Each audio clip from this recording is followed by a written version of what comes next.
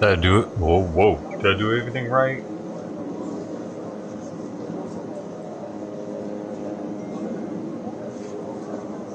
Everything right about what's missing? Oh, the clock's frozen. I knew something would be glitching out on me. Clock is now working. So why is it?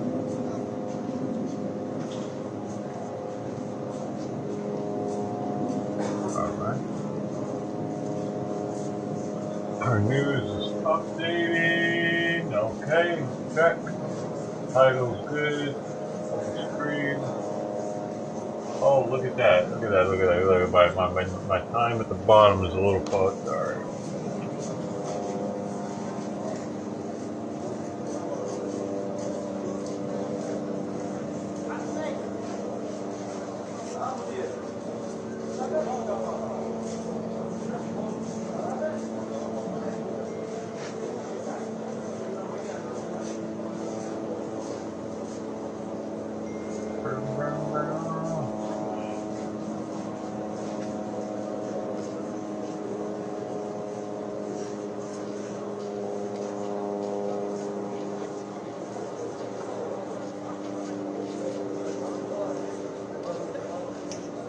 That looks alright.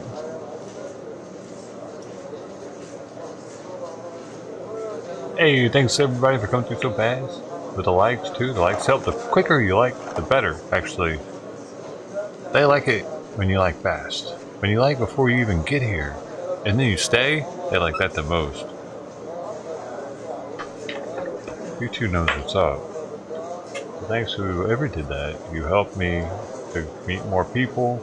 Help us to meet more people. There's a mastermind group. The more people we have here, the better, because there are more ideas. And somebody can say one thing and change your life. Right? Words are the most powerful thing you have, and your words are priceless. That's why everybody else is. So you helping to get more words in here is priceless. Thank you.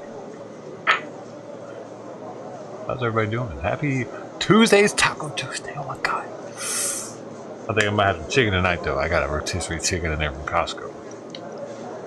Yeah, I broke down and got a rotisserie chicken. Ted Thomas is here, second after B-Dog 55 was the first like of the stream. Jack. Oh wait. God, I don't think that's working. I knew there was something I was forgetting. Okay, let me get first working over here for YouTube.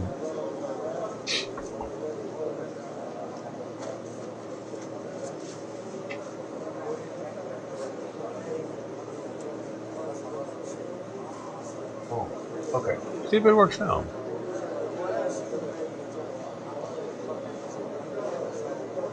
While you're doing that, I'll say hi to everybody else.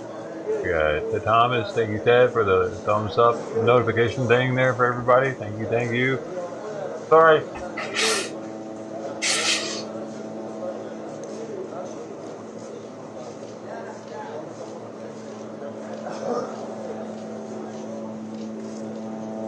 Who else we got? And where else we got? Somebody else. Oh, it's still not. Okay, let's try one more thing. We're gonna Bopskis. We're gonna Bopskis the scripts right there. Let's see if that pops it in. Oh my goodness. Try it again.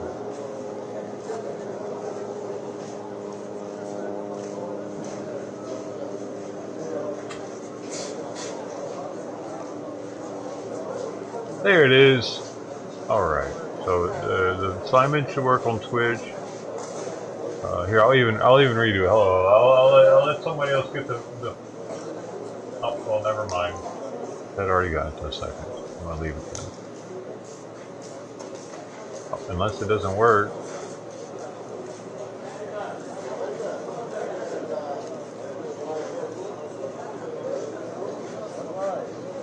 Oh man, let me try redoing it again.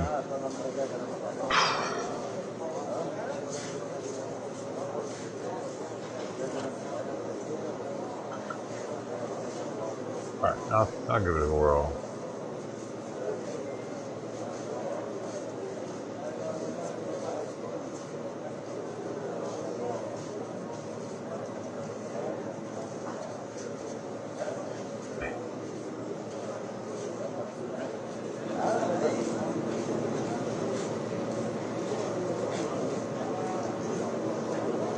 I've reset them if you want to try it again. Anytime you see it say current game is still in progress, everything was reset.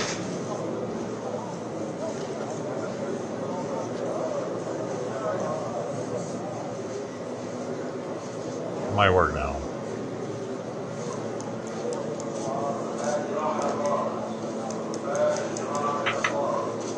gifts work over here at least? Does anything freaking work? Did I start the wrong bot up maybe? I might have started the wrong bot. Hold up, I need to look at something. I don't think I did, but it didn't play the... Did I not do it?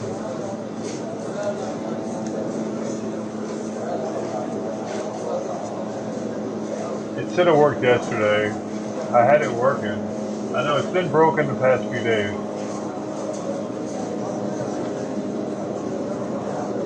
The gifts were working on both streams yesterday, and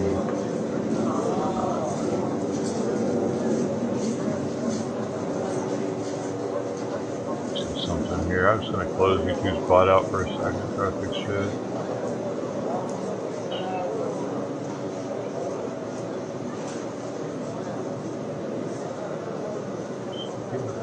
Then the other one could be this one that does it.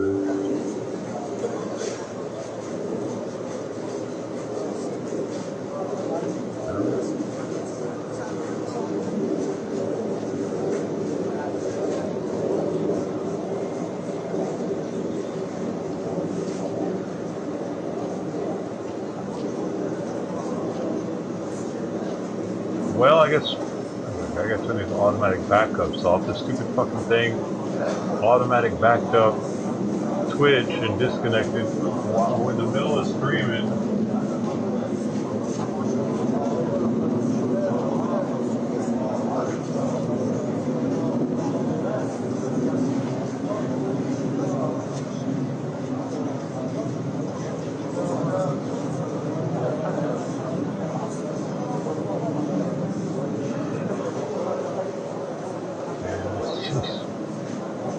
Can I just relax and throw my bowl yet, please?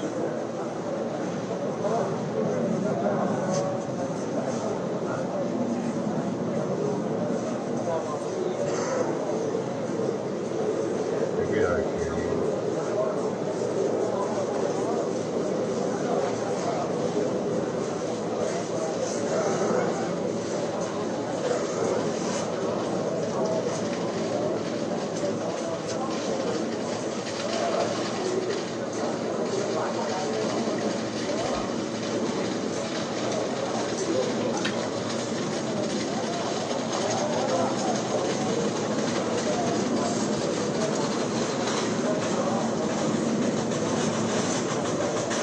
Fuck, man. I spit, dude.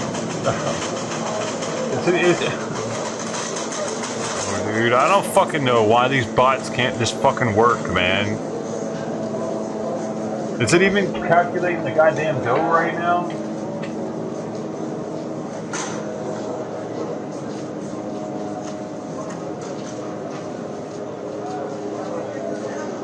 At least it's doing one thing right. Will it do sound commands?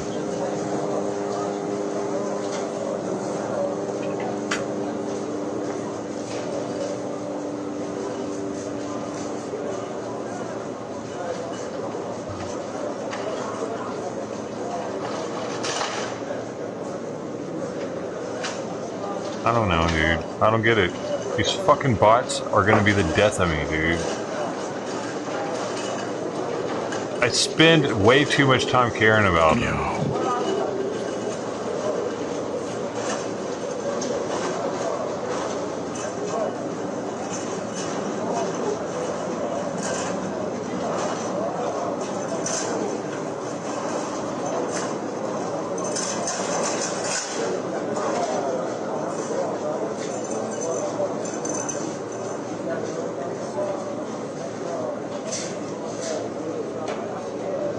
I don't get it.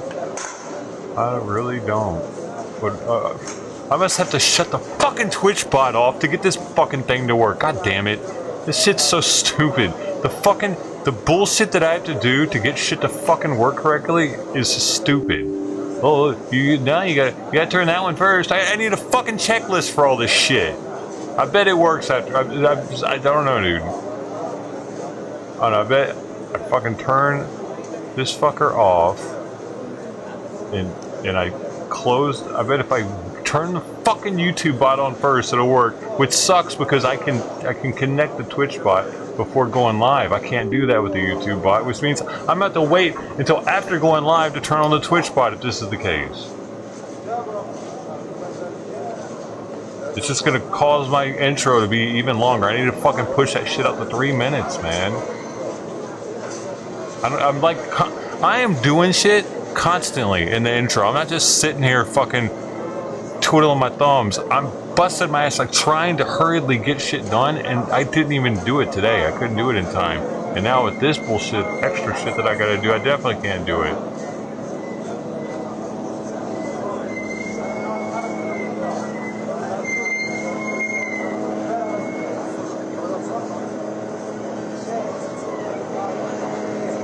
Stupid.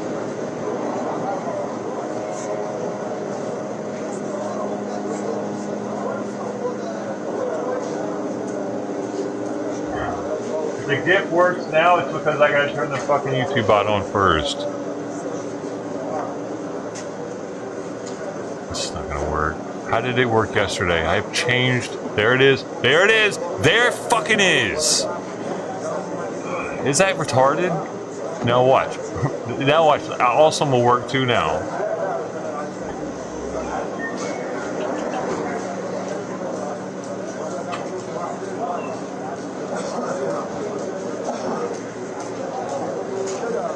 Well, what do you know? Now I'll turn the Twitch bot on and everything will work fine there. This is the shit. There isn't an instruction manual for any of this. You know what I mean? You just gotta like be like, well, maybe if I do it this way, it'll work. That's streaming. That's streaming 101. You want to get into streaming? Get fucking ready for a lot of that shit. Daily. Troubleshooting. Because this is cutting edge. Like a lot of stuff I'm doing, it's like a brand new script or something. It fucks something up, or the apps are like not many people. I don't know. A lot of people are using them, but it's not like Microsoft Windows or something. You know, like not really popular. That popular. These bots especially aren't that popular. The ones that are on the desktop.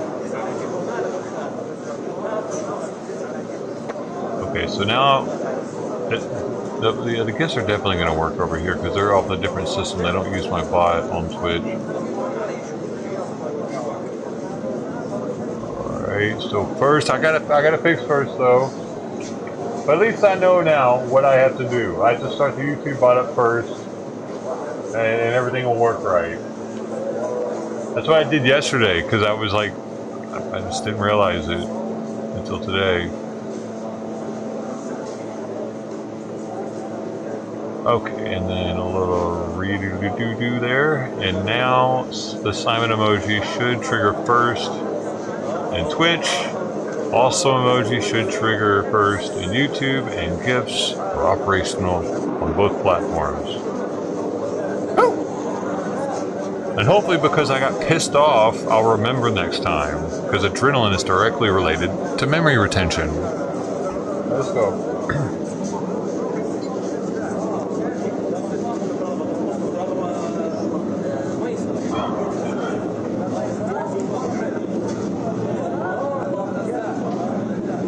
Yes. Damn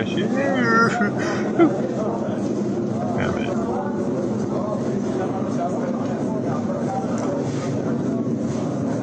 Yeah, sorry, dude, I'm trying. I know shit hasn't been working right, hours haven't been logged right, stuff isn't as cool. Sorry, man. I'm just trying to keep everybody happy. It's one of the reasons why before I would only have Twitch.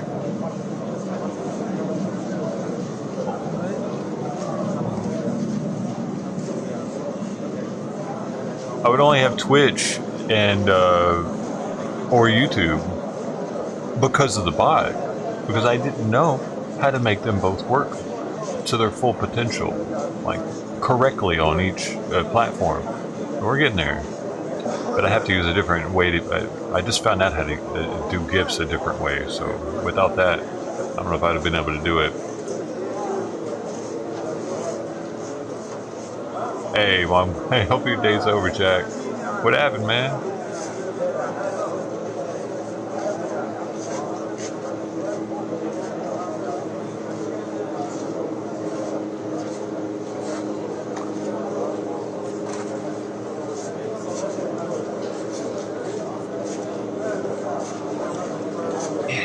Yeah. Everything's good, baby. Woo. Man, feels good when it works. All it takes is one thing breaking and I'll throw a fit, though.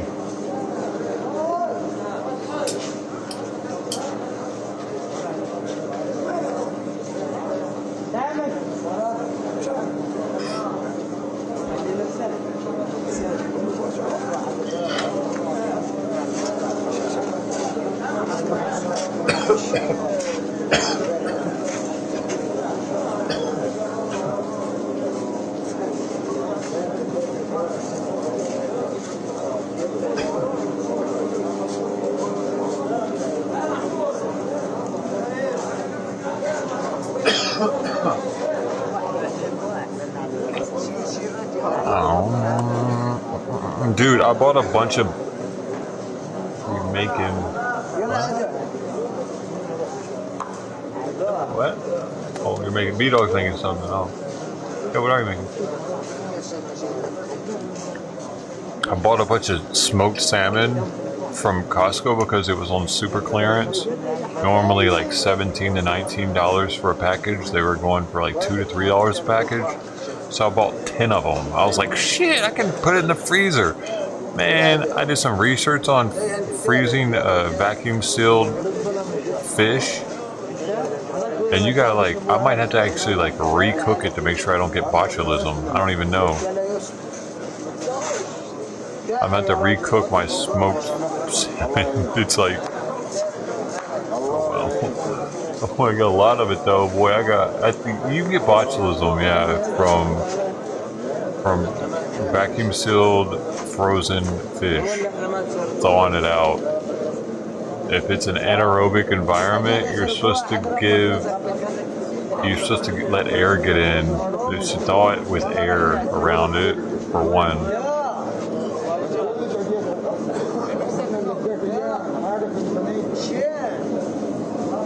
Oh, hopefully that'll be alright, because it doesn't say it's refreezable in the package. It doesn't say keep frozen or refrigerated. It says keep refrigerated. So, I'm either going to have like $35 worth of shitty fish that I'm going to end up throwing away, or, let's see, 10 times, or like $200 worth of fish. It's awesome. What, frozen smoked salmon? That's a thing? Okay, so maybe it's not too salty then.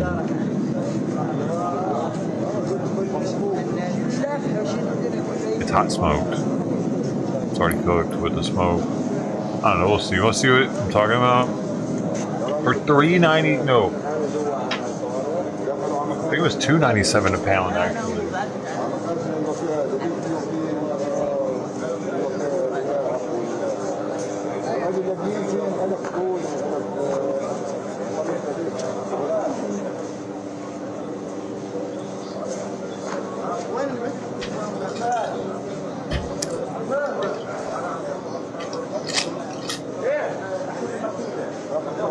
Yeah, $2.97 a pound. I was like, what the heck?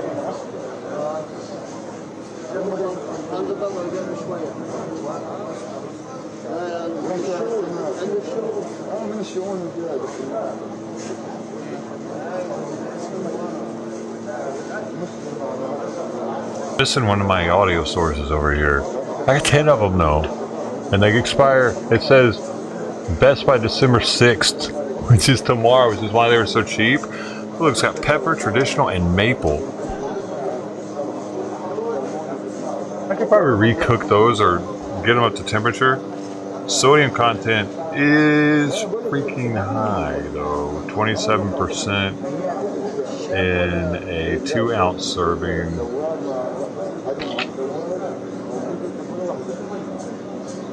One of the 3 pieces, 1/3 of a piece actually is 27 is 620 milligrams of sodium, 1/3 of a piece. So the whole piece will be about 1,800 milligrams of sodium. I have to rinse these things off, dude. What was I thinking? It's an impulse buy.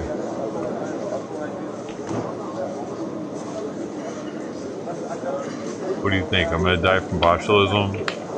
They look amazing though, don't they? And I was like, damn, I eat fish. I just didn't realize that about them.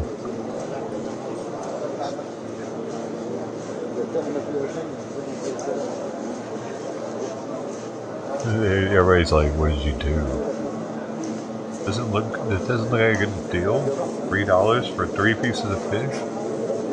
It came all the way from Norway? Norwegian? Norway.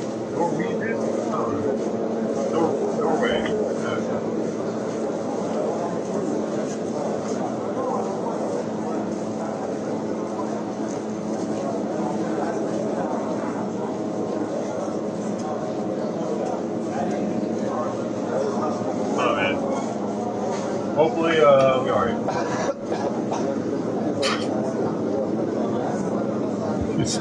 Y'all researching it? It can be frozen up to 3 months. No, but it's not the freezing that hurts you. It's the thawing out. And sitting in the fridge. Apparently. Like right now, I'm gonna need to eat those for the next 4 days. Because they're not frozen. No. I don't know. I'm scared of botulism now.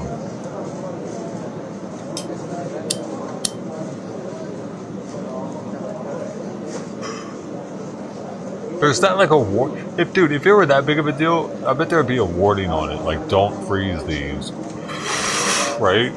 That's what I was thinking in the store. I was like, it doesn't say not to freeze them.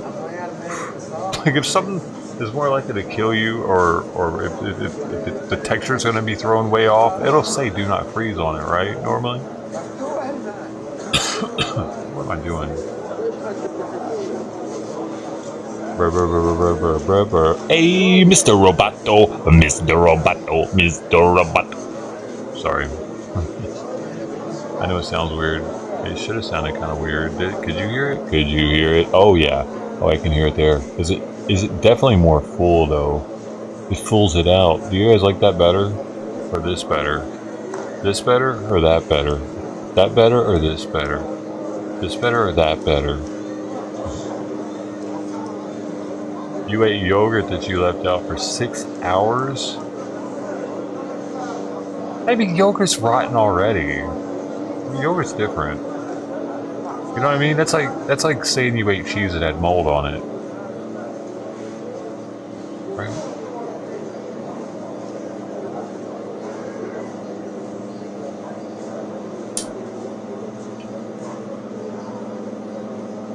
Now it starts growing stuff on it. Right, then that's what it's like. It starts separating, like the liquid starts separating from the thicker stuff. That's when there's a problem with that kind of stuff, right? Like you don't want to drink milk that's separated. And you can actually drink milk that's separated, though, right? Will that get you sick? So if you drink sour milk is buttermilk, right? So it won't get you sick, right? Sour milk, it's like they take sour milk and they blend it up, and that's what buttermilk is, correct? They make it homogeneous again. I'm not really sure, but I think that's what, I mean, it's sour milk is the name of it.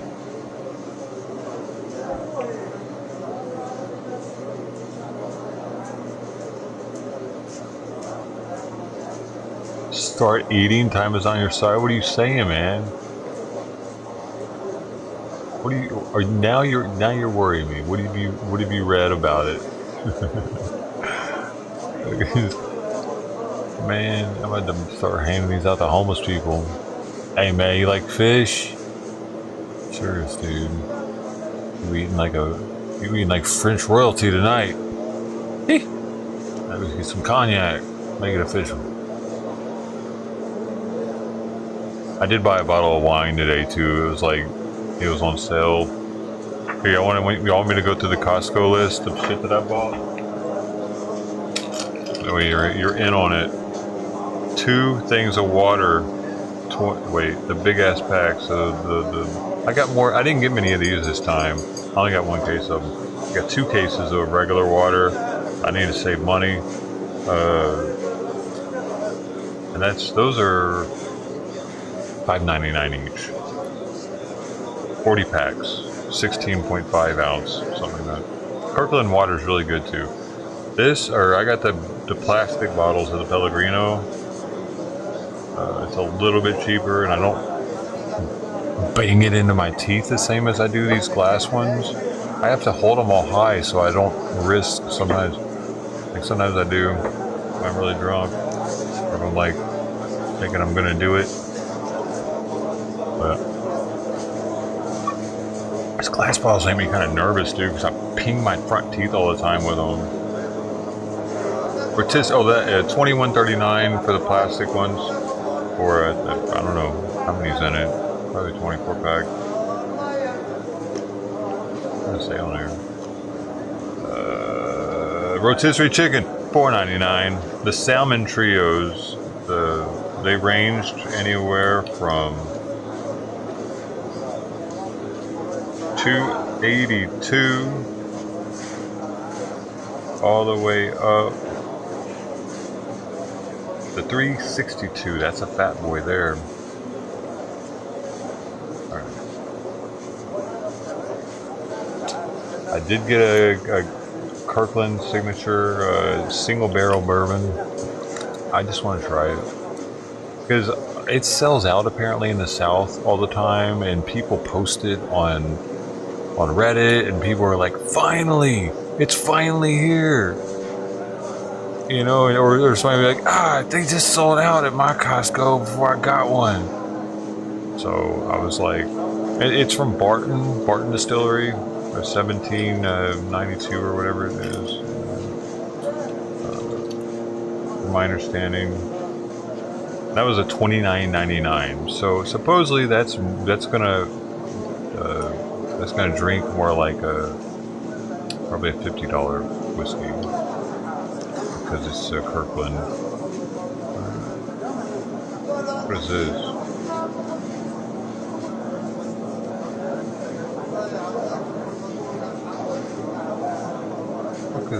What the fuck is this? Dude, there's something on here I don't remember getting. It's $27. Oh, no, it's the wine. It was normally $27. That's it. It took $12 off of that. Yeah, so it's like a $15 wine. But actually a $27 wine that was rated and isn't brand new, like it's a few years. I mean, in case I want to have wine one night, I got some cheese that I need to eat, but then I ended up getting some clearance cheese too, but it's got mustard in it. You think I'm gonna like it? Mustard seed cheese, and it was still $9. Damn. Oh no, minus $3, so it was $6. Normally $9. I'm curious about it. That's all. I just wanted to taste what mustard cheese tastes like. I've never even seen that. I got a thing of peppercorns, $5.29. Pretty big thing. I've been out, dude. I forgot to get vegetables. I can't believe I forgot to get vegetables, dude. I have to go back though to get pick up Simon's medicine. I got some of them steak strips that I get all the time. Those little steak strips, the black bag. I got a thing of eggnog on an impulse buy. I was passing by it on the end cap of the freezer, the cooler. And I was like, I already had the bourbon in the basket, so I'm like, it's the holiday season. Maybe I'll see what it tastes like in a little eggnog. They have one. I'm not a big eggnog fan, but I mean, it was $4.59, so a big ass like gallon of it. So yeah, that's not bad. I think it's Kirkland. I can't remember what brand it is. It doesn't say on here. It just says eggnog. Hold on, I actually want to know now. I think it's Kirkland though. 1, 4, 7, sick. You know what bugs me about Lookner? He doesn't just say things. He doesn't just repeat things. Like, I oftentimes repeat things twice. He repeats things like a cyborg. He'll say it the exact same way as he said it the first time. You see the difference? I just realized that just now. It was like, ding! Light bulb went on.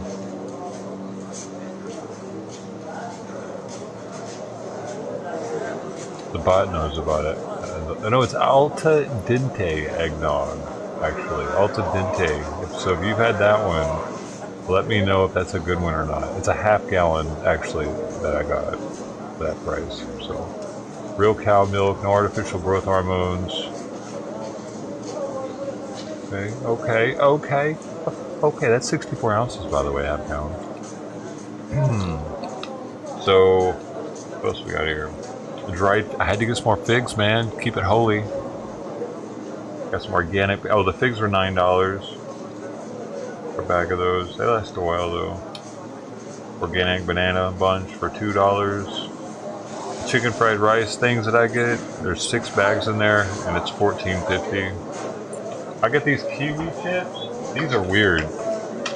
They're kiwi. They're free. They're dehydrated kiwi chips, dude. They remind me of something, but they were on clearance right now for $7. And I was like, you know what? Impulse buy. That's kind of healthy. It's got sugar in it, but it also has a bunch of vitamins and stuff. And I don't know. I like trying new things. So. Figs are kind of, well, they're pollinated by wasps because they have to be pollinated inside the fruit. The wasp goes inside there and does this thing, and the fruit like digests it, supposedly, right? That's why I open them up all the time to see if there's anything in there I don't want. Sometimes they look kind of weird on the inside. I'm like, nope. Boop. Right in the trash. They look kind of fuzzy. It's pure sugar. What is... The figs? Oh, the kiwi chips? Is it? Did you see that? It's 16. No, yeah. It is a lot of sugar, dude. That's why I was like, what the fuck? These got a lot of sugar in them. But it's no included, no added sugar. It's all from the kiwi. So it makes it look like it's kind of healthy, you know? The 0 added sugars. But yeah, 16 grams of sugar per 18 pieces. Or 30 grams. I kind of want to weigh that to see what that is. With 5 grams of dietary fiber, which is 20%, 19%, I mean, yeah. How does it have a gram of fat? How is that possible? But it's literally just mango. Mango has fat in it? That's weird. 1 gram of fat per 30 grams. That's so weird. It's 1/30th fat. Kiwi. 2 grams of protein. Protein in there. So yeah, they're not the best thing for you, but it's way better than chomping down some now and laters or some kind of candy. But this actually has vitamins in it, fiber. If you could convince your kid to eat this instead of candy, but not like be kind of like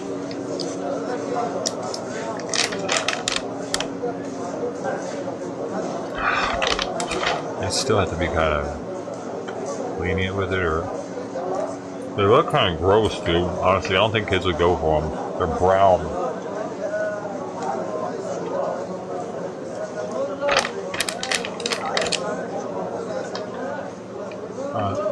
It kind of hurt my mouth on it with their texture, but their flavor.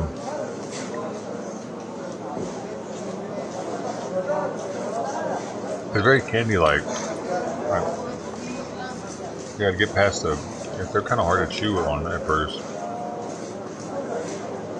Lots of fiber and sugar makes for it feels like a sticky candy in my teeth.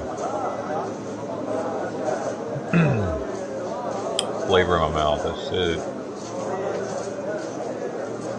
What else we got here? Palm olive was on sale, so I went with it this time. I would normally go with the other stuff. Palm olive was $2.80 off from $9.19 for a big old thing of it. Huge. Oh, oh, motherfucker. Alright, I'm gonna have to go back and get some money. They overcharged me on something, like dramatically.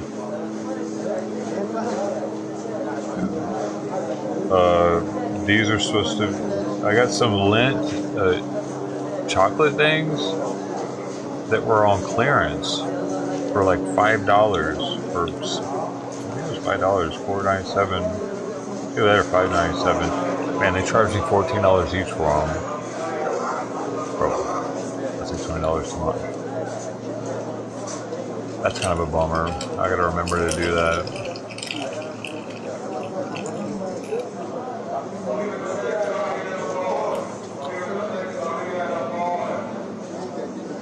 Where I grabbed the wrong thing. I'm gonna go there tomorrow anyway, so good night. It's just a little bit of a pain. I really don't want to forget this. I gotta remember to do this shit. I'll just put this over here in my face.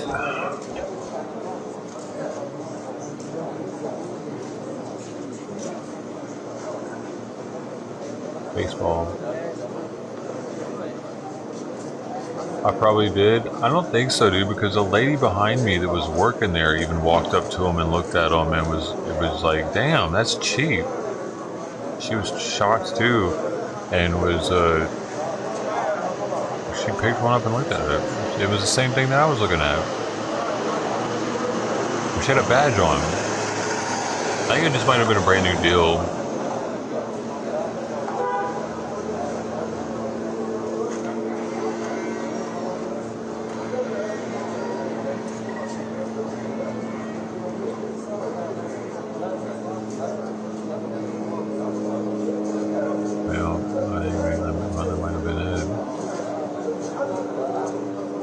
She had a badge and was like, whoa.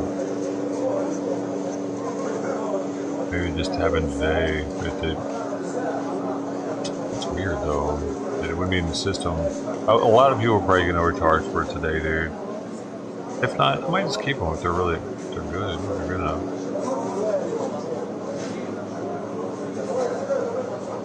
I think at least one of them.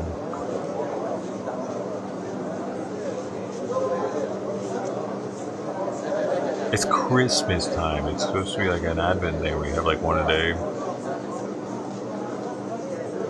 Either that or I totally picked up the wrong thing.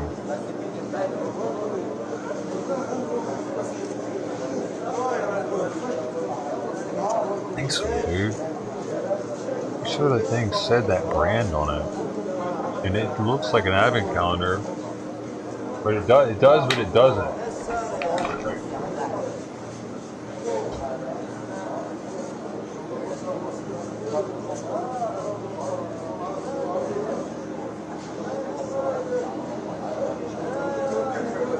Doesn't actually have like dates and stuff, but it says Lint Signature Collection, 28 assorted chocolates.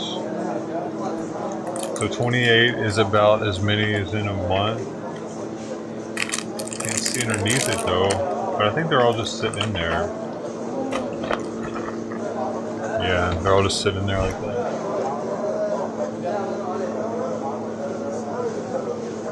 Look how pretty it is. I thought it was like $5, so I was like, yo, homie.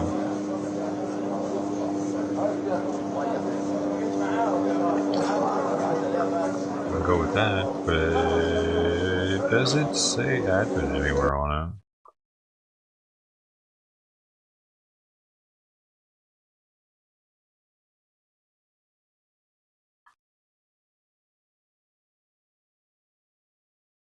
I hope we didn't lose that hospital. It's the best camera now.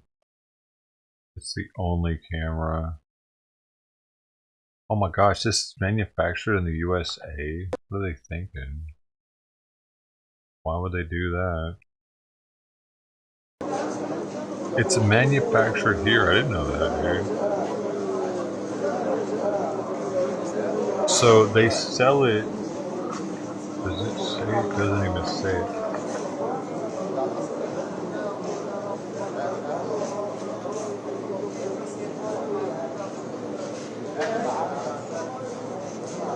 It's manufactured under their watchful eye on.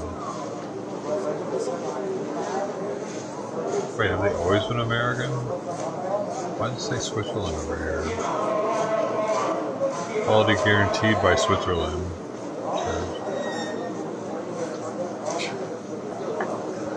Thanks, Switzerland.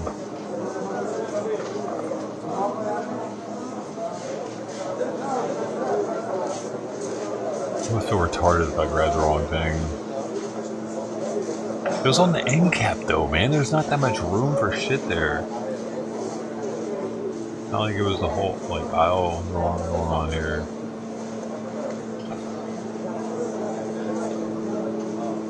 But it's like the box. I thought it was pretty.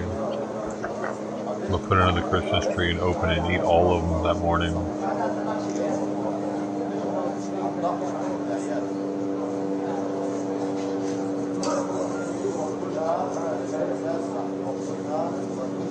That crazy car lady's room. Who's that?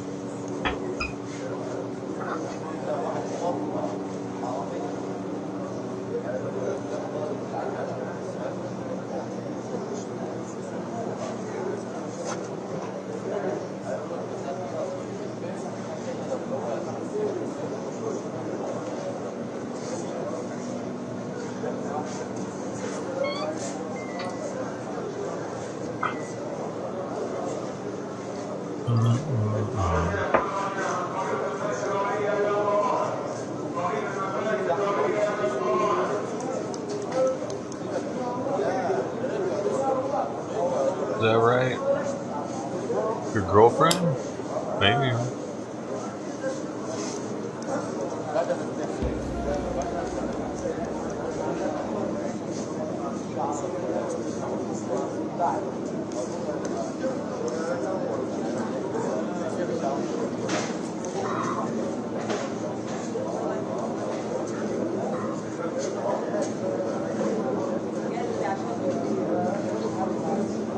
I don't know why Halfbake's not talking to anybody.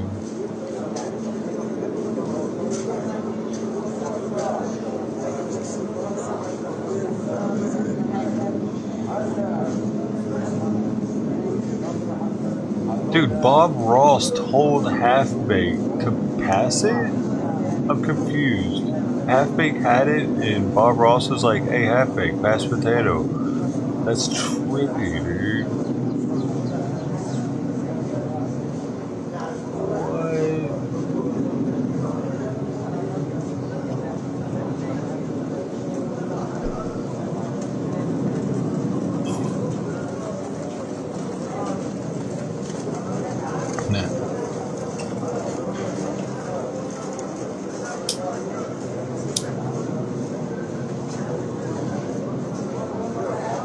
The bots care about each other.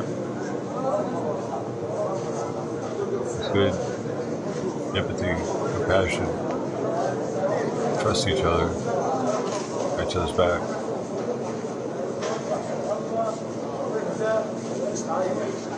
They might use it against me one day.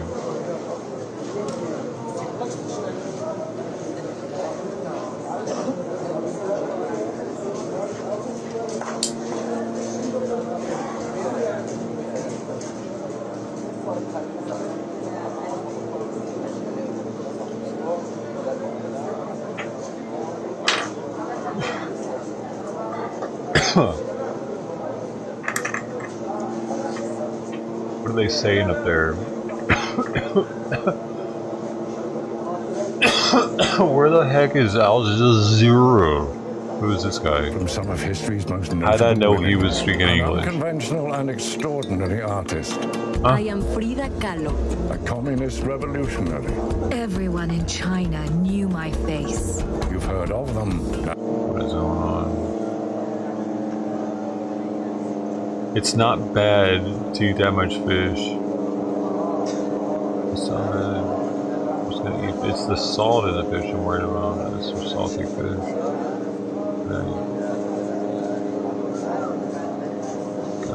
Oh, here we go. Southern Gaza. The Israeli military says it has Khan Yunis surrounded.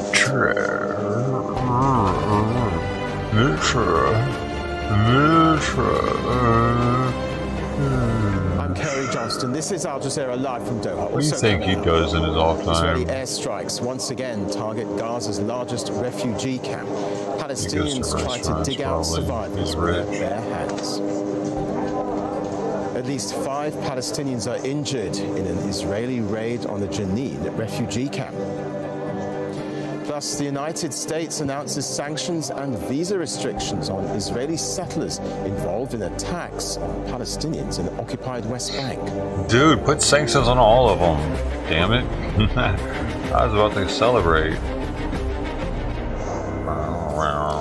It's 2300 GMT, midnight in Gaza, where the Israeli army has announced its troops are now in the heart of the southern city of Khan Yunis.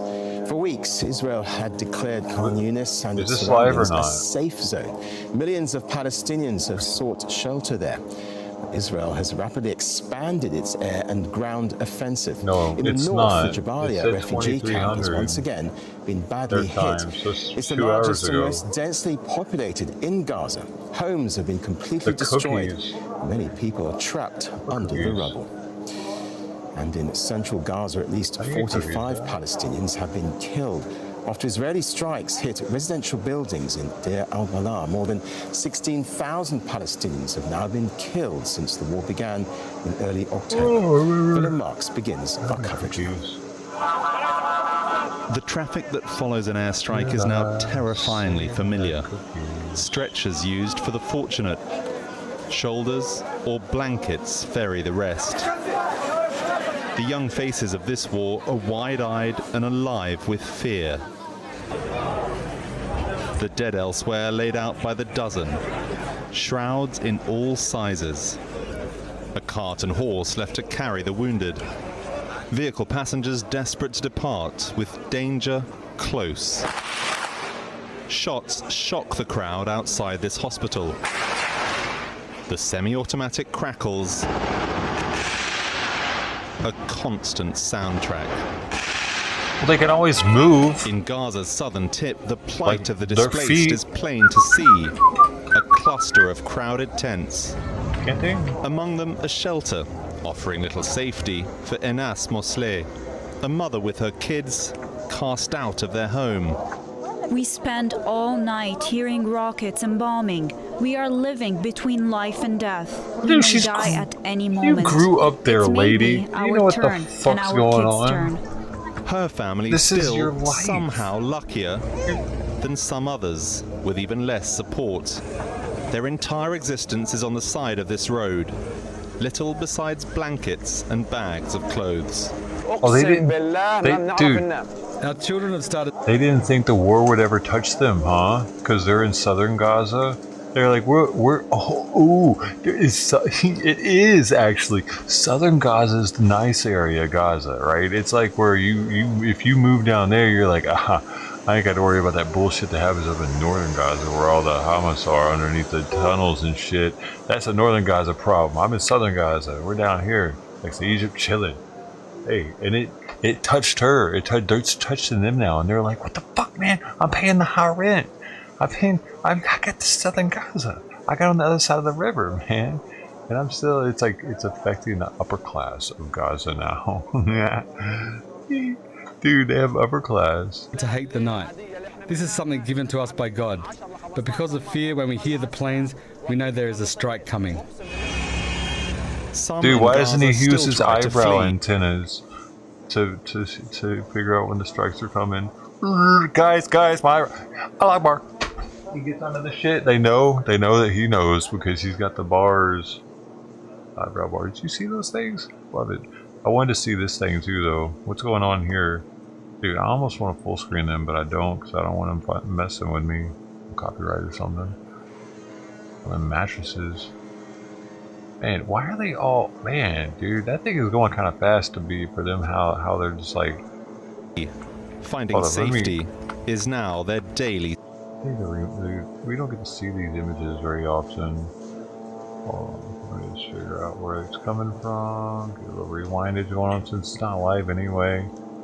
Here, when we hear the planes, we know there is a strike coming.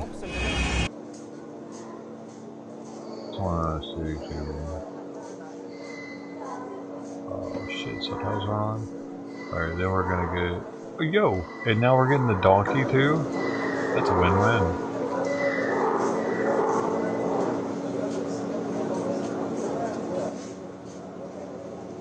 Alright, what was that?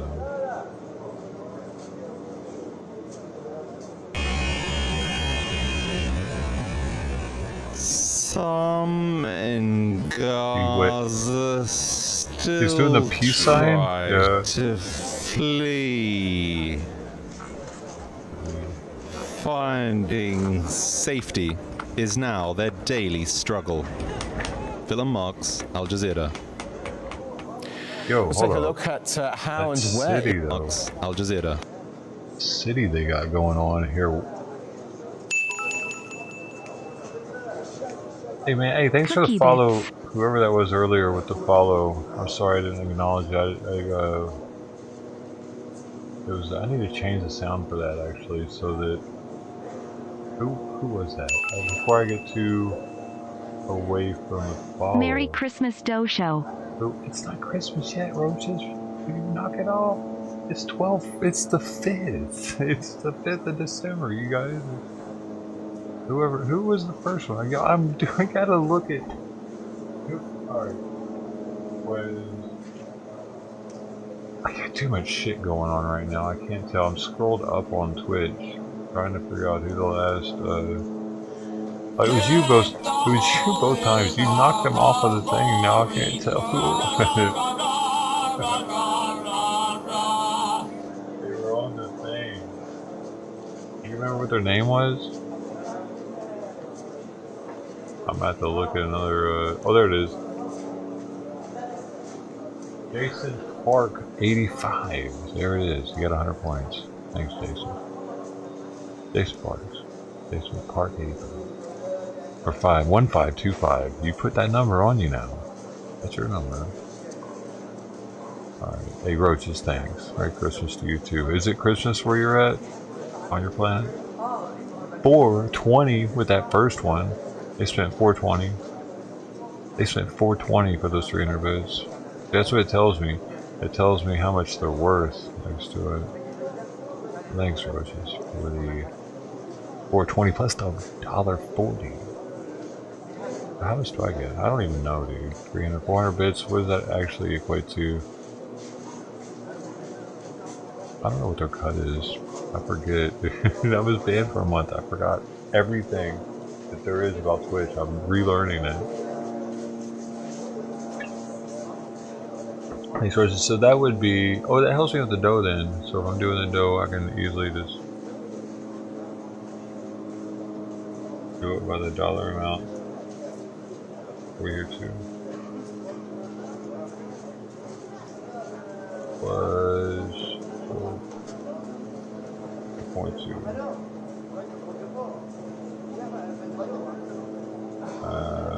10,000.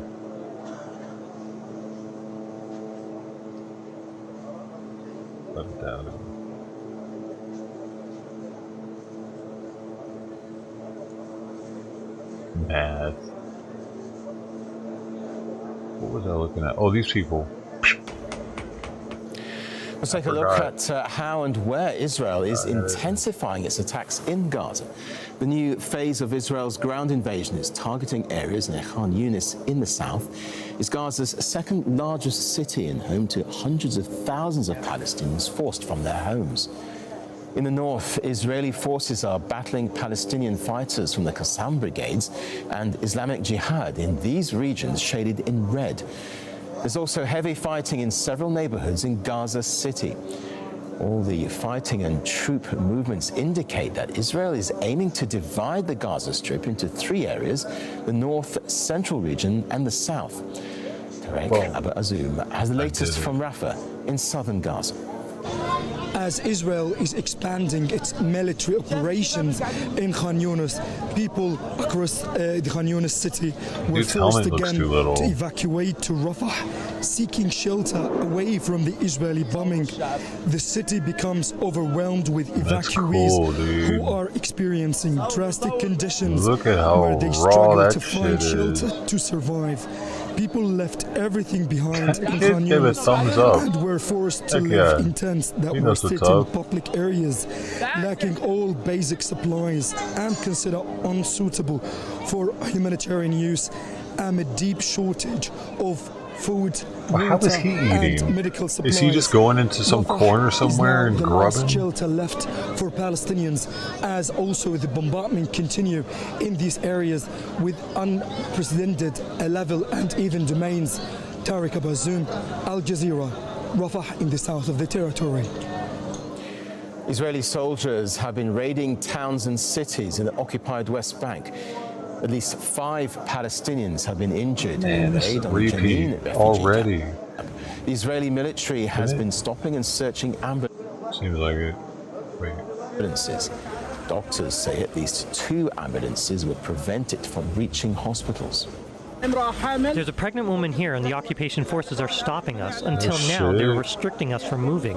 We have an injured person here who's standing in the rain, restricting him to enter the ambulance until they're done searching it. Let's speak to Al Jazeera's Zain Bazravi, who joins us live from Hamas uses those things, man, to get around and transport shit and do dirty shit. So, man, what are they supposed to do, dude? The people let Hamas do that, kinda, don't they? Like, how are they supposed to stop them? I don't know. Get bigger guns and beat them up. Throw stones at them. There's enough that if all of you throw stones at them, they're not going to be able to do what they want anymore. Make them stay in the tunnels. Close off all their hatches. Oh man, figure it out. You gotta flood them, baby. In the occupied West Bank. So Zain, smoke them out. Raids. What more can you tell us about this? Well, so far we've seen dozens more detained throughout the course of the day. That number is around 40 over the course of just today. We had 1 person killed in a raid in the Columbia refugee camp, not far from where we are here in Ramallah, in quite brutal, gruesome fashion. Israeli soldiers carrying out this raid planted a bomb at the front door. When 1 person opened it up, he was hit by that explosion.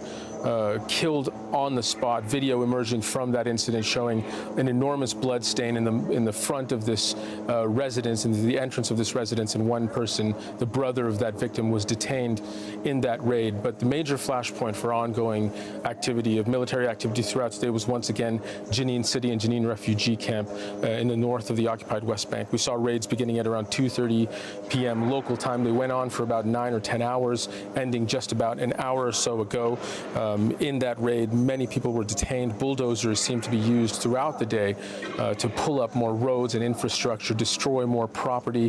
1 car was destroyed, a house was blown up. We also saw an incident where there was a woman who was about to deliver a child. As you heard in the earlier reporting, there was a woman who was in an ambulance.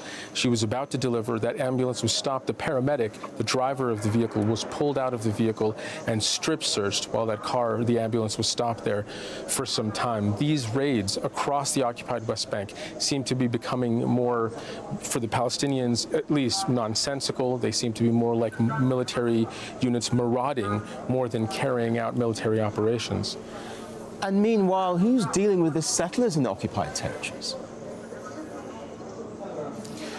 Well, the issue of settlers is a very important one. It's one that continues to come up whenever anyone visits any European or U.S. delegations that have come to the Palestinian Authority here in Ramallah. The issue of settlers has been discussed. Now, we've seen illegal settlements going up constantly. There's more than 300 illegal settlements across the occupied West Bank, and there are more than 700,000 illegal settlers living in these communities across the occupied West Bank. These are illegal settlements by international law, yet they continue to proliferate throughout the occupied West Bank. And really what the Palestinians see this as, along with the raids, is ongoing pressure being brought down on the occupied West Bank. When you speak to Palestinian people on the street, academics, human rights activists, analysts, even the Palestinian Authority leadership themselves, they all say the same thing, that after the October 7th raid into Israel, after the war in Gaza began, Israel has moved up a schedule that it's put into place for years. It's fast forwarding on a plan to take over all Palestinian lands completely by bombarding Gaza, erasing any resistance there, and meanwhile continuing to place pressure on the occupied West Bank to wipe out any sort of resistance, political or armed, in any of the occupied territories. What they want, according to the Palestinians that are looking at this, that are observing what's happening on the ground, is to re-engineer the ground reality when it comes to the occupied territories. Zain Bazravi in Ramallah for us. Thank you. Now, a series of explosions have been heard in Tel Aviv after rockets were fired from Gaza. Several were launched from the Strip towards the south and east of central Tel Aviv. Most were intercepted, while others fell in open areas. Well, several people have been injured in southern Israel in the city of Ashkelon following rocket attacks. Video shows damage to parts of residential buildings. Prime Minister Benjamin Netanyahu has reiterated his government's plan to retain security control over Gaza after the war ends. Let's speak to Hamda Salhout now. She joins us live from occupied East Jerusalem. Hamda, what else came out of the briefing?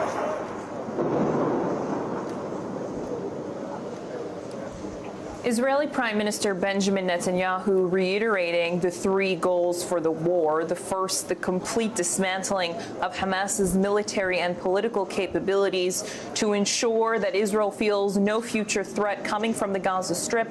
And the third, of course, to bring back all of the captives currently being held inside of Gaza. Now, while he didn't necessarily mention anything new, he did say that after the war is over, the Israeli military will work to create a demilitarized zone in the Gaza Strip, saying that the only force that could do this was Israel, and that he did not trust any sort of international force or effort for the demilitarization of the Gaza Strip. When answering questions about humanitarian aid going into Gaza during the fighting, he said that it in no way means that Israel doesn't have leverage when it comes to future negotiations for the captives or for the fighting, but rather that it helps advance Israel's military operations on the ground. Israeli Defense Minister Yoav Gallant also speaking at that press conference, saying that while the military is achieving big gains, it doesn't come without big losses. There, he's directly referring to the deaths of 80 Israeli soldiers who've been killed since the beginning of the ground operation in the Gaza Strip. Additionally, War Cabinet member and former Defense Minister Benny Gantz speaking really about the captives, saying that it is the most important issue to the Israeli government and army alike. And he also said that after the meeting with the families of the captives and even some of the captives themselves, they're hoping to give them more answers and bring them back immediately. But as to any new information that came out of this press conference, the Israelis have just been reiterating what they've been saying for the last 60 days, Kerry. And Hannah, what more has Israel been saying about its continuing ground operations in Gaza?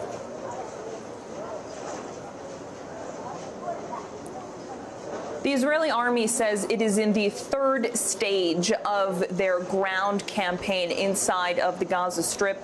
Israeli Prime Minister Benjamin Netanyahu saying there were big military advancements in the north and the south part of the territory, directly referring to Jabalia and Khan Yunis. The Israeli army says that it has totally surrounded the southern city of Khan Yunis and that they are operating in the heart of it. The Israeli army also also released quite a lengthy statement issuing what they say were the accomplishments that they achieved in the northern part of the Gaza Strip. They say that Gaza City is where the biggest Hamas battalion lies, and they have been successful in dismantling its infrastructure via destroying weapons depot, weapons manufacturing facilities, military outposts. However, they did not show any proof of that via images or video.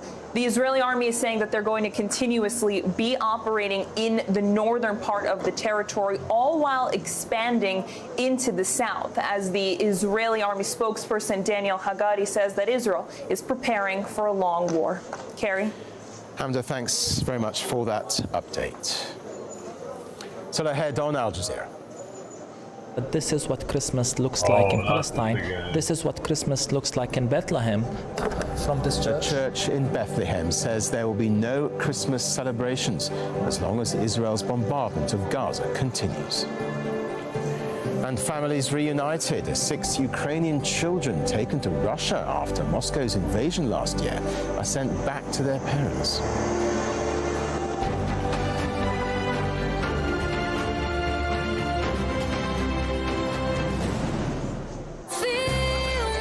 Oh, dude, I'm going to Qatar. That's it. I've seen the commercials. I know where I belong. Don't test my gangster.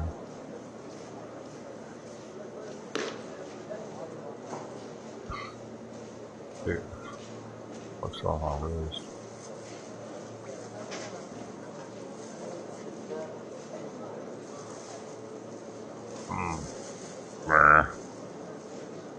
I got over there.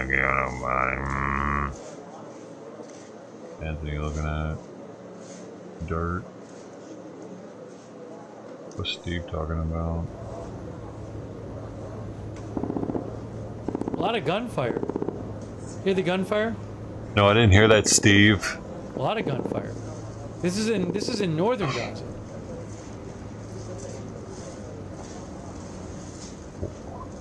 Look at what he's looking at. It's just completely black. Oh my god. What is going on? Oh, my computer can't take it. Oh no.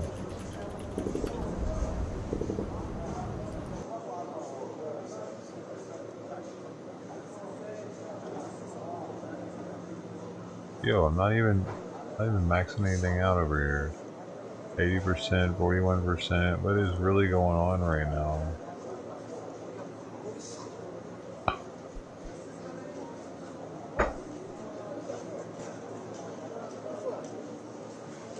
Don't know arm either. I would like to know.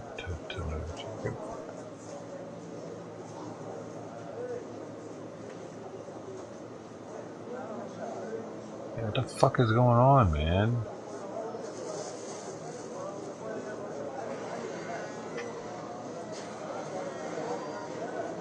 I can't. The basic idea of the report in the Wall Street Journal was that Israel's considering it, but it could cause environmental issues and worsen the humanitarian crisis there. So that would be the negative, a big negative to doing it. It could affect the groundwater, for example. What cookies were we talking about? Are you talking about the chocolate, sister?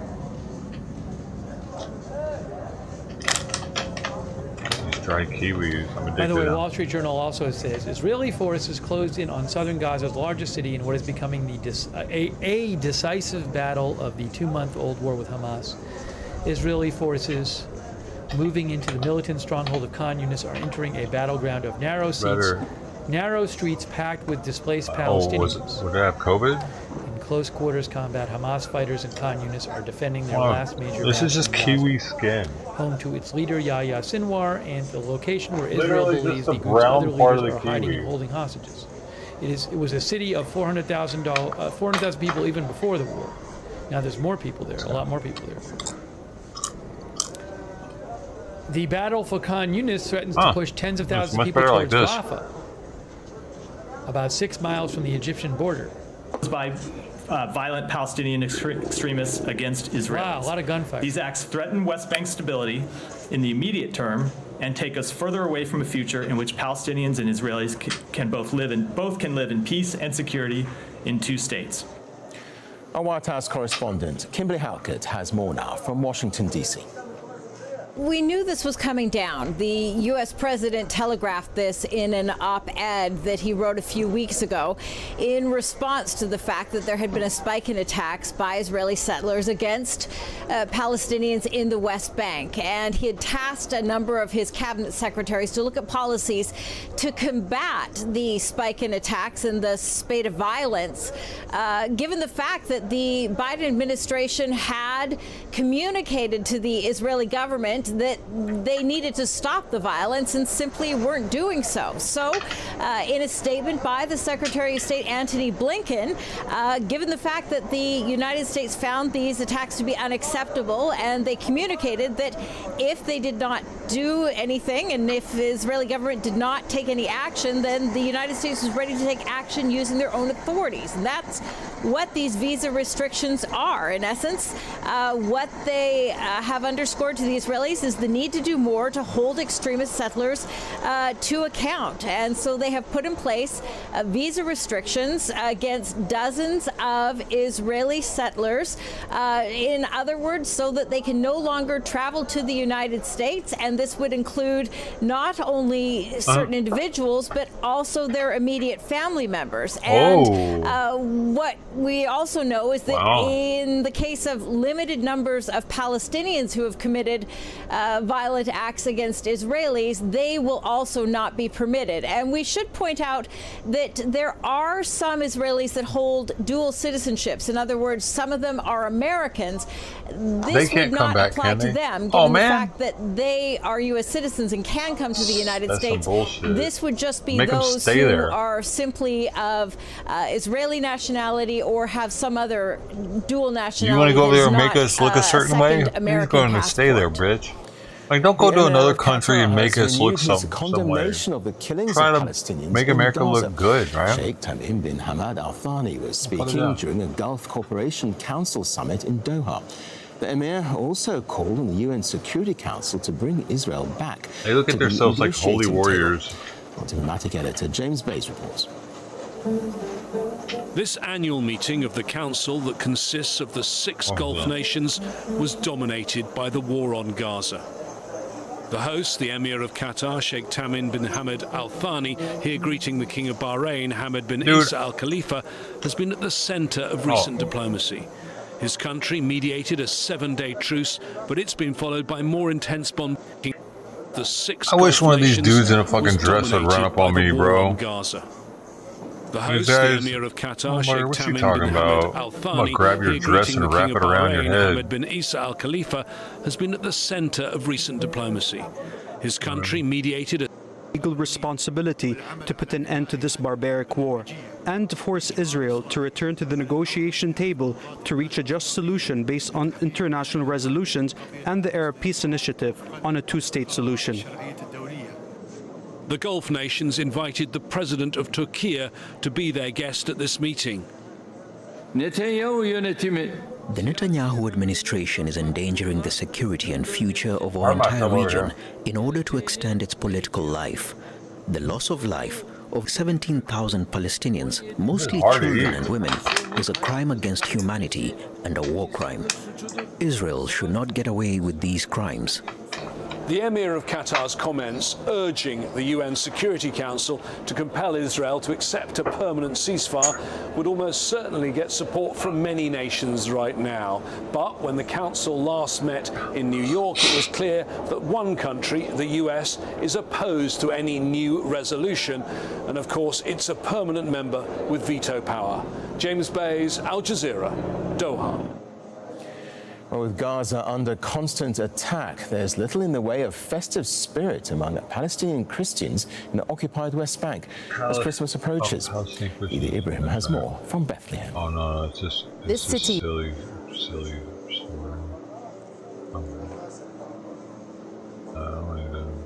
we need to do that?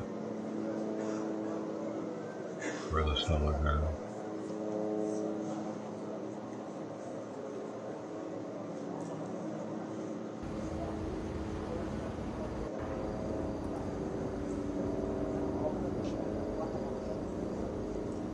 And just to summarize, when the Wall Street Journal had this article, Israel weighs plan to flood Gaza tunnels with seawater. Get Simon to eat some more. I'm going to get food out first. Move could drive out Hamas fighters, but threatens to foul Gaza's fresh water supply and damage infrastructure.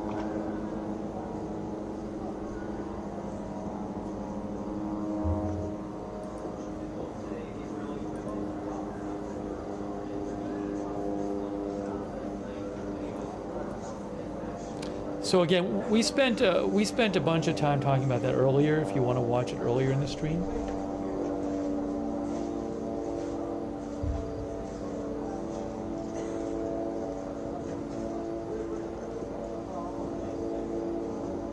A lot of gunfire we're hearing.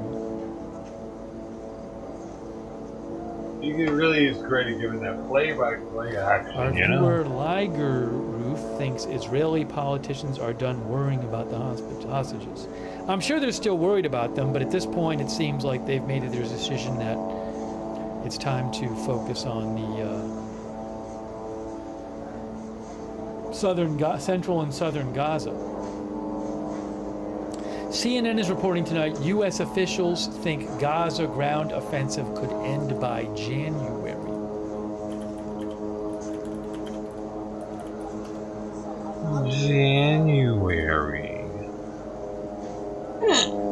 Look, current phase of Israel's ground operation of Gaza could end by January, U.S. officials say. U.S. officials expect the current phase of Israel's ground operation of Gaza, targeting the southern end of the Strip, to last several weeks before Israel transitions, possibly by January, to a lower intensity, hyper-localized strategy that narrowly targets specific Hamas militants and leaders, multiple senior administration officials told CNN. But as the war enters this new ground, the White House is deeply concerned about how Israel's operations will unfold over the next several weeks.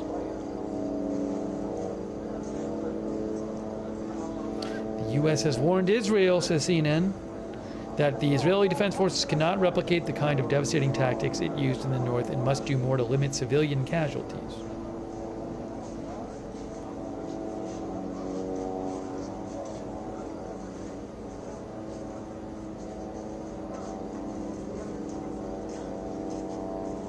I don't know if this is true. I've seen definitely some estimates about lots of housing being destroyed.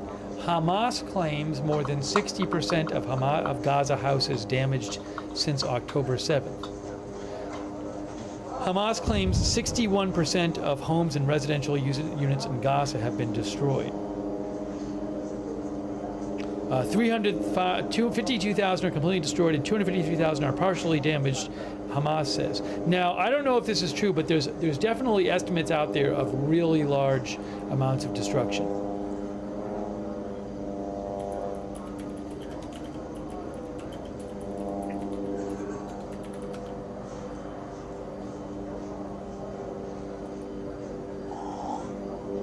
So, for example, this is from a week ago, this article. People in Gaza venture out to survey destruction. It says, a United Nations-led consortium estimates that more than 234,000 homes have been damaged across Gaza and 46,000 destroyed, amounting to about 60% of the housing. Look at that. Well, that's from a week ago. A United Nations-led consortium estimated that about 60% of the housing stock in Gaza has been destroyed or damaged.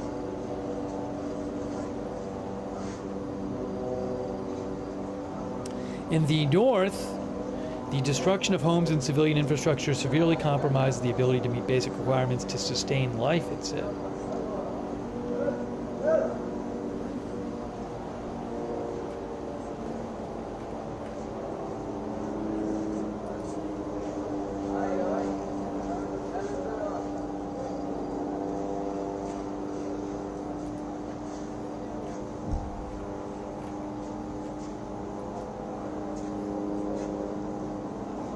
You know, even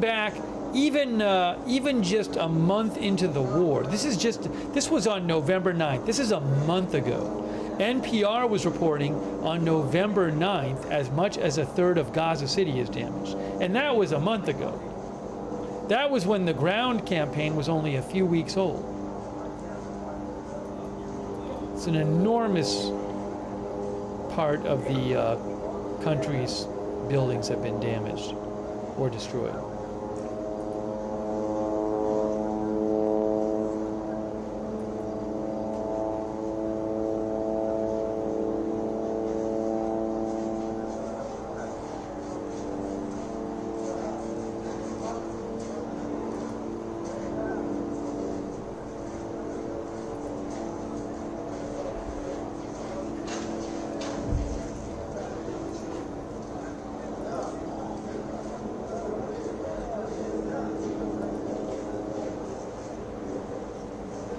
PW360 says, do you think flooding the tunnels would enrage the U.S. and other countries?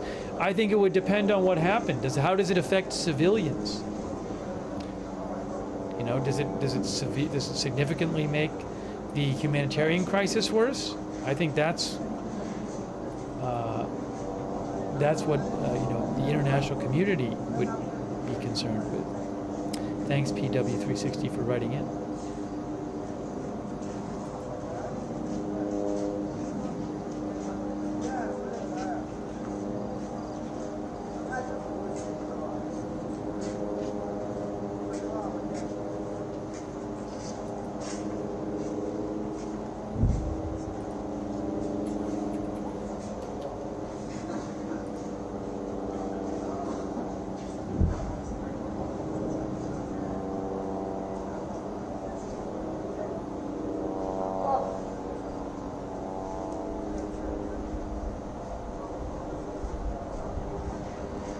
Wow, I didn't know this. IDF named 7 soldiers killed in fighting in Gaza today.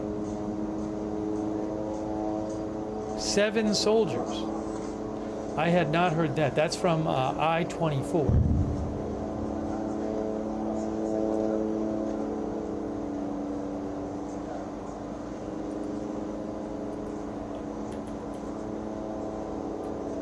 Oh. It's like sent something an hour ago. Who are you on here? Insane.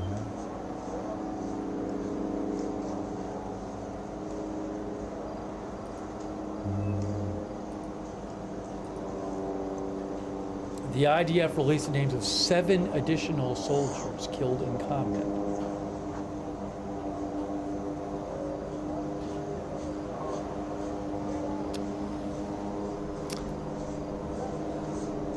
I had missed them.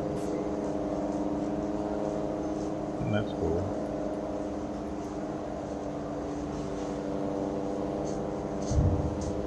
There's an owl on it.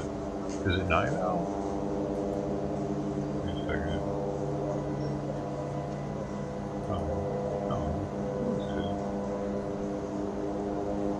You probably told me before.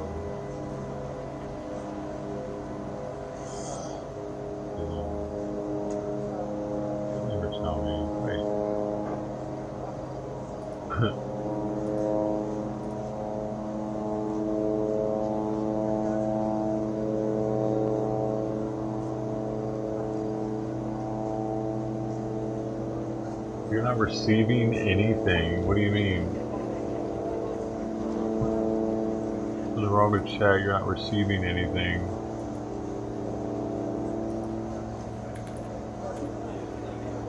Man, who's sending dono?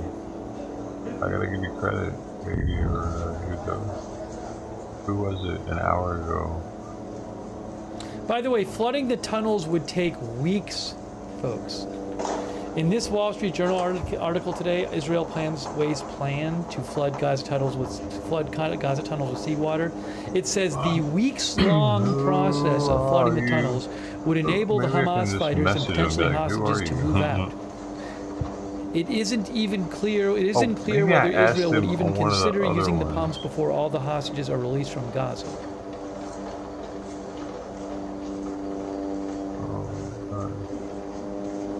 So it's not like it just works just like that if they decide to do it. Weeks-long process. Weeks. Alex. He's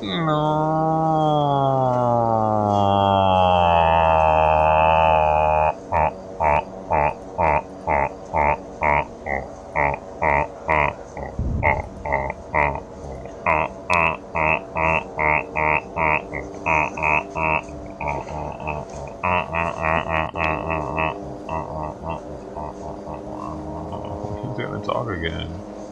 Man, I can't do it that long.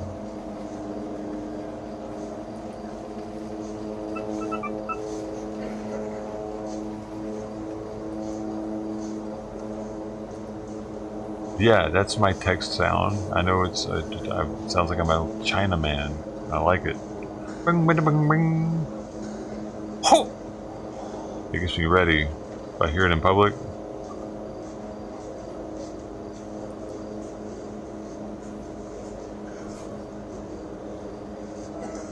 Time to fight. Could be.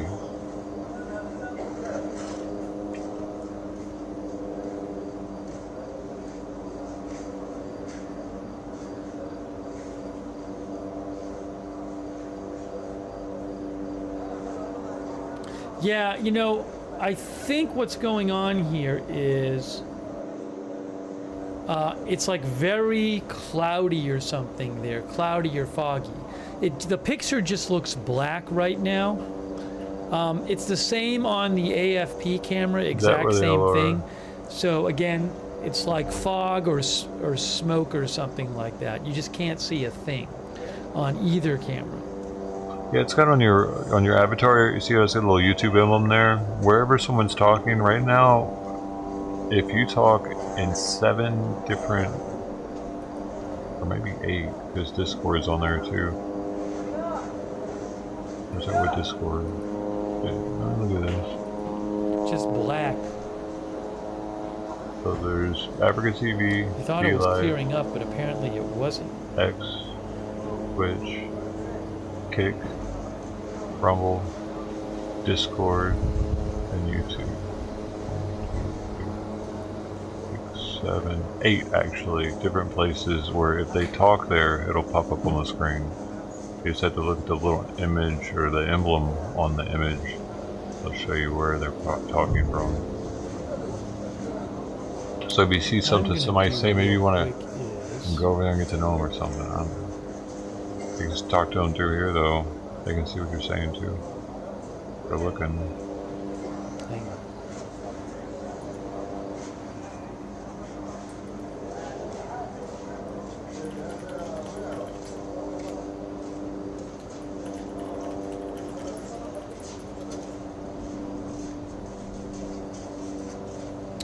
Guys, I just need 1 minute, disappearing for 1 minute, coming right back, and we'll continue in 1 minute.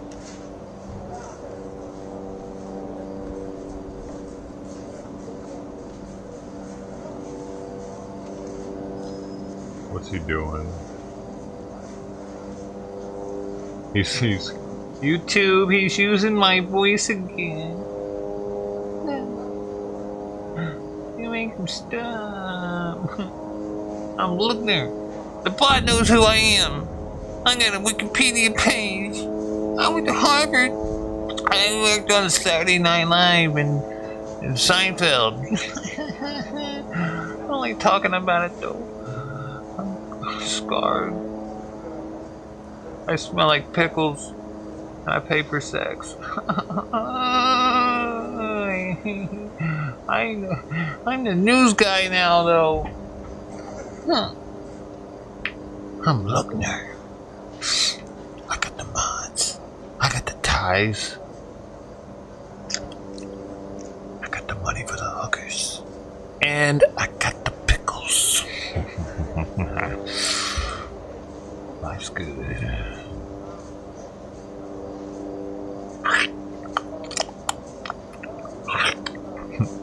He goes in on a big old pickle. A whole one. Big old one of them fat ones that's in a bag. At the gas station, all the juice everywhere. He drinks it. That's all he drinks actually, is pickle juice. That's why he smells like pickles.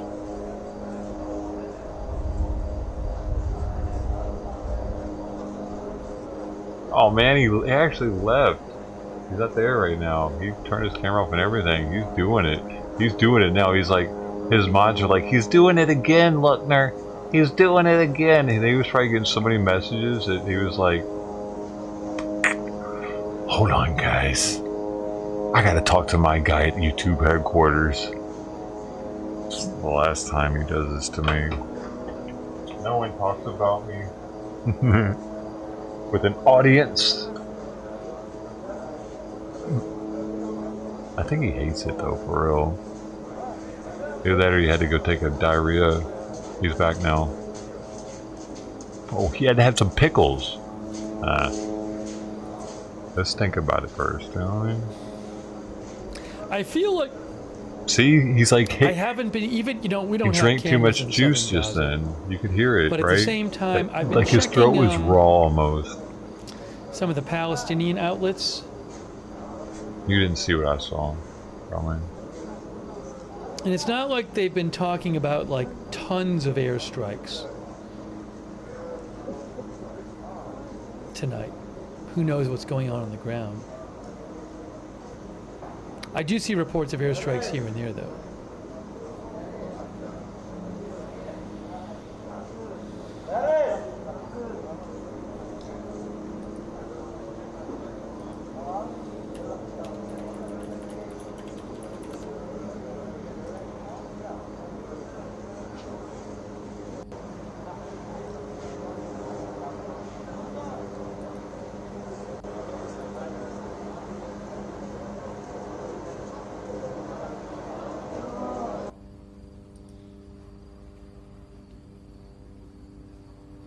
Article from Jerusalem Post. IDF chief closing in on Hamas chief Yahya Sinwar.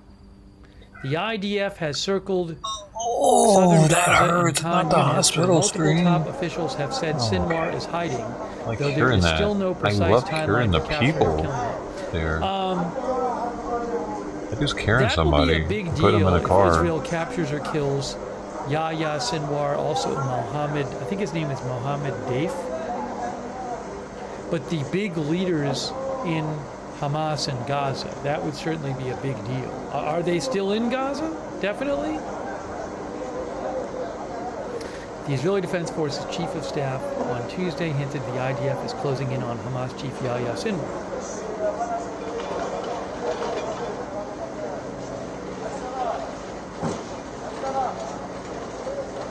That's certainly something to keep an eye on. Mohammed Daif is Hamas's military commander. Mohammed Daif. What to know about the elusive Hamas military commander behind the attack on Israel? I need to give fresh, regular water now. Like, I'm going to be a commoner. Well, commoner with bottled water, so I guess that's still pretty good, Look, though. I think if it's not tap Israel water. does manage to capture or kill these leaders, prominent leaders, that might give them political cover to say, like, okay, we can start wrapping things up sooner rather than later.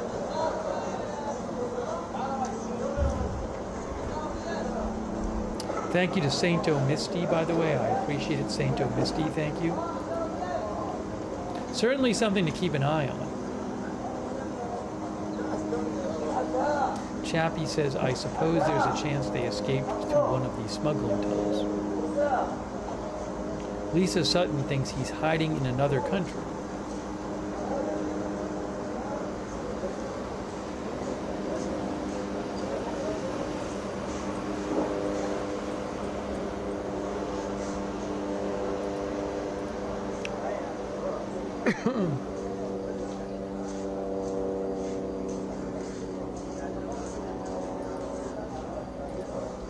Twitter pated says someone else will still take command.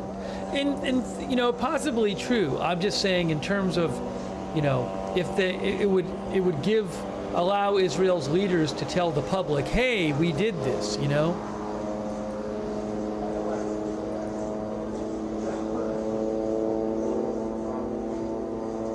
I think it'd be harder for Israel's leadership to wind down, you know, the intense ground activity if they don't capture or kill these leaders.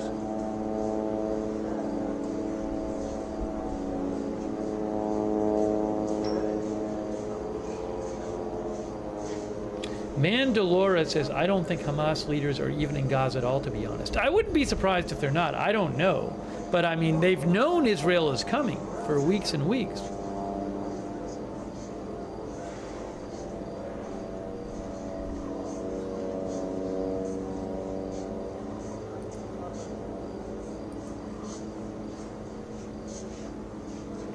DJX says, that's what I thought, that he is in another country.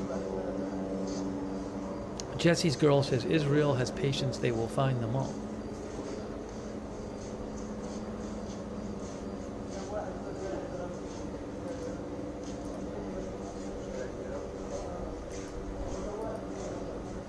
Mike Langenbahn thinks he's in Qatar.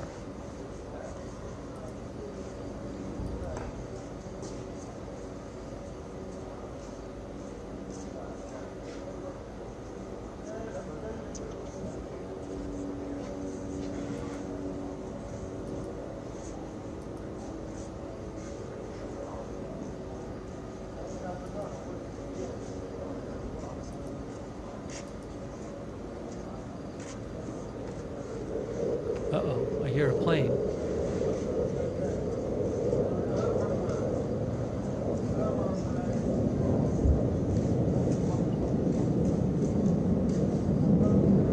Can barely see anything right now. Can barely see the lights down there.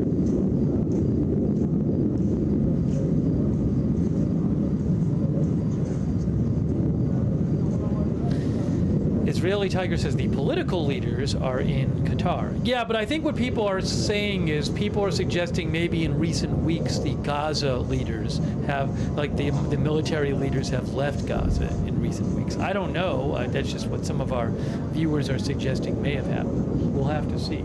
It'll be a big deal if Sinwar is captured or killed. It'll be a big, really big deal, I think, in terms of Israel's conception of this war and where they are in it. So guys, you know what? I think what we're going to do is, I don't have many reports to give you right now. It's feeling like it might be around that time when we put on the transition to the footage stream where I put up a stream with the footage from Gaza. Did our viewership ever go up? Because if it did, I wasn't watching for the past like 30 minutes. I haven't looked at it. But if it ever did, it was looking their minds. By the way, if you look at the hospital shot, it's much quieter there than it was. Remember a couple days ago, there were all those people there. It's not like that right now. There's the hospital shot right there. That's from Khan Yunis, southern Gaza.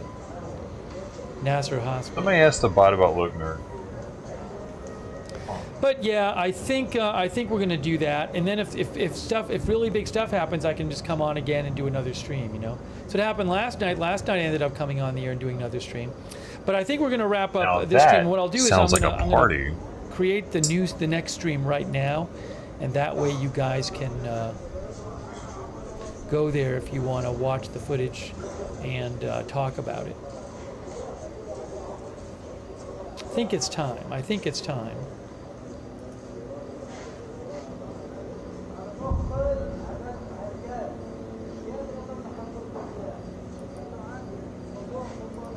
Hang on a moment here. Fully yet? I don't know. It doesn't get a lot of love in the like subreddits and other places, so I don't. Oh. I haven't had it recently, maybe a long time ago. Is that the one or something? Is that the better one? You think big today in the See, I already created the new event. I already created it right now. What I'll do is I'll set YouTube to, if you're watching on YouTube, it'll just send you over there. Still congratulating. If you missed it, we played the audio from the press conference on the house explosion. We talked about that earlier in the stream. You can go back and rewind our coverage about that. We discussed that a bunch.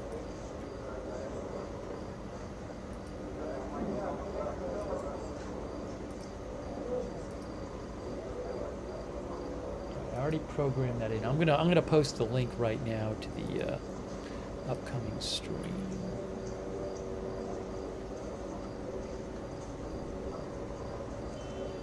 And I'll put it right here.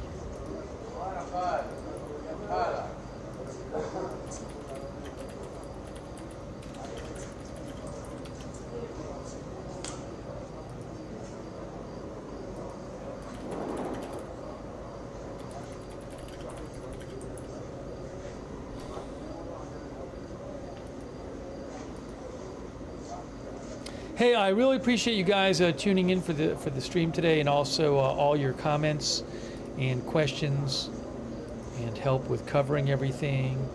And we'll have more coverage as things develop. No, power's not off in State Road. It's just it's like really smoky or foggy or something. And I'll also post updates on my X account, which is @Lookner. You can follow me there, @Lookner. But I'll keep an eye on things. Hey, let's thank our moderators. They are awesome. They are fantastic. Huge thanks to them. Ruth Krafowski, Kinetic Plastic, over there on YouTube, and all of our other YouTube mods who've been here. Kay Lowry Body over there on Facebook. We've had Valerie Gale Griffin, Christina Neal, Margaret Riley, Paul Anderson, thank you. Our Twitch mods, David Green, Good Luck Duck, Idaho Star, I Got That Fire, Papa Bear, Sharon C54, thank you. Huge thanks to our moderators. Ooh, thanks to Haunted Wind for subscribing on Twitch as well. And half empty can of Red Bull for the bits. And Smelly Cat. And hold on.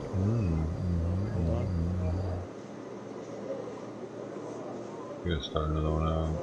Can't wait. It's not gonna be there. Those that same. Those aren't any good.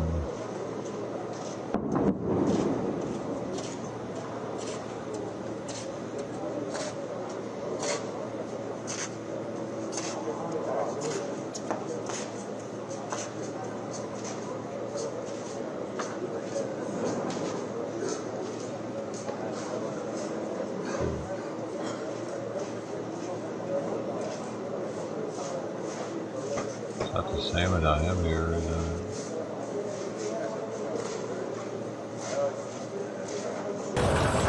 Mon expérience du musée, de ce musée-là, en fait, ça a été immédiatement une expérience de la mort. Alors, ça peut paraître extrêmement dramatique, voire un peu.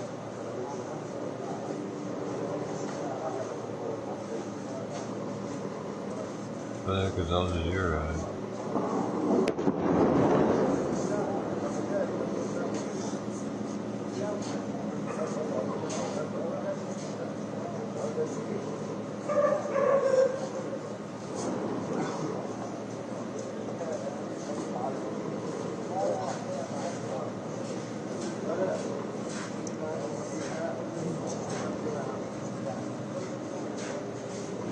Following every step.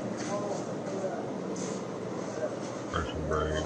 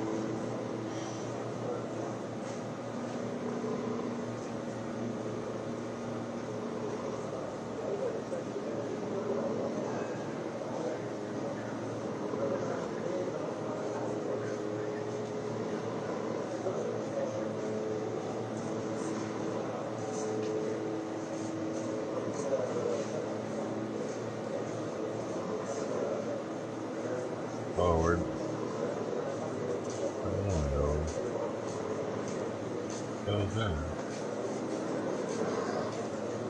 Where did the other one go? What is that?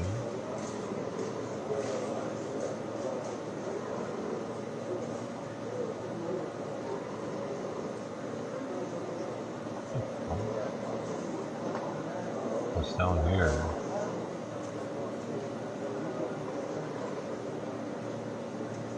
Oh no. Where my buttons at? Oh, lost my button, dude. Where'd it go? Where'd it go? Oh, there it is. Found it. Dude, I think I just accidentally clicked a different button though.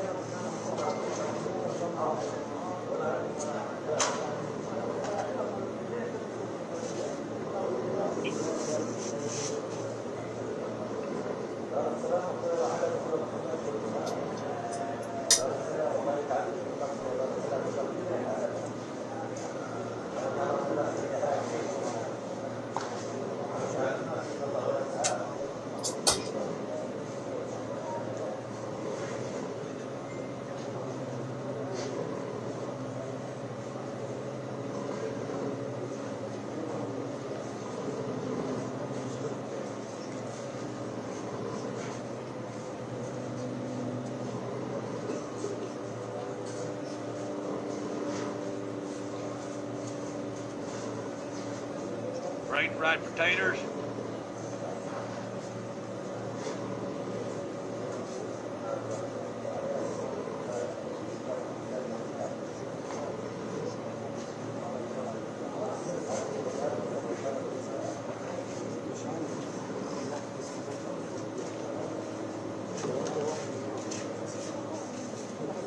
Gotta play to win.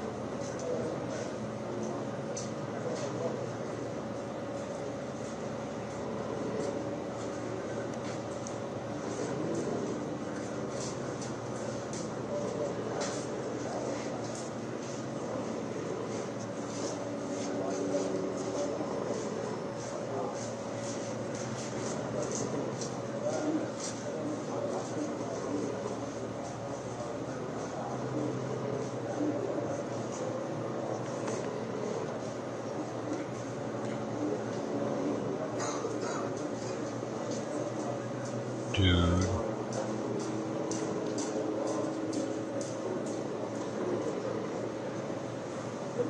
Down. Oh, there was a scheduled fucking backup apparently at one point at 1440. I guess it's been off since then. Your scheduled backup seems to have failed. There's negative sounds. Man, goddamn. Whatever. Alright. But yeah, disconnected whenever it did that. Whenever that happened. I turned it off on Twitch already because it did the same thing early on Twitch. Okay. Everything should work right now. I don't know.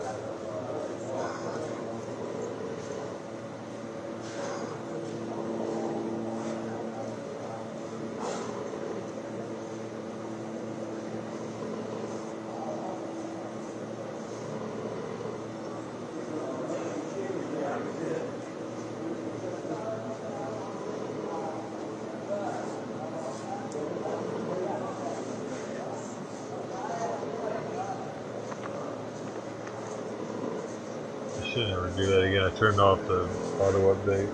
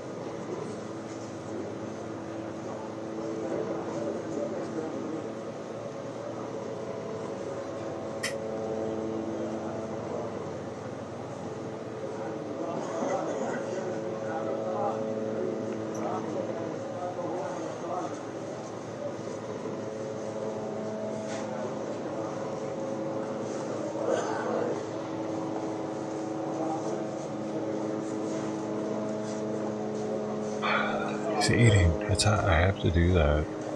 Dude, did you see how many people dropped off as soon as Lookdorn wasn't here anymore? 8 people? I have a strong suspicion that that's what he's trying to do. He really gets pissed off about me. Us laughing at him. A weirdo.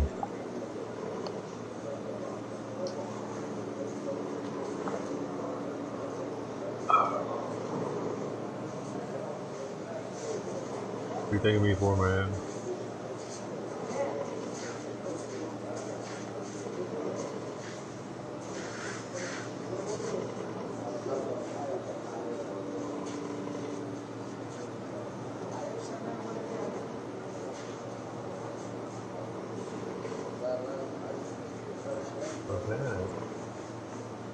Some more?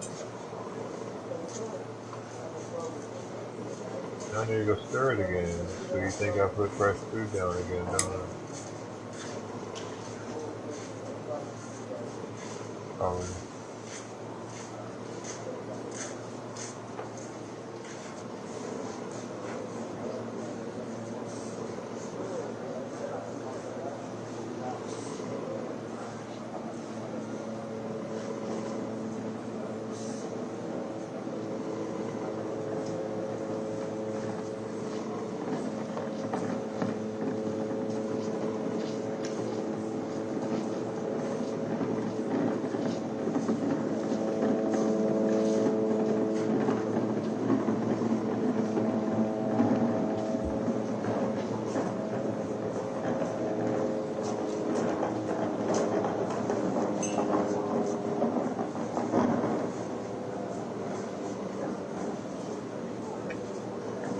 I'm gonna bust out some of that salmon.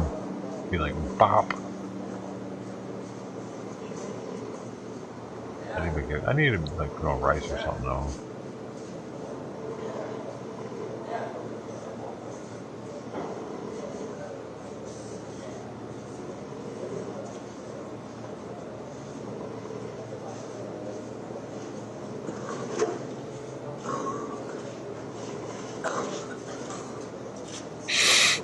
Bob Ross is like, fuck him.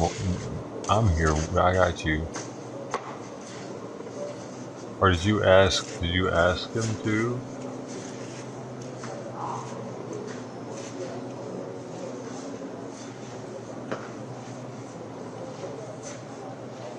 Always take care. Oh, he just left you. He's like, you know what? I loved you, not anymore.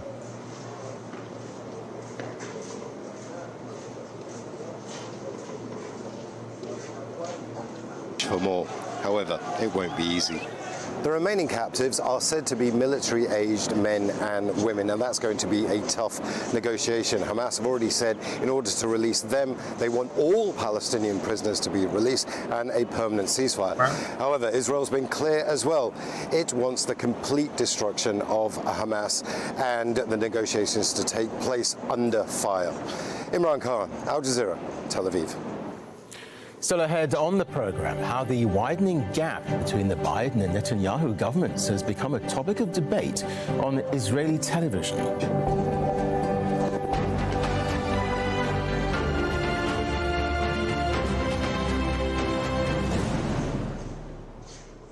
Frank assessments. Forced displacement, ethnic cleansing, persecution. This seems to be another Nakba. Informed opinions. What we see here is not an act that is meant to change the reality, but rather to maintain it. In-depth analysis of the day's headlines. Do you think even the President of the United States, when he hasn't been able to get a humanitarian pause he's been asking for days and days, has any sway over Prime Minister Netanyahu? Inside story on Al Jazeera. Humanity has opened the gates of hell. Horrendous heat is having horrendous effects. As the world discusses how to reduce emissions posing an existential threat to humanity, a new oil rush is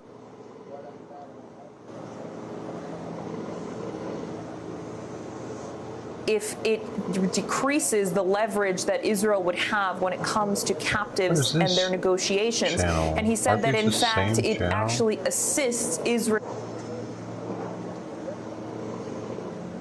What's going on here?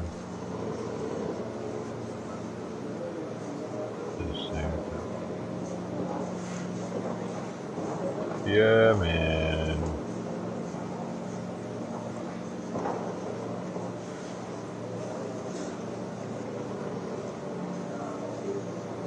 Well, where's that at, though?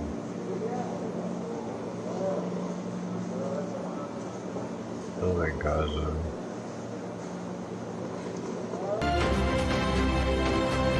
Oh, the music's watching Al Jazeera, reminder of our headlines now. The Israeli army says its troops have reached the heart of Khan Yunis in southern Gaza.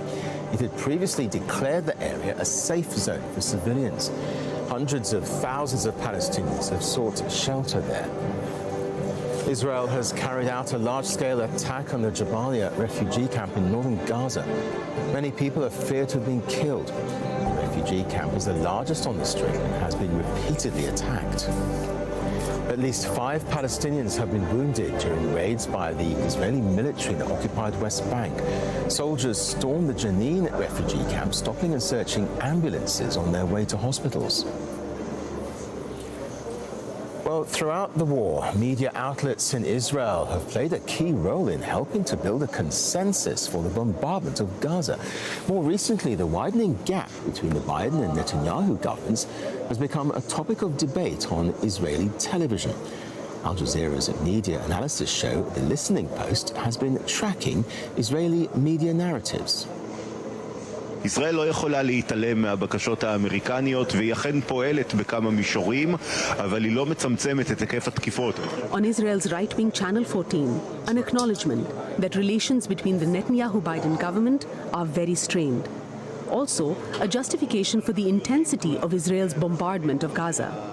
הבדל ברצועת עזה בין תושבים בלתי מעורבים לבין תומכי חמאס לבין פעילי חמאס הוא הבדל מאוד מאוד מטושטש. The center-right news website Walla wrote, the Biden administration has been pressuring Israel for several days to significantly increase the scope of humanitarian aid to the Gaza Strip. The fact that Israel needs backing and support from the US for a ground operation in the southern Gaza Strip makes it very difficult for the government to ignore the American request. Israeli state broadcaster Khan broke the story of a closed-door meeting between Netanyahu and members of the Knesset, where the Prime Minister reportedly said, not only will there not be a renewed Palestinian Authority in Gaza after the war, there will also be no Palestinian Authority in Gaza at all. Khan reminded readers of US President Joe Biden's op-ed in the Washington Post last month, in which he wrote that after the war in Gaza, the Palestinian Authority should be the governing body there. The disconnect and disagreement between the US and Israel on post-war plans for Gaza look to be widening. Let's speak again to Hamda Salhout. She joins us again live from occupied East Jerusalem. Hamda, there appears to be a widening gap, doesn't there, between the Israelis and their biggest military and diplomatic supporter, the US, over the conduct of the war.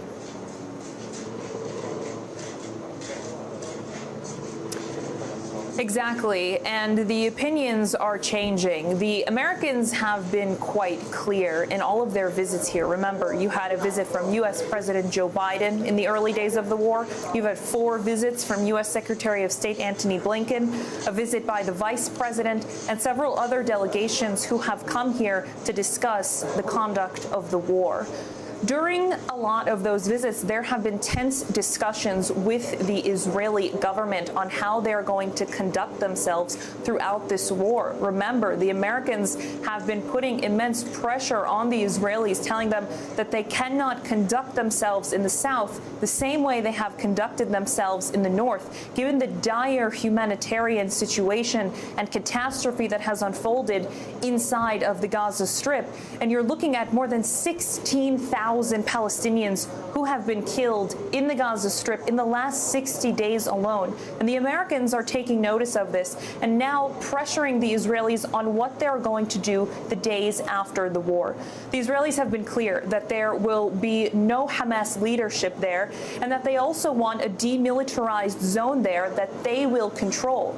However, remember, when American Vice President Kamala Harris was here, she had several points for the Israelis on what's going to happen after.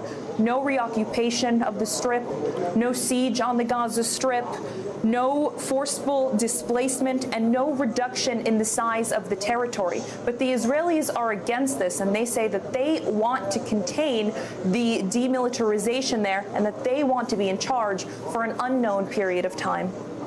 In occupied East Jerusalem for us again, Hamda, thank you. The US has announced sanctions on several dozen Israeli settlers involved in attacks against Palestinians in the occupied West Bank. There's been a surge in violence since Israel began its war on October 7th. In recent days, Israeli settlers raided a restaurant and launched an attack on a Palestinian father of 6. We unequivocally condemn attacks by violent Israeli extremists against Palestinians and those by violent Palestinian extremists against Israelis. These acts threaten West Bank stability in the immediate term and take us further away from a future in which Palestinians and Israelis can both live in peace and security in 2 states.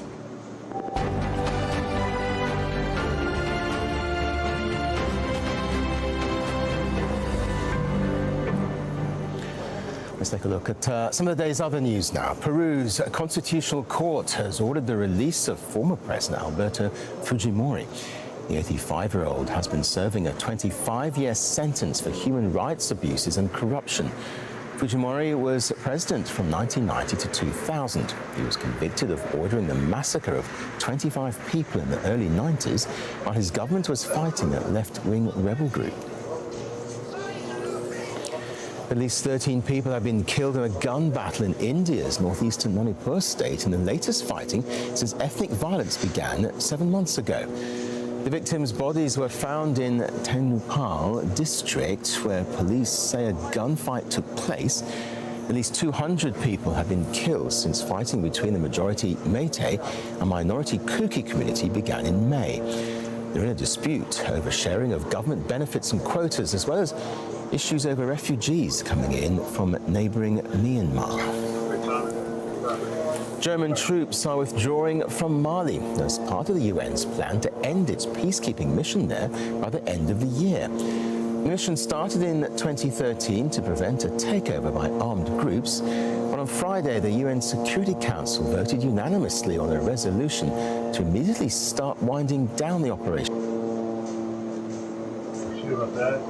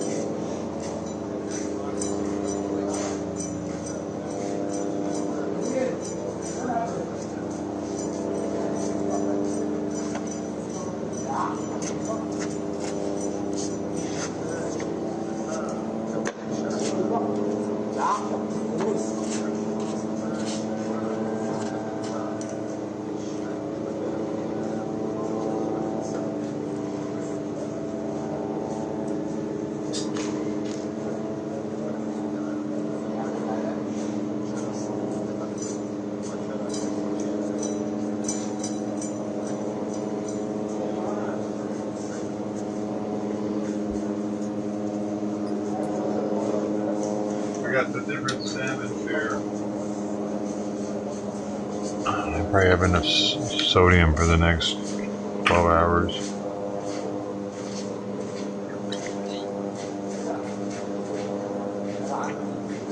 That's what the water's for. Alright, here we go. Going on the maple one.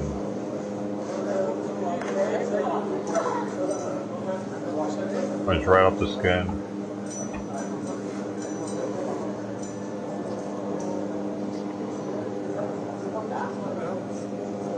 Pretty good. Dude, that was, dude, these are on some deep, I just hope this ends up tasting as good after I thaw it out.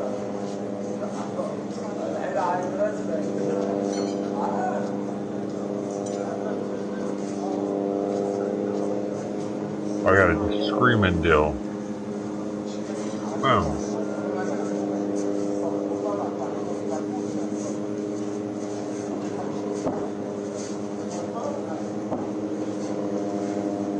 I don't think there's another command for go on YouTube.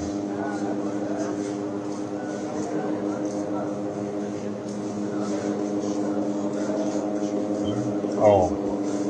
Yeah. Secret dough, is that one?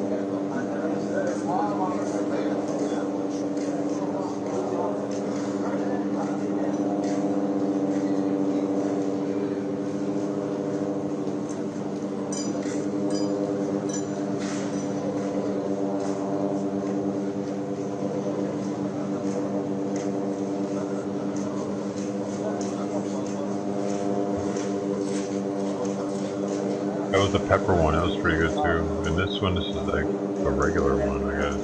It's the mushy one.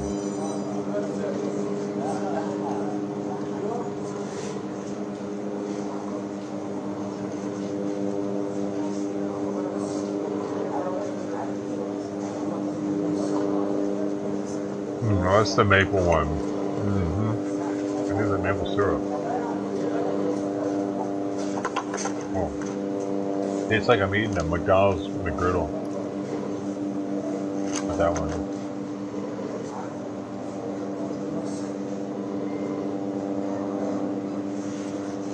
Anyway, you missed it. I got these from Costco. They're pound packages for roughly $3, $2.97, depending on the poundage. So some of them are a little over, some are a little under. They were normally $17 though, a pound.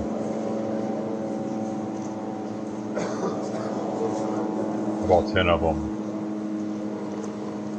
I get kind of weird when shit's on sale at Costco, man. I get a little stocky ubby with it. Especially when it's only 30 bucks and I'm getting like $200 worth of stuff. That's how it freezes well, because it's already in there.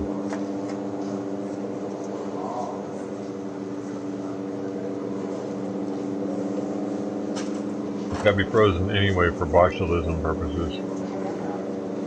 Like, so the botulism can't continue to grow if it's there. If the spores are there. Yo, this is all pretty good though. All three of them. But I could get really sick from it. I didn't know smoked fish was so dangerous.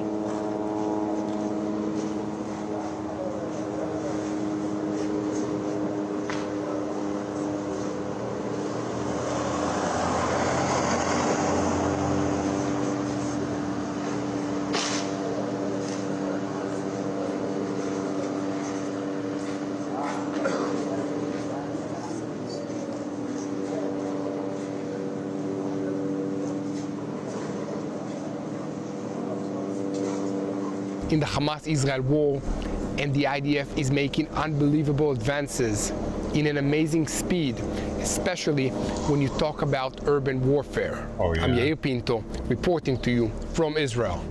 The fighting continues on the northern and southern fronts of the Gaza Strip, and the IDF revealed the second largest underground terror tunnel. This tunnel is so large that a vehicle can drive in it. It spreads to some 10 kilometers and reaches the Gaza port that is under IDF control for some time now. After special forces entered the tunnel, they were encountered by 10 Hamas terrorists that were shocked to see the IDF troops inside their secret hideout. The forces were able to neutralize the threat and gather valuable intel from the tunnel. Soon after, I'm sure that the IDF will destroy the tunnel using a sponge bomb, collapsing the tunnels, SpongeBob, or a new device that the IDF created that pump water from the Mediterranean Sea and can flood Hamas's underground terror infrastructure in the Gaza Strip. According to US reports, the IDF completed the design of huge pumps that pump water from the Mediterranean and can flood Hamas terror tunnels in an amazing speed, forcing the terrorists to come to the surface. This can be a game changer in the war against Hamas terror that is spread underneath the surface in the Gaza Strip. In the Indonesian hospital, which is the second largest command position of Hamas, and of course is located under a hospital in the Gaza Strip, 2 Hamas terror cells emerged from an underground terror tunnel that the IDF did not identify yet. The terrorists were planning to carry out attacks against the armored units and the infantry of the IDF using a special cannon that fires armor-penetrating rockets. The terrorists placed the cannon in a kindergarten next to the hospital and began to fire against the troops. IDF forces sent in 2 unmanned vehicles that were controlled remotely. The terrorists were focusing their fire on the vehicles when a special unit of the IDF was able to flank them from behind.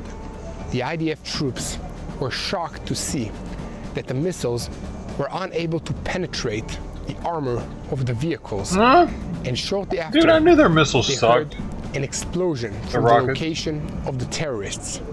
Apparently, the cannon exploded on the terrorists because of a malfunction in the design of the rockets that were handmade by Hamas. It appeared as if the cannon malfunctioned and exploded on the terrorists themselves, wounding some of them. After the explosion, IDF forces were able to close the distance against the terrorists and neutralize them. In the area of Bet Lahia, IDF forces completely surrounded in on Hamas terrorists, leaving 2 roads open for the remaining civilians to evacuate safely south. Of course, that Hamas terrorists used this humanitarian corridor in order to escape disguised as Palestinian civilians. The IDF, using special technology, were able to identify and arrest the Palestinian terrorists before they escaped. Damn. This is how the Palestinian Islamist Hamas organization is operating. It is disguising itself within the civilian population. That's why it called on its own people to return to their homes during the ceasefire, claiming that the war is over and they can go back to their houses, only in order for them to be used as human shields by Hamas. Israel told them that they should not return because the war is not over. This is a crazy situation to fight in. And in the southern area of the Gaza Strip, the ratio level between Palestinian civilians and terrorists is almost 2-to-1 in particular areas, making it almost impossible to decide who is the bad guy and who are the innocents. The IDF is investing military efforts and time in informing the civilian population to evacuate, but Hamas is doing the opposite. Today, the IDF spokesperson's unit revealed the names of additional soldiers that lost their lives in this war against Hamas terrorists in the Gaza Strip. Eitan Fish, 23 years old, Yakir Yedidia, 21 years old, Toval Yaakov Sanani, 20 years old. In the area of Jabalia, that is located in the Gaza Strip, IDF units, together with the Shin Bet and special police units, were able to take control of a Hamas command position. The IDF spokesperson's unit in Arabic announced to the civilian population in the southern part of the Gaza Strip, in the area of the border crossing between Gaza and Egypt, called Rafah, that the IDF will cease from the fighting for a few hours to allow for humanitarian aid work to assist the civilian population in that location. The IDF spokesperson's unit voiced concerns that Hamas is refusing to release female hostages that were taken to the Gaza Strip on the 7th of October because it does not want the world to hear what they have to say about what Hamas terrorists did to them since they were captured. This concern was also shared by the State Department spokesperson that stated that Hamas does not want the world to know what it is doing to the Israeli hostages. The British Defense Ministry stated that it is sending a special plane to scan the Gaza Strip in search for the Israeli hostages. The plane will fly above the eastern part of the Mediterranean Sea and Israel and will not carry any missiles or weapons. This plane will only assist in finding the Israeli hostages and will not assist in the war efforts. According to a report on the news agency AFP, France will freeze the assets of Hamas leader Yahya Sinwar and issued a court order to do so starting today. According to Israeli reports, Hamas terrorists that carried out the terror attacks on the 7th of October had detailed maps showing the precise locations of military bases and civilian communities surrounding the Gaza Strip. This means that they have been planning this attack for many years and that they had good intel on the locations of the IDF and the civilian population surrounding the Gaza Strip. Despite revealing information, showing videos, and proving to the world and to anyone who wants to listen that Hamas is an evil that carried out a terrible attack against Israeli civilians on the 7th of October, and that is holding its own Palestinian civilian population as hostages. The world refuses to believe that Israel is fighting an evil terror organization. What saddens me the most is that I see that universities refuse to believe the truth and facts. This is clearly a spirit of deception from the evil, from the enemy. Not if they have a U.S. passport though, Bill. Is that fucked up? We must fight. 60 days is a very long time to be away from my family, my friends, and my day-to-day life. But I am determined to continue fighting until we return the security to the borders of Israel. Dude, smoked salmon is win delicious. Against this evil called Hamas. But I need your help. I need your help in sharing the truth of what is happening in Israel so that people will understand who we are fighting against. Hamas is a terror organization that is using the civilian population as human shields.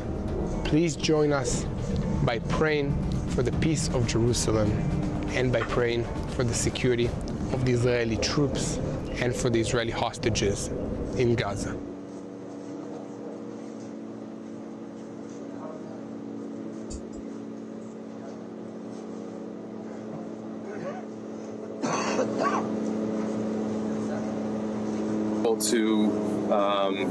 To justifiably separate, any attempts to understand what's going on by only looking at one place or another, I think does it a real disservice.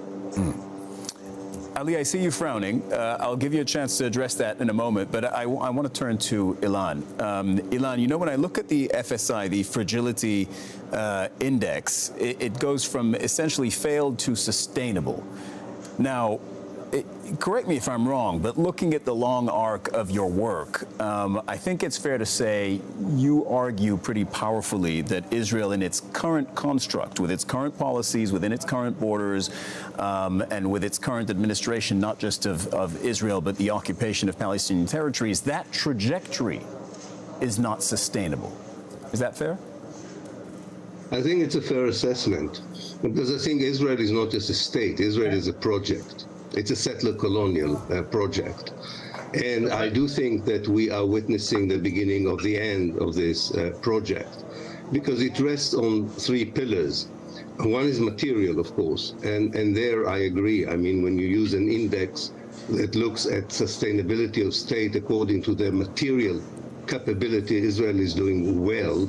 And as you mentioned in your introductory remarks, it does well mainly because of the United States. So this is a condition that can change.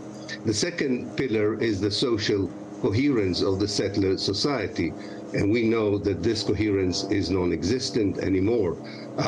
There is a bit of an optic illusion because of the Hamas operation on the 7th of October that created a sense of unity, but it's not going to cover up for the fragmentation of the society that we have seen until the 7th of October. It seems that coherence that is based on social coherence, that is based on hatred of the Arabs or the Palestinians, and doesn't have very much anything else in common, is not very sustainable. And more importantly than anything else, of course, there is the legitimacy pillar. Israel enjoys the legitimacy of Western governments or governments in the global north, and therefore there is a sense that it can still be sustainable because of that support of the elites. But it has lost the support of the civil societies. And this is why probably it's the only state in the world that lobbies for its existence, not for its policies, not for its better economic performance, but for its very moral justification, and it's losing that battle.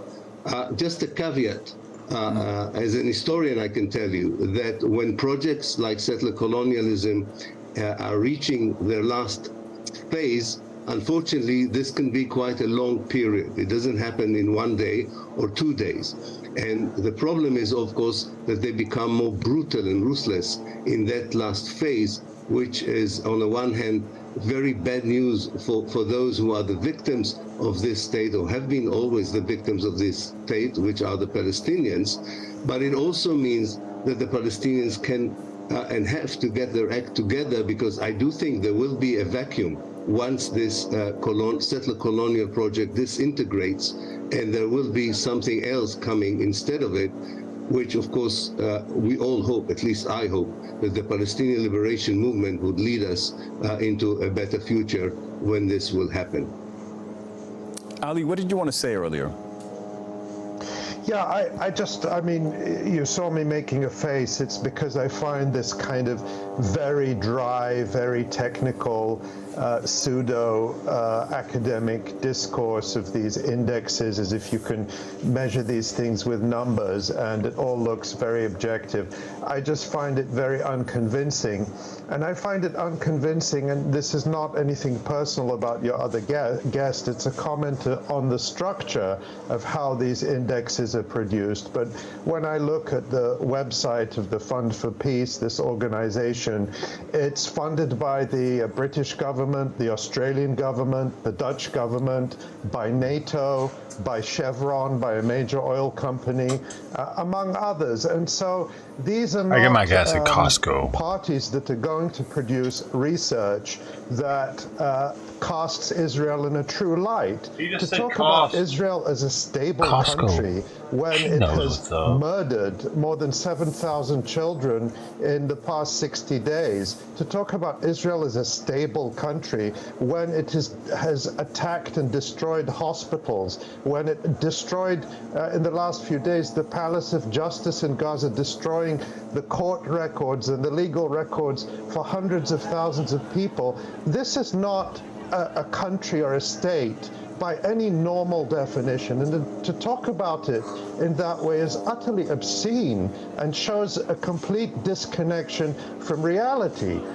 Look at the pictures on the screen now. This is not what normal countries do. And to separate the West Bank and Gaza from Israel is another fiction. To pretend you can carve off Israel as some kind of normal, stable country, and the West Bank and Gaza to even... There's no Palestinian state. To call Palestine a state is false. It's like calling the Warsaw Ghetto a state. This is a killing field, and it's utterly obscene to distract attention away from that. Ilan is correct. This is a settler colonial project, and it's one that has only ever been able to exist through massacring Palestinians, starting from the 1930s with the bombings that the Zionists carried out in marketplaces in Palestine, to the massacres of Deir Yassin and Tantura and Qibya and Sabra and Shatila, to today. Normal countries don't exist on the basis that Israel exists of massacre after massacre after massacre. Israel is not a state, it is a criminal enterprise. Paul, I assume you probably want a right of response to some of what Ali was saying about the FSI, the fragility index that you put together. Sure, I can just share briefly that we actually haven't had any funding in the development of the Fragile States Index for many years, so that's all done in-house. And we haven't ever had a donor come in and tell us how we are to use or to manipulate data. That's not something that we would stand for and goes against our operating principles. I think that there's a little bit of internal dissonance or friction in terms of our conversation. There are a number of countries, including my own, that are fairly stable, but are also involved in acts that go against some of the international norms and even arguably the rule of law. We were involved in 2 conflicts for almost 20 years and have active operations taking place around the world that didn't necessarily destabilize us as a country other than having some economic impacts. So I think that may be something that is worth really trying to parse out issues of stability versus whether or not we see approval in the way that a country conducts its business, and whether or not there is human suffering that's taking place. That's a question I was actually wanted to ask you, is about this sustainability, since you measure countries, the FSI measures countries, right, from being a quasi-failed state to being sustainable. And I would point out that your report was put together, I believe, before the Gaza war. It may look a little different now. I don't know how you would update it. In fact, that's the heart of my question. Is this, what we're seeing, sustainable if you factor in what's happened in the last 2 months? That's a great question. I think that when you look at Israel and what is causing some of the issues of its fragility, we see concerns in 2 different places. One is in the area of group grievance, kind of the internal divisions that are taking place, and the other is around the factionalization of the elites. Whether or not what's taken place the last 2 months is sustainable, we don't have a crystal ball, nor does anyone else. I think as we look out to the future, we could anticipate fairly significant drops in its fragility. In other words, it's becoming increasingly fragile. And I think that the data will certainly reinforce that. We also have a tool called a crisis sensitivity simulator, where you're able to take the historical data and introduce low, medium, or high-level shocks to a country and see what happens. And then when we do this with Israel, we see that it does have a protracted effect over time. And I think we could anticipate a multi-year effort to recover from the shocks that this is creating, both internal and externally. Okay, let me take that to Ilan. So Paul was talking about Israel will be increasingly fragile as a result of this conflict, what we've seen over the last 2 months. It's possible that future reports will reflect this. You told us a few minutes ago that you think this is the beginning. This marks the beginning of the end of Israel's settler project. I was wondering, What makes you believe that? Do you see concrete signs of that, or is that more of a general perception? No, it's not a general perception. I can see very concrete evidence for this. The debate that was more than a debate. It was almost like a cold civil war that did not at all concern the Palestinians. It was an internal Jewish debate between, you can call it the secular state of Israel and the theocratic fundamentalist state of Judea, namely the state that grew in the occupied territories in the settlements. You could clearly see that the idea of a Jewish state translated into an ethnic, racist theocracy is winning over the idea, which would anyway, to my mind, was never going to be realistic, of having the same occupation and colonization alongside a pluralist liberal society. So between these two options, the options of a fundamentalist, non-democratic, some would say even fascist, a Jewish state, and I'm not yet talking even about the Palestinians. They are a fascist state. Support among a large sections of the Israeli Jewish society, and that means that internally there is hardly any cohesion to keep the society together. And economically, the people who are holding Israel together from an economic perspective, namely the economic elite of Israel, belongs to the secular, so-called liberal Israelis. And they were about to take out the money out of Israel before the 7th of October. Many of them talked about relocation or immigration. The events in the last 2 months gives the impression as if this is all behind us, but it's not. This will return. And of course, I would join Ali in saying that apart from all of this, the colonization and occupation of millions of Palestinians through state apparatus that involve hundreds of thousands of people to maintain it is not, as an historian, I'm sure this cannot be upheld forever. And this is not just because of the Palestinian resistance, but it's also because of processes that we see taking place in the neighboring Arab states, in the Muslim world, in the global south, and in the last section of the civil society in the global north.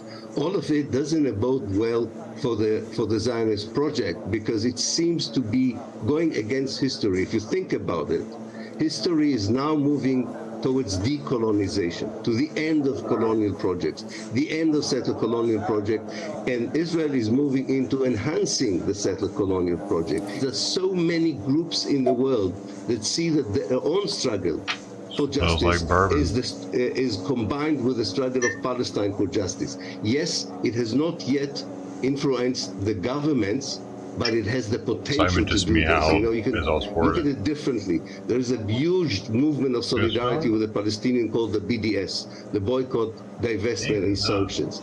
The boycott and divestment is working. The sanction has not happened yet, but you can see the movement, the potential movement from the B&D, if you want, the boycott and divestment into the sanction, exactly as happened in the case of apartheid South Africa. That's why I'm saying in this story, we see all these indications that this is about to change. Unfortunately, as happened in apartheid South Africa, this is a moment, a very dangerous moment also for the Palestinian people, because he likes it more than he does the smell of weed. He keeps smelling life with the most ruthless and most powerful lethal weapons, as we can see unfolding in front of our eyes in the Gaza Strip today.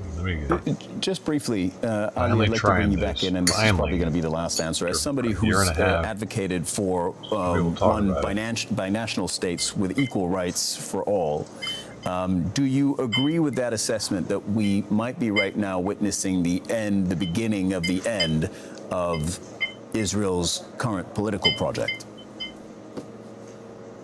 Yeah, I just want to be clear. I didn't mean to suggest regarding the Fund for Peace that any of these funders were coming in and directly manipulating the data. Of course not. I just meant to say that an organization like that knows that if they're producing information truthful and critical about Israel, the funding from the Pentagon, the State Department, and the Defense Intelligence Agency, which the Fund for Peace also receives according to its website, would pretty quickly stop. The Fund for yes, Peace. We are seeing the end of this colonial project. But it's a bloody end. It's much bloodier than South Africa. Briefly, because please. at the end of the day, the South Africans said, we can't sustain Africa? the level of violence that will We're not talking about Africa, dude. We're talking about Gaza. It's Gaza time. Supremacist settler colony alive, and they went into negotiations to peacefully end apartheid.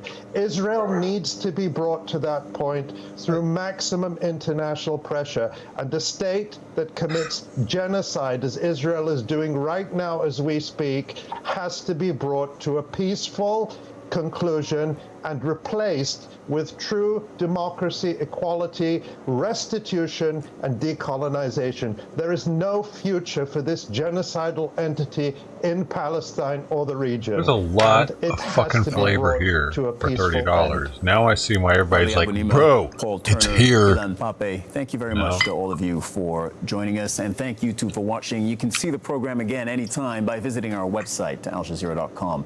And for further discussion, go to our Facebook page. That is facebook.com/AJ Inside Story. You can also join it's the not an Eagle conversation Rare. on Don't get me X. Our wrong. handle is @AJ Inside Story. From me, Cyril Vanier, and the whole team here in Doha, bye for now.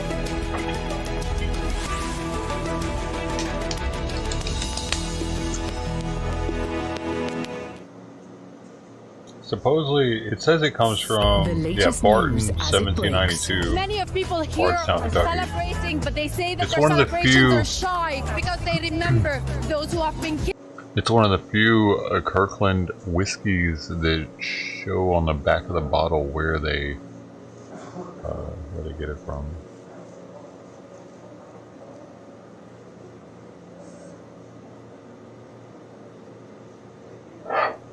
Kirkland Single Barrel. Well, it says on the front actually, Barton 1792 Master Distillers. They're allowed to put that it's them. Interesting.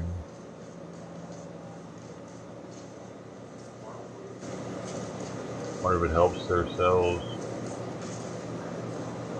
with open elections. Yeah, but they rule with a their military acts fascist, and their people support the military.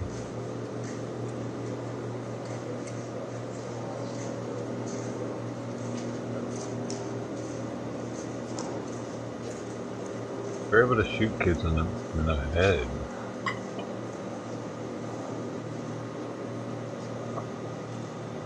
For some pretty,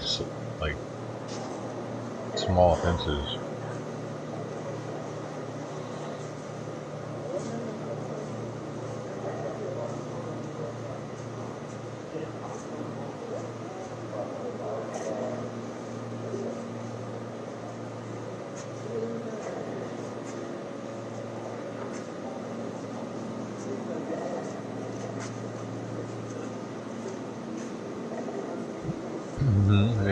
Yeah, it pops. It pops, baby. Got popability. Does mine pop?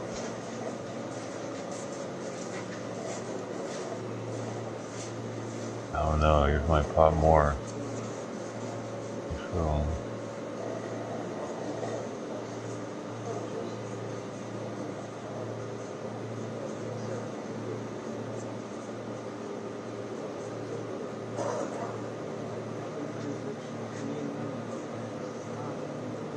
I don't know why you have a question mark at. Why don't people use punctuation correctly? Are you fucking retarded? Are people just deciding to just use grammar how they want it to?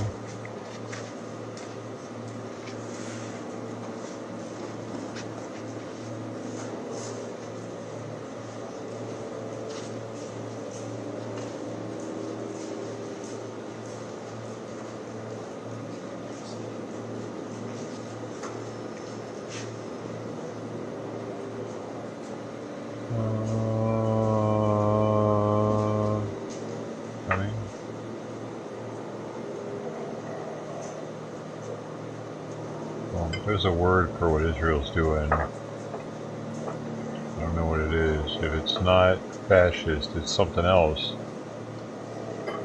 What is it? What's the word, Bill, you fucking Jew lover? Huh? What's the word for what they're doing to those people?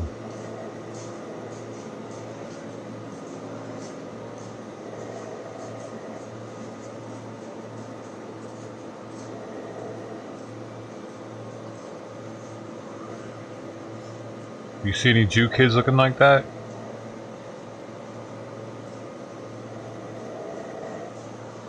They hurt like one Jew kid, and the Jews got to hurt 1,000. No, strike that. Like 5,000 Arab kids.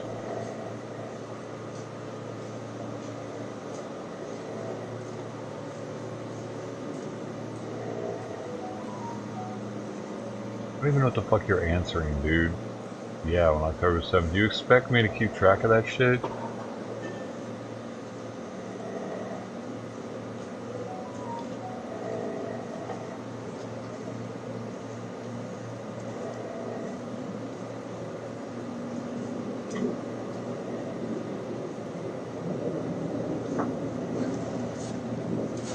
And no, they didn't kill the thousands that they've killed.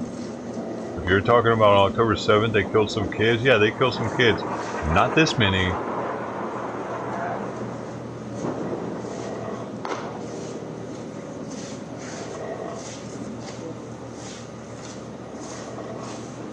Why do they feel the need to outdo them on the kid killing?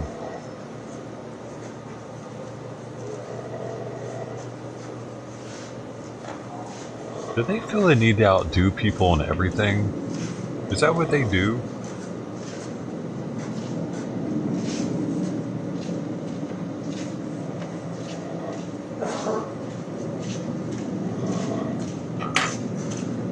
They killed 1,200 Jews, but they weren't all kids, though.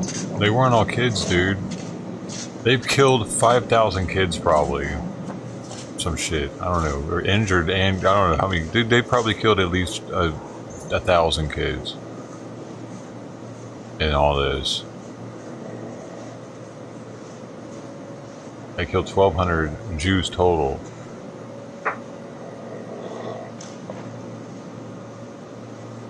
It's insanity, the amount of fucking non-Hamas people that the Jews have killed. Actually. Well, people like you were like, they killed people though. They killed people on the 7th though. They kill people on the 7th, though. You know, I get that it's fucking war, but you're making excuses for the Jews, acting like they're not doing anything wrong.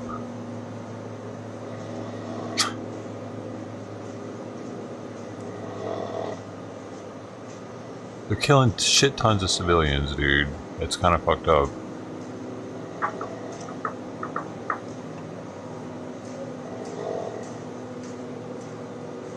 They're supposed to have the best army on the planet, but they're using bombs instead. Ours.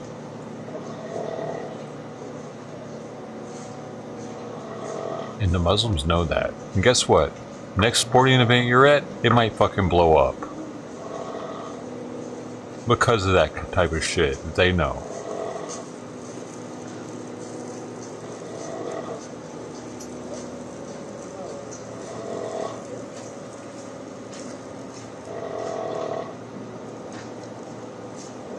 I love how Americans are so fucking arrogant, they don't think this shit will touch us. Yeah, you let them bomb them, let them bomb them. These people know those are our bombs, dude.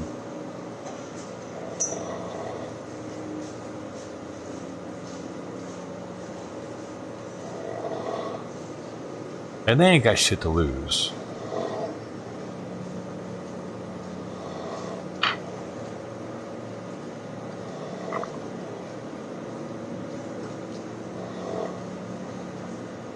Simon, where you going? I think the arthritis is definitely messing with him, man. I was hoping that those pills are gonna help, but I started giving them again. But it's only been a few days though, so it's only been 2 days. is the third day, so it might take a little while for it to start working.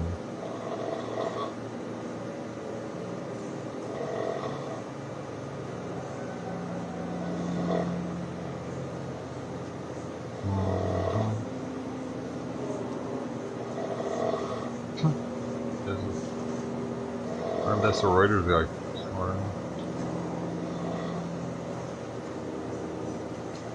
Two for everyone. Yeah, it's pretty bad.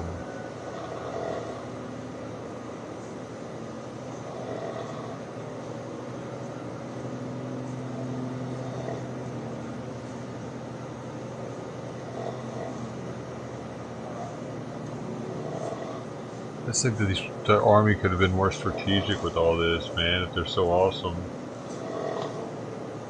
Anybody can just bomb the shit out of somebody, can't they? They got the bombs. These people don't have any defense to that type of onslaught either. Nothing. Nothing. You remember Desert Storm? All the tracer rounds going up into the air, they were shooting at shit. If they would have had a drone over them, guess what? They were fucking firing at that motherfucker trying to hit it. These people can't do any of that, dude. It's so lopsided. It's not even fair. Those tracer rounds are rad looking too. That was a total, man. Can you imagine if this was that? If they were like shooting down the drones and shit? Like, fuck you, you're not gonna watch this anymore. It'd be epic.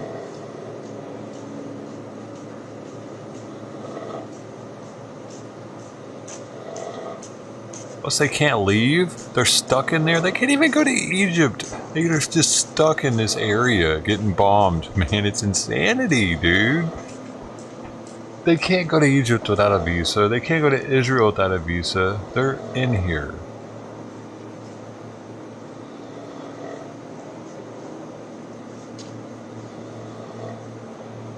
I mean, I just don't know why they couldn't go in with like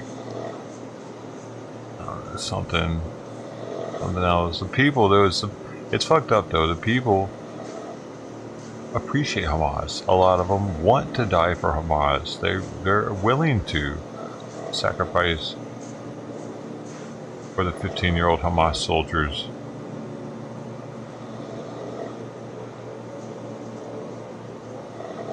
Simon, I fucking hear you, cat, but I played with you. I'm tired of it. If you don't want to eat, don't eat. Come on, don't eat. I don't give a shit. Bye. Go away. I've been trying to get you to eat for fucking an hour straight. If you don't want to eat, fuck off.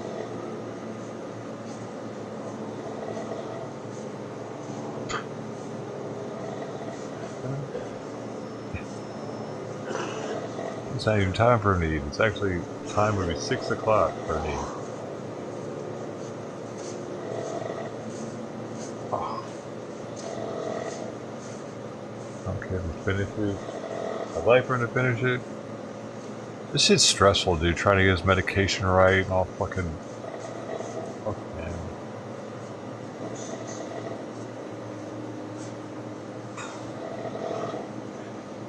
Wish you could be alright, but it's not gonna happen. Cussing. Gonna make him feel better.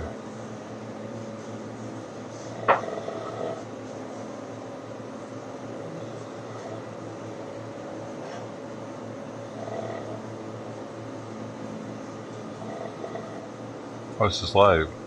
Statement of its kind, though, from the Israeli military in this war. Remember that the tit-for-tat exchanges of fire and retaliation on the northern border are not with the Lebanese army, but they are rather with Hezbollah in southern Lebanon, where tens of thousands of Lebanese people have already evacuated their homes there due to increased Israeli bombardment and shelling there. And as I've said, it has intensified in recent weeks, and now the Israeli military claiming responsibility for the death of one Lebanese soldier and injuring 3 others. But the Israeli military never released any sort of statement when it killed civilians in southern Lebanon and 3 Lebanese journalists who were working at the border to cover the exchanges of fire. So a rare statement here from the Israeli military in the midst of all this war.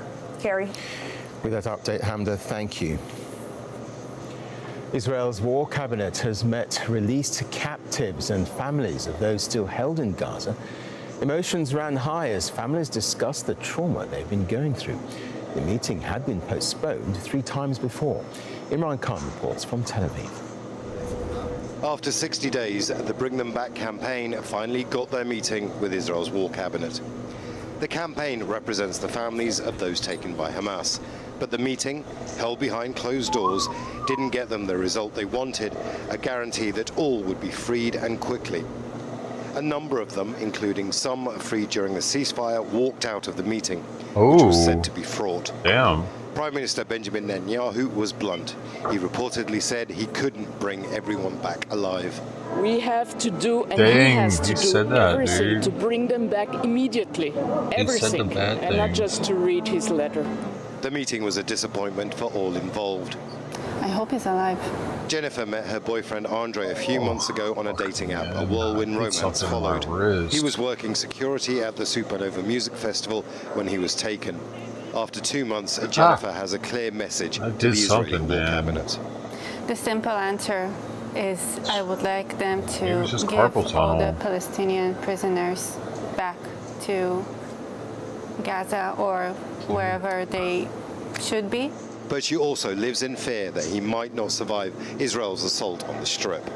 I have nightmares every night that maybe the IDF, our IDF, will bomb him also. Yes, I have these nightmares, and I pray to God every night, every day. The Bring Them Back campaign has significant sway over Israeli public opinion. Over 60 days, a small gathering turned into an influential. This is why I don't live in Israel, dude. To be resistant to deal with this type of shit. Are those with the greatest power to help them, the war cabinet. As the captives were released during the ceasefire, the families were relieved that there was a mechanism that worked, that getting them home wasn't impossible. That's given them the impetus to push for more. However, it won't be easy. The remaining captives are said to be military-aged men and women, and that's going to be a tough negotiation. Hamas have already said in order to release them, they want all Palestinian prisoners to be released and a permanent ceasefire. However, Israel's been clear as well. It wants the complete destruction of Hamas and the negotiations to take place under fire. Imran Khan, Al Jazeera, Tel Aviv. So ahead here on Al Jazeera. But this is what Christmas looks like in Palestine. This is what Christmas looks like in Bethlehem.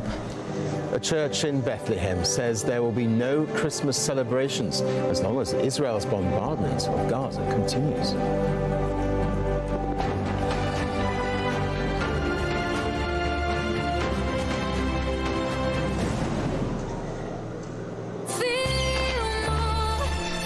That's it. I'm getting a plane ticket now. I was on the fence. Now that I've seen her sniff that, whatever the fuck that was, I gotta get a ticket. First class to Qatar. Let me see the world. Sniff whatever she sniffed.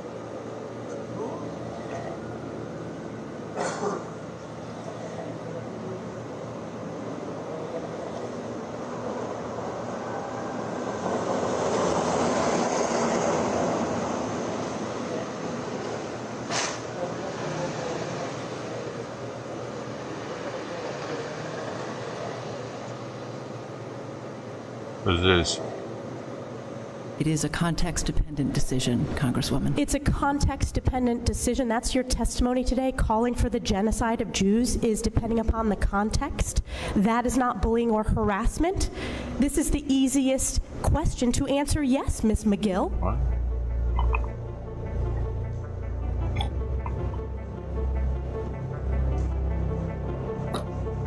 Oh.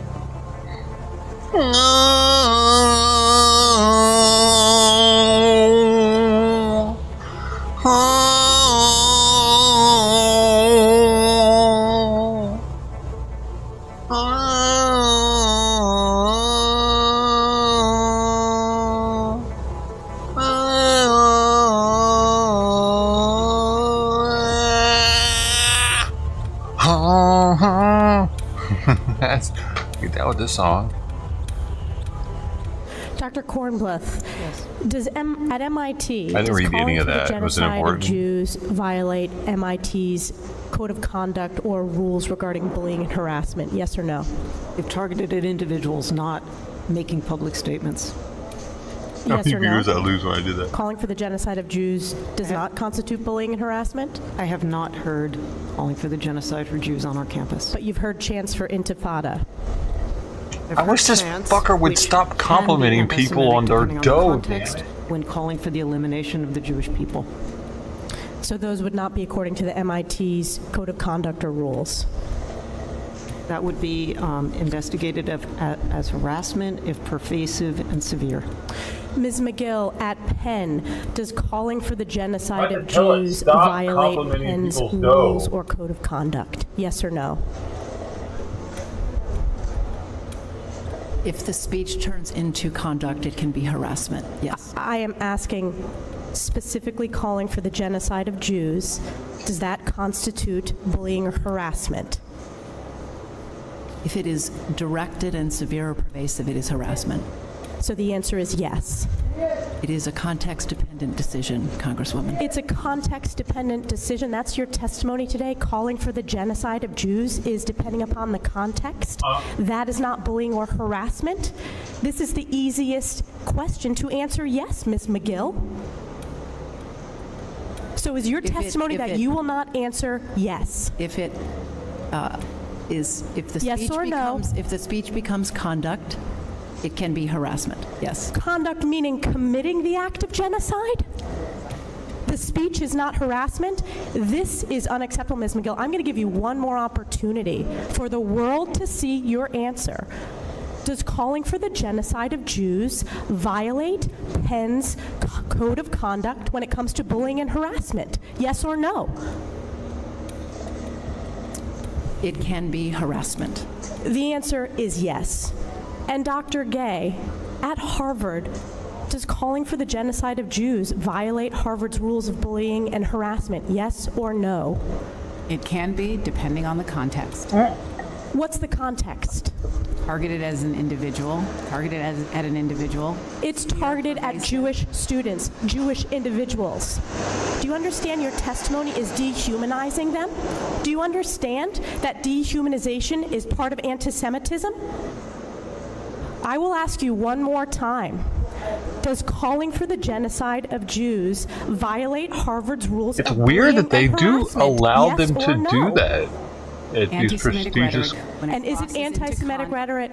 Anti-Semitic rhetoric, when it crosses into conduct that amounts to bullying, harassment, intimidation, that is actionable conduct, and we do take action. But it was a speech? So the If it answer was is a yes, speech, though. that calling for the genocide of Jews violates Harvard Code of Conduct, correct? No, it doesn't. That's Again, interesting. it depends on the context. It does not depend on the context. The answer is yes, and this is why you should Yo, resign. look at her These are COVID unacceptable mask. answers Yo, across it's getting the bad board. out there. Do you see that? She had like a... Dude, hold up. Let me get that back. Roll that beautiful bean footage back, boss. The answer is yes. What is going on right here?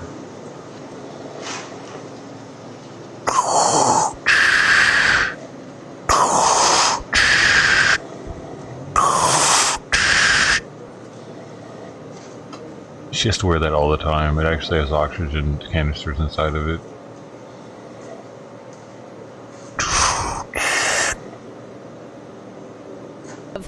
Israeli nationality or have some other dual nationality that is not a second American passport. It's bad out there, though. Whoa. What did she just say, though? That sounded important. Travel to the United States, and this would include not only certain individuals but also their immediate family members. Right, but what did she say then? What we also know is that in the case of limited numbers of Palestinians who have committed violent acts against Israelis, they will also not be permitted. And we should point out that there are some Israelis that hold dual citizenships. In other words, some of them are Those won't be Americans. affected. This would not apply to to them, given the fact And that that's they bullshit. are U.S. citizens and can come to the United States. This would just be those who are simply of Israeli nationality or have some other dual nationality. If you're going to not, Israel a second American and passport. busting windows into Palestinian businesses and shit in the name of Israel, you're fucking Israeli now. You know what I'm saying? That's not an American thing. We don't give a shit about that. Are you serious right now? Do you give a shit? Do you want to go bust a Palestinian's window in? That dude's like got some kind of child raping fetish or something. Maybe. He's just a Palestinian business owner. What the fuck is your problem, man? No, dude, no. You're a Zionist in that case. And if that's the case, well, be your ass a Zionist. Stay your ass over there. Fucking passport reneged. You don't have that shit anymore. Rejected. You are now Israeli. You showing that you're a Zionist. Zionists that live in Israel should get their American passport taken away. Because if you're Israeli and you want to fucking live in Israel so bad, if you want to take Israel, what? You don't need to come here anymore, do you? Like, why do we just have this free pass for them to travel like that? Apparently, some of them have been terrorists back in the 1930s. One of these people were saying in Al Jazeera, they were bombing markets and shit in Palestine. I didn't know about that. Did you? That's what they said. Oh, donkey!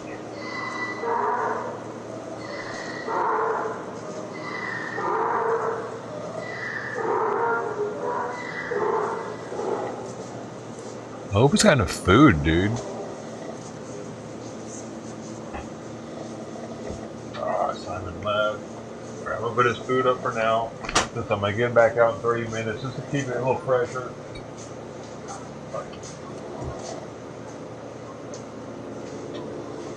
He's coming back in here, so maybe not. There for now.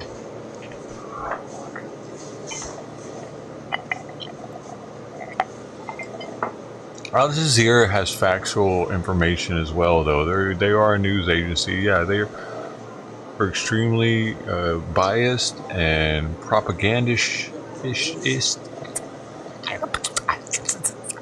Zatarans. It's New Orleans for rice. But it's still a news source, so they're gonna have facts too mixed in there with all that other shit, right? Like, look, they're talking to the White House. You think they'd be able to do stuff like this if they weren't semi-reputable? Presidents of elite universities have faced questions from an American congressional But all the panel big mainstream media news sources are anti-Jewish discrimination on campuses. The House Committee on Education says anti-Semitism is rapidly growing since the start of Israel's war on Gaza. But little was said about Islamophobia that is also on the rise in the US. Al Jazeera's Heidi Jo Castro reports from Washington, D.C. Tuesday's hearing, called by U.S. House Republicans, opened with a video showing what Republicans claim are recent displays of anti-Semitism on American college campuses. Demonstrators protesting Israel's war in Gaza and chanting Intifada, a call for Palestinian resistance. For right-wing politicians in the U.S., this is considered to be hate speech. You understand that this call for Intifada is to commit genocide against the Jewish people in Israel and globally, correct? Is it? I will say again, that type of hateful speech is personally abhorrent. Is it though? The presidents of Harvard, does that mean the University of Pennsylvania, and MIT were summoned to, as the panel's chairwoman put it, answer and atone for their Jewish students' I was asking a fucking question. During these difficult days, I have felt algorithms on me now, boy. I'm on a fucking federalist and everything, probably. Response, God dang it. Including online threats. Today, the Anti-Defamation League says nearly 3/4 of Jewish college students have experienced recent anti-Semitism on American campuses, including online threats. Today, in 2023, at NYU, I hear calls to gas the Jews, and I am told that Hitler was right. But Muslim Americans have suffered severe hate crimes since Dude, the there's war so much began. ignorance in the A youth too, 6-year-old though. boy was murdered nowadays. in Illinois, and 3 college students were shot in Vermont. Yet Islamophobia was barely mentioned in Washington's hearing room, where the sole subject was discrimination against Jews. You're not going to eat The Simon? Biden Guess administration what? acknowledges a rise in both anti-Semitism and Islamophobia and says it's working it out. with Fuck it. police I'll and leave it community groups to counter those threats. Heidi Jo Castro, Al Jazeera, Washington. Traditional festivities during the Christmas season have been called off in Bethlehem. The city in the occupied West Bank usually Man, not attracts this story. thousands of followers of the Christian faith over the period. A group of Ukrainian children ready to return to their home country. The exchange became possible after a personal request by the Emir of Qatar. Hopefully this is not the last transfer of children. We will try to ensure that more children return to their families in Ukraine. Any negotiations are difficult. They take a lot of time and effort. Thanks to the efforts, these negotiations were successful, and I am grateful to both the Russian and Ukrainian sides. Ukraine has repeatedly accused They said Russia no. of kidnapping thousands of children and taking them to its territory. Kiev has demanded that Western countries facilitate their return. But as Russian President Vladimir Putin emphasized last June, Russian representatives took the children out of the conflict zone, saving their lives and health. We evacuated entire orphanages absolutely legally because the heads of the orphanages were their legal representatives. Moscow never intended to separate children from their parents and will not be against their reunification with their families if the relatives show up.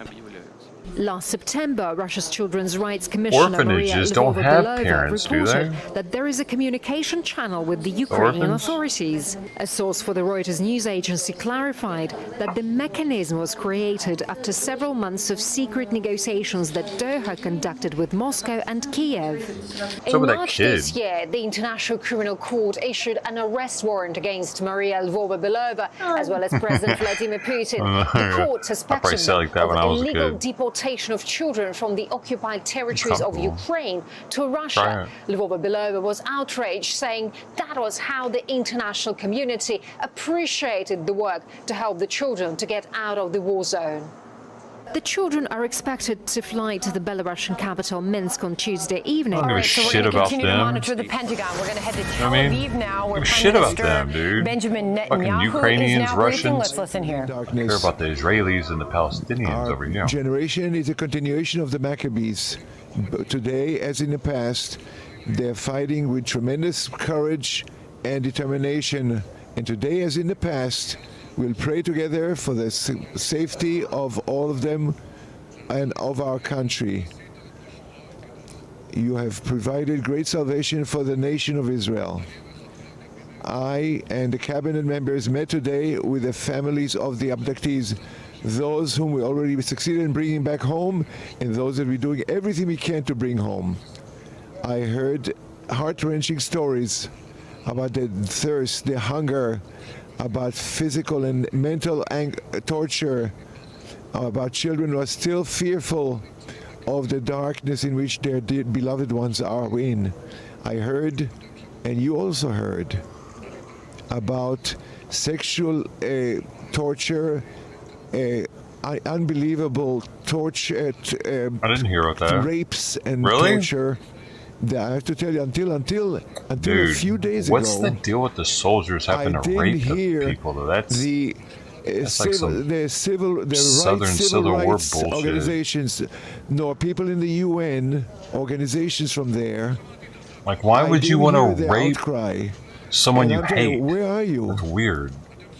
You were quiet because you're talking about Jewish women? I have to say this in a language that everyone understands. When they think that it's gonna, God will look at them a certain way. Is Allah okay with that?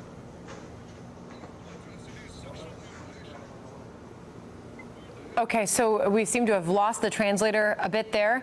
We're going to try to reconnect here, Brett. But this is obviously the Prime Minister weighing in very heavily on what he has heard about the atrocities being committed towards Israeli women. anguish and fear. I saw the one chick that had like blood on her pants, but who have I haven't heard about more rapings in Gaza. I understand the insufferable pain. I told the family we are doing everything we possibly can to bring them home. That's fucked, this dude. is one I of can't the even three imagine main having goals some we terrorist have, dick up in me. And the goals we have in this, and they each serve each other.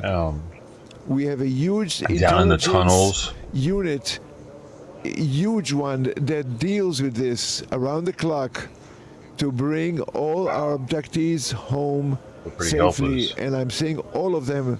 This is soldiers, men and women, young and old, all of them without any exception. And in every decision, returning the abductees is before our eyes. And we are on the right path. It was I saw today Emilia Aloni, right? who is 6 years old, going back to kindergarten. The kindergarten teacher is embracing her. Her girlfriends embrace her. And for one moment, in these dark days, the heart gets filled with joy. And it doesn't happen often. And we were able to bring 110 abductees back thanks to an unbelievable land warfare. That's the only way to bring the abductees, that's the only way to bring back the rest of them. We have to do this. Hamas is trying to tear us apart.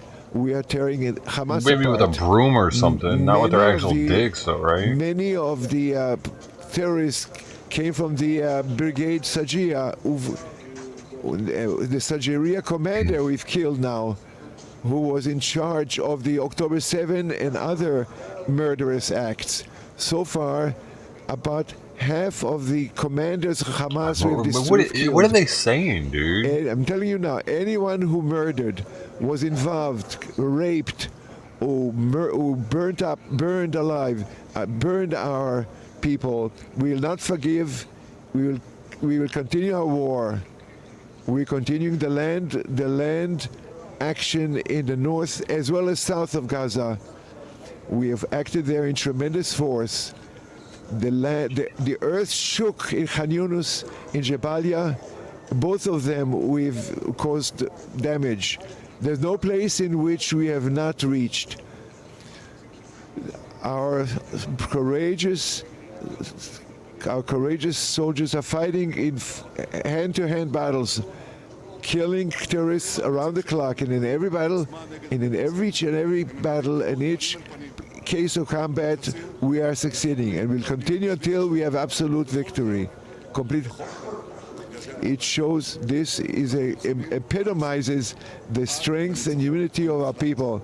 But for all of this, we have a price, a price that's unbearable, which tears our heart. Zusman fell in a fighting in Gaza. He was a hero of Israel, a great athlete, a fighter, unbelievable fighter. Additionally, four other from high school C, also from his school, also, and Nachman also was able to fight against 7. Also Ariel Reich, it's this, I think, maybe commander of armor, Shachar Zipman, and Vira Azani. He also, like the last two from paratroopers, I'm telling you to their family of Ben, Ariel, Shachar and Dvir. I'm telling to their dear families of all those heroes of ours who fell. They did not die in vain. We will fight together. We will win. We will destroy Hamas. We will fight until victory, until we reach all our goals. Return all our peace, destroying Hamas, and assurance that Gaza will never again constitute a threat to Israel. There'll be no element there who supports terrorism, teaches it, or finances terrorism. And one more thing about the day after Hamas. Gaza has to be demilitarized, and for it to be demilitarized, there's only one power that can do this demilitarization, and that's the IDF. No international force can be responsible for this. We've seen it happen in other places where they brought international forces for demilitarization. I am not willing to close my eyes and to accept any other arrangement. I repeat to the organization, to the civilian population of Gaza, to move out of the combat zones. And I'd also tell our friends in the world who are pressuring for a quick end of the war, the only way to end this war and to end it quickly, is to have strength, great force to destroy Hamas. If our friends want us to shorten the war, which is their war too, against the barbarism that is going to flood the world, they simply have to be strongly at our side. I'll tell them in English and every language. In the battle. Fuck, man. Fuck. I don't know, man. Citizens of Israel. Probably would have better off dying in the battle.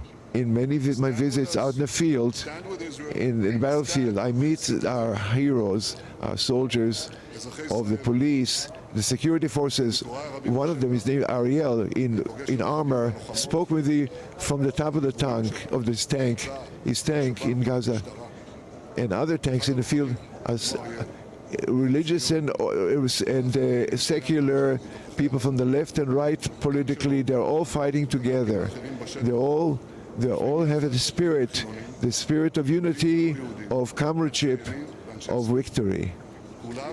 At the beginning of Hanukkah, we will again remember the heroes of the Maccabees, and remember too the Maccabees of our days, our heroic Maccabees of today. Together we will win. We will be victorious. Hey everyone, I'm Emily Campagno. Catch me and my co-host Harris. Let me see your nipple. Called the Ring of Fire strategy against Israel. And that's why I think in the Arab world in particular, if people understood this better, and I think many of the leaders do understand it, they would see this is not an attack on the Arab world. This is Israel defending itself from the leadership in Tehran. Oh, he's about to get lit up. And doing to the Palestinian people what has happened to them in the past, being used by outsiders for their own purposes. And I think if you understand that in that respect, it would be easier, not easy, but easier for many people in the region to understand what Israel's doing and to see where the real perpetrator, the real moral cause of this is. Dude, people like this guy are going to be dead soon. Look at him. That's cool. What is your view of President Not that he's going to be dead soon, but he's still here with that mustache and everything. You know, what are your views? I know you've got some provocative thoughts on mustache wearers are dying off. I think the two-state solution is irretrievably wounded. I think it was dead before October the 7th. I think it's dead and buried now. I don't think Israel is ever going to consent to the creation of a state on its borders that's run by terrorists. I think my view has been for a long time what I call the three-state solution, and nobody likes that either, but I would say congratulations to the Egyptian. You now have sovereignty again over the Gaza Strip as you did pre-1967. And I think on the West Bank, I think this is actually more doable. I think Israel and Jordan have to figure out a relationship that returns some sovereignty over the West Bank. Give Gaza to Egypt and give West Bank to Jordan? Part of the West Bank to Jordan. Now, I happen to think this is actually the best measure for the welfare of the Palestinian people. I think the notion of a Palestinian state that includes Gaza and an archipelago of dots on the West Bank, Jordan could control them, and it would be their own people. Palestinians and if anything goes crazy, we can blame it on Jordan or Egypt. Of a strong economy, their children need to have schools. They need to be in a place where they can lead a normal life. Israel never go for that, though. And in the Gaza Strip and many places of the West Bank, it's simply not possible. Let's not kid ourselves. Let's put the welfare of the Palestinians above ideological dreams. I mean, let me just wrestle with you a little bit on this. Why abandon the notion that somehow with security and autonomy and creating conditions where responsible Palestinian patriots that believe in, a sort of fair future for their people and a balanced future recognizing Israel. Why is that dream gone? Because, for 75 years, Palestinians have been trying to cling to that land. Well, they've been trying to cling to a part of the land they're never going to get back, which is called Israel. Their whole argument is they were forcibly displaced during the 1948 conflict and in subsequent conflicts, and they declare themselves to be refugees. 5 million, I think that's the right number, Palestinians are registered as refugees with UNRWA. The problem is we have allowed those U.S. John Bolton aims to weaponize the Palestinians against former Israel, U.S. National Security Advisor in ways very unfair to Palestinians. And we have allowed the idea that refugee status for Palestinians is hereditary, what gives him the which authority? it is not. Humanitarian doctrine on refugees across the world since 1945, with this one exception, has been that life in refugee circumstances is the worst outcome of all. Why are they for so the far refugee apart? population, they either need to return to their country of origin. Why or is they need to nobody be in this resettled. place? Given the politics, they're not going to go back to what they consider weird. their country of origin. It's not going to happen. Israel's not going to disappear. So that's why I think resettlement for the Palestinians themselves is the fairest, most just way to resolve their status. So how does that not fall into the definition of ethnic cleansing, which triggers all these accusations of war crimes? That ethnic cleansing, you hear it constantly, is what the criticism of Israel has been for Palestinians who feel wrongly displaced from their land. And right now, we see even the Israeli government trying to withhold Israeli, the settler movement in the West Bank and prompting violence with the West Bank to further encroach on this. Right. Well, that's not my argument. My argument is that after conflicts, there are often large flows of populations. If you look at the world after World War II, it was filled with refugees. Well, we see that with Ukraine, Russia. I mean, we see refugees all over the world now, right? And the worst place for these people is in refugee camps. It's especially the worst place when they live there generation after generation. The fact is that resettlement in viable economies in the region would make a lot of sense, but for the fact Arab governments don't want to take the Palestinians in. This is another consequence of the terrible decision to weaponize the Palestinian refugees. In Egypt, they're concerned that Hamas, which is a subsidiary of the Muslim Brotherhood, would simply be a greater threat to Egypt. The Jordanian government feels the same way. So there's a lot of work that needs to be done here. I don't deny it, but I tell you, resettling people in Gaza after this conflict is just going to mean the conflict is going to happen again. The Palestinian Authority is not an alternative. Back in the 2007 elections, I think it was, in Gaza, people were surprised that Hamas won. And many said, well, it's actually not because they favor terrorism. They simply will not tolerate the dysfunctional, corrupt Palestinian Authority taking control, and Hamas looked like an alternative. Let's face it, not much of an alternative. I think that Gaza is different from the West Bank. I think the West Bank is amenable to different solutions. But for Gaza, which is a large refugee camp, that is not a solution that is the best future for the Palestinian people. Let me ask you about what's going on inside America. Are you surprised by, this growing groundswell of criticism of Israel's actions after the Hamas attacks and U.S. complicity and support in that response? Yes, I am very surprised at it. I think it's a potentially a mortal wound politically for Joe Biden. In the last 50 years, the two parties completely reversed themselves. It used to be the Democrats very pro-Israel, Republicans not, often because of anti-Semitism, let's be honest about it, within the Republican Party. Now, because of the shifting views of the evangelical Christians who are more strongly supportive of Israel than some in the Jewish community, the Republican Party is close to unanimous in supporting Israel. The Democrats, I think, look split down Anti-Semites and all in the Republican Party. Amazingly. But the Democrats are split down the middle, and I think this is a really serious problem for Joe Biden in 2024. There are a lot of people who don't see this conflict the way you do, and they don't see the kind of pro-Israel stance in the same way. They may support Palestinians, see decades of injustice, see it differently. Some of these people are being canceled or fired, etc. I know you've always been a proponent of fair and open discourse and debate. How do you feel about the criticism of those who do stand up for the Palestinian side in this, and not Hamas, but Palestinian citizens who even from, whether it's David Petraeus or Congressman Seth Moulton or others saying, hey, there has to be a political horizon for these people. Yeah. Well, look, I think you can take that position and not be anti-Semitic, and I think perhaps it's because many people in America are so surprised at the extent of the support for Palestinians. But I do think there's a deal of anti-Semitism in the United States, and I think we're seeing it now. Well, former U.S. National Security Advisor John Bolton, I really appreciate you coming on this show and sharing your candid views. Thank you so much. Thanks for having me. Now we turn to Sarah Lee Whitson, the former executive director of Human Rights Watch in the Middle East and North Africa, it looks and a little currently better, the executive probably, director right? of Democracy for the Arab World Now. Sarah, it's very nice of you to join us today. This is a very sobering, disturbing subject on many levels. And let me just start out. If you were advising the Biden administration today, what would be a few of the key steps you would put in place in response to this crisis? So very basically, we think it's important that the United States starts to enforce its own laws and rules with respect to weapons transfers to Israel. And I think even a minimal application would require a suspension of weapons if we are to be in compliance with U.S. laws. Second, the U.S. needs to support a ceasefire.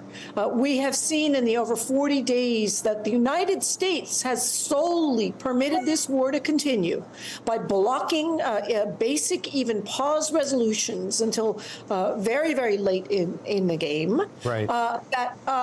No military advantage has come of it, really. All we have is an unbelievable level of death and destruction. By some calculations, over 75% of the casualties are civilians, and over the vast majority of those are women and children.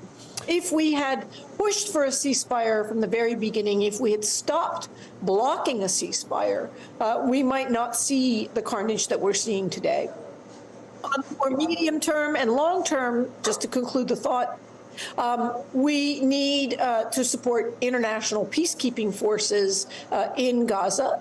And we need to commit internationally to the reconstruction of Gaza so that we do not permit Israel to achieve its goal of depopulating Gaza, to ensure that the people of Gaza can return to their homes in what is now being called North Gaza, and to not allow the war crime of forced displacement to be fulfilled.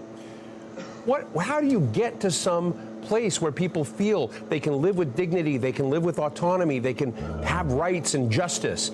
How do we get there? Well, I mean, those are two very different questions. I think the first is about the forced displacement of Palestinians, including some Israeli plans to relocate the people of Gaza to Egypt, for example. And some of the talking points that I'm seeing floated around there is that this is for their own protection, this is for their own security. No, it's not for their protection and it's not for their security. It is to fulfill Israel's long-held desire to depopulate Gaza. And the United States and the international community should not facilitate that. It should not facilitate creating a permanent buffer zone of Gaza's territory, nor should it agree to cramming Palestinians in so-called South Gaza permanently, and certainly should not agree to forcing Palestinians to go to Egypt and to try to resettle them there. If the people of Gaza need urgent medical care, Israel is responsible for providing them that military care. Why doesn't Israel open up its own borders and boundaries if it wants the people of Gaza to flee from Israeli bombs and bombardment? Egypt should not have to shoulder that burden and find itself complicit in these war crimes. As for a longer-term solution, I think that for the last 30 years, via the Oslo Accords, the international community has been stuck in a stale and expired framework that demands some kind of a negotiated solution between two blocs, one bloc being the Palestinian people and one bloc being the Israeli people. And only after that negotiated solution can Palestinians hope to enjoy basic human rights, equality, and freedom. That's a failed approach. And the right approach is to say that, in fact, the first thing that needs to happen is that Israel needs to respect the basic human rights of all of the people under its sovereignty. And all of the people under its sovereignty do indeed extend from the river to the sea. It needs to ensure the end of occupation and the end of apartheid. From which position the people under Israeli sovereignty can vote democratically. Maybe some Palestinians choose one answer, maybe some Israelis choose a different answer. However it is, that answer of how that territory should be configured must be a democratic process, and nobody can impose that on the people against their will. Right. That's a basic tenet of democracy. Sarah, let me ask you about the human beings in this equation right now in the hostage swap for prisoners. We're seeing a lot of the pictures, at least I am, of the hostages that have been released and come back into Israel. In many cases, it's very moving. The families, the people, the stories behind them. I'm interested to also know about the prisoners who've been held. And to the degree that you know and that you can share your perspective, because some Americans have said those are criminals in Israeli prisons. I'd like to kind of have a deeper understanding of the Palestinians that are being released in this swap. Well, as you know, aside from their names, there's very little information that is coming out about these prisoners. I guess so far only women and children who have been released. And it is forbidden in Israel for Palestinians to celebrate the release of their loved ones, for these prisoners to talk about their imprisonment and to describe what they've endured in detention. I think it's very important for viewers to understand that though these people are called prisoners, many of them are not lawfully imprisoned. They've never had a trial. They've never had evidence presented against them. They've never been able to challenge their detention and their imprisonment because they are subject to military rules that allow for what Israel calls administrative detention. That means that I, as the state, can imprison you on the basis of secret evidence that I don't tell you what that secret evidence is without bringing you before a judge and renew that detention and that imprisonment indefinitely in perpetuity. I can be world peace. So many of the people who are now released from Israeli captivity have never been lawfully imprisoned. They have never been found guilty of any crime. So to call them criminals is really, really jumping Dude, ahead I'm losing of subs the every evidence. day. And we know What's that going there are on around thousands here? of Palestinians, Damn, it is including a women, shitty holiday including season. children, who are imprisoned in this Kafkaesque, unbelievable system of imprisoning people on secret evidence. You don't like my indefinitely. anti-Jewism, I guess. But a lot of people look at the Israeli-Gaza crisis as a function of proxy battles of other players. And I guess the question I have is, how much of this is, that's a mistaken blind spot? This is really about Palestinian justice, not Iran, not a pro-you. I want to know how you look at it. I got anti-Muslimism too. I think I've it's lost an insult to fucking 37 Palestinians subs to say that they are merely in the past proxy 28 agents of days. Iran. Iran may be choosing to support some armed And I groups lost a shit ton in the Middle last month East, too, because look at just that. as other parties in the region, very unfortunately, very sadly, support other armed groups in the region. Just the way the United States was supporting armed groups in Syria. Just the way that other countries have unfortunately been supporting armed groups and terrorist acts inside Iran. Unfortunately, I don't think anyone is innocent of that. But let's not confuse that with the grievances that open up people to receiving weapons, for example, that give them something to fight for. Let's just recognize that Palestinians in Gaza in particular have been living under an unbelievable siege since 2006, a near complete closure of the territory that has stifled and strangled the 2 million people there, cutting them off from the rest of the world, limiting She just said cutting them off after I said YouTube's cutting me off. Regular patterns of bombardment. I'm connected. I think the fact of the matter is that if it wasn't Iran, somebody else would find a way to support these grievances that Palestinians have. Hardly any kids watch me. That's good. Maybe for nefarious ends or not. 0% but that doesn't take away from the kids. fundamental grievance. Fuck out of here, As for the idiot. larger geopolitical consequences of what's happened since October 7, I think it has exposed really the complete failure of the Biden administration's strategy and approach to the Middle East, one that was predicated on pursuing so-called stability by aligning who the fuck's in here watching Master Grifter and Glory with B? various petrodollar dictatorships in the region, and thinking that they could bypass the Palestinian entirely, the Palestinian problem entirely, by building these little dictatorial alliances in the region. 1791. Who are you? As a strategy watching for these stability, people? Freedom Express Media. Have stability so long as you have this sort of extreme oppression and subjugation. The natural human instinct is to resist and to fight back, and you will not be able to ignore the occupation of Palestinians and bypass resolving that conflict as a path to Middle East stability and security. I hope that the Biden administration has woken up to that reality, and I hope that the Arab states that signed the Abraham Accords, thinking that they too could profit and benefit from bypassing Palestinians by getting little payoffs from the United States. I hope they too rethink that and rethink the dangers to their own stability for being seen so closely aligned to Israel in the face of this massive slaughter of civilians there. But that remains to be seen. Sarah Lee Whitson, Executive Director of Dawn and former Executive Director of Human Rights Watch in the Middle East and North Africa, thanks so much for your candor in joining us today. Thank you for having me. So what's the bottom line? I feel Ambassador Bolton is wrong on ideas like resettling Palestinians elsewhere, which amounts to a continuation of the ethnic removal of Palestinians from the occupied territories. Some would call this ethnic cleansing, a war crime.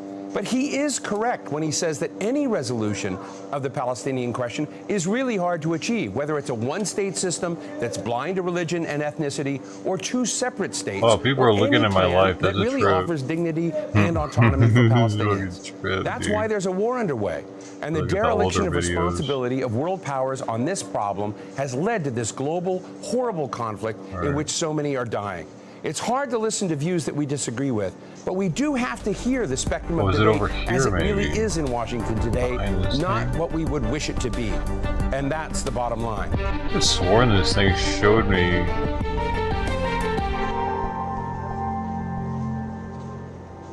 unsubs before by day. The damage in the heart of Grindavik, evidence of earthquakes that prompted its evacuation on Friday. A sudden emission of toxic gas, a possible precursor to an eruption, was enough for authorities to order everyone out. There's been nothing on the scale of this emergency. Oh, is it here? This is where I do it. Okay, yeah, I just had to hover it. That's right. This peninsula and the people who live here is that this isn't just about an imminent -4 on the 30th. a long-term shift into a much more volcanically active and dangerous phase. Past couple of days, right? Rika Peterson has been monitoring Iceland's volatile geology for more than 20 years. She says what's happened in the last few days is evidence of a transition that could last centuries. The peninsula will be dormant until a new activity period starts, and that can also last several hundreds of years. I don't give a shit about that. Out of here. I'm gonna be dead before any of that's anything we care about. I'll be dead, man. 1, 2, 3. What are we fighting for? Don't ask me. I don't give a damn. Next stop is Vietnam.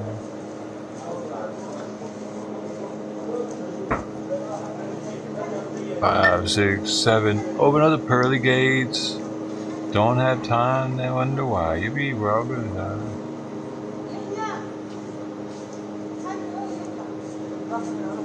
Get it? Gates. Sounded like 8.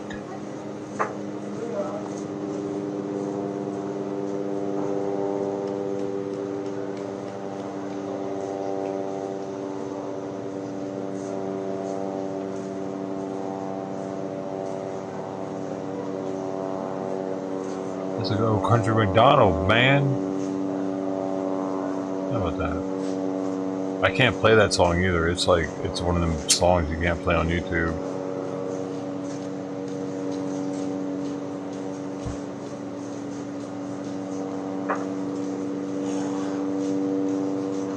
You know, these people have a lot of phlegm, I've noticed. They're phlegmy in their way they talk and in the way they walk.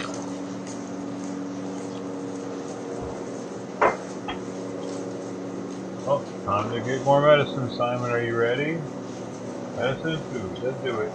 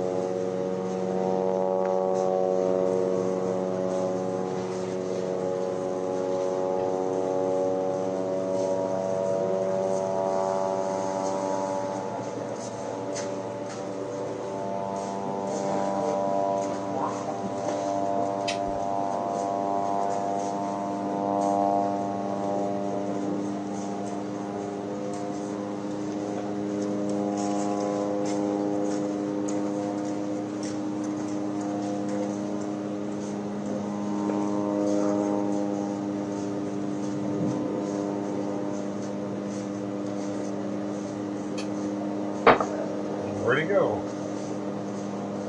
He went dead.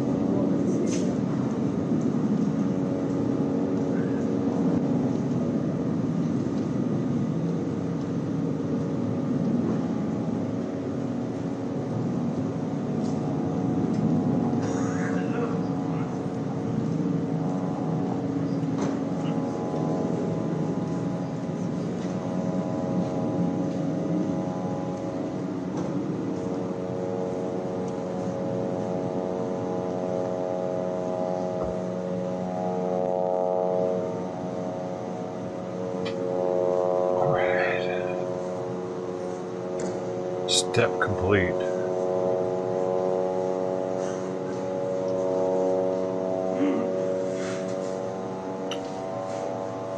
Bot down again.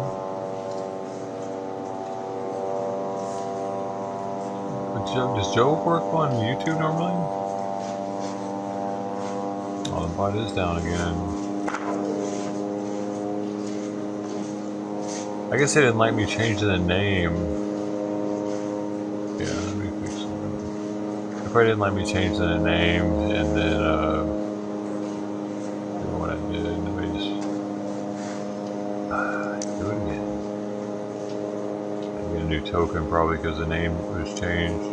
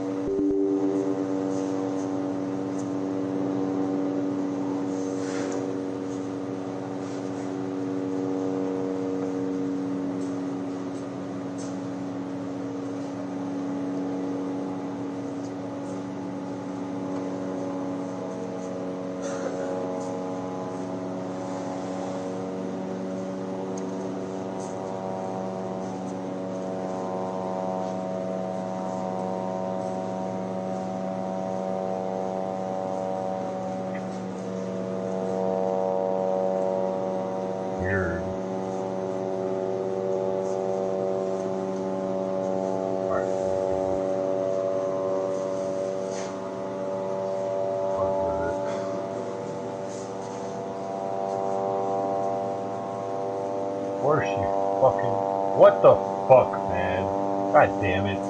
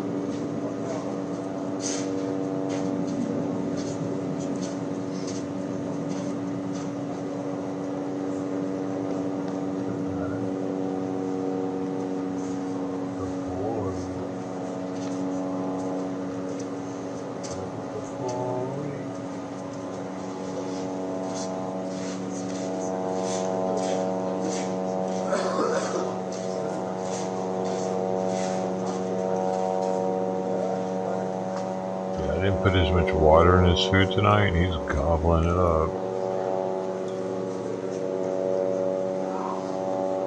He likes that water-free food. Huh. Chef kiss, exactly. That's perfect. That was a perfect gift for that. It was such a completely random gift. I had no choice on that when I typed a gift.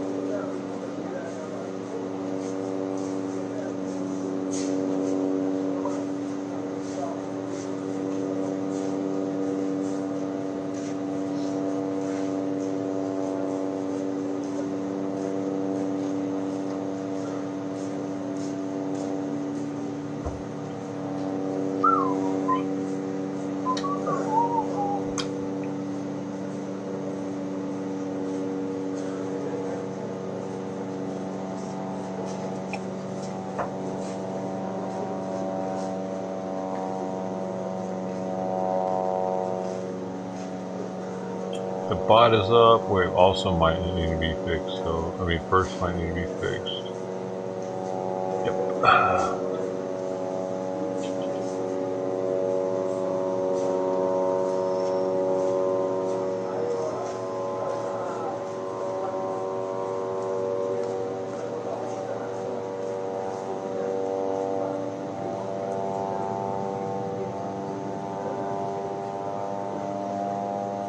I had to start YouTube first earlier to get this to work, but is it gonna work now?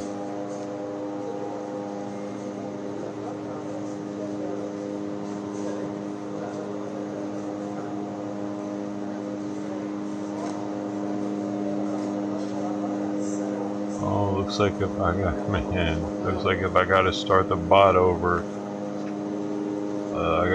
I gotta start YouTube. I gotta shut Twitch bot down and start YouTube bot up. So Awesome's not gonna work for the rest of the stream unless I want to shut YouTube Twitch bot. Start them over. Yeah, I can test it right now just to see if that's it. I'm pretty sure that's it though. So close Twitch, close YouTube. I'm gonna do all the bullshit involved with this shit. Not do anything, I guess.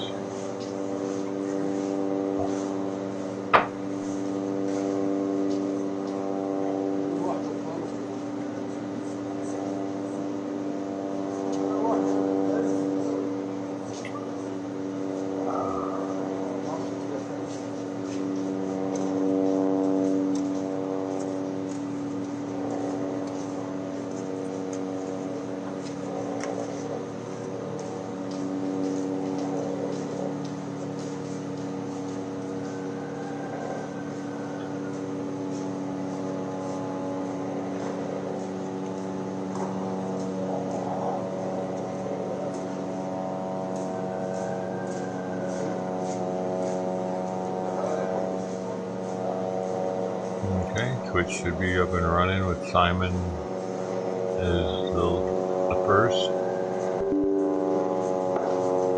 Oh, wait, I was supposed to do. God dang it!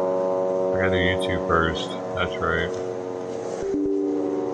I'll get this shit eventually.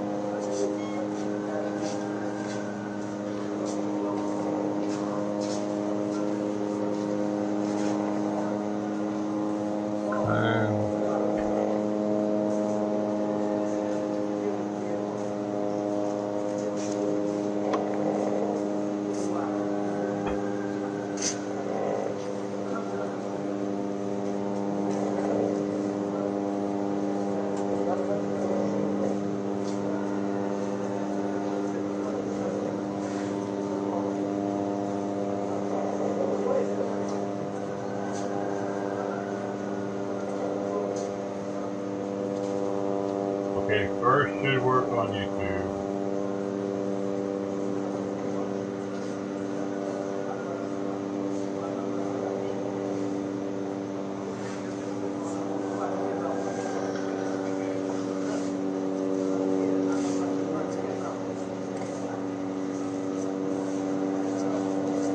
Gifty should work on YouTube.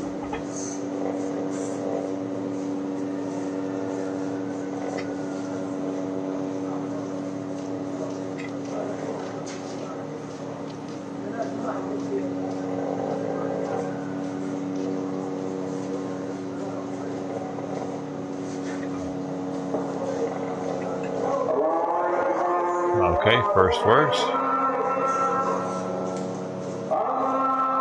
Oh, I need to block gifts work. I need to block the bot too.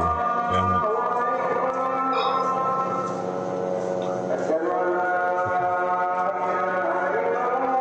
I'll start Twitch.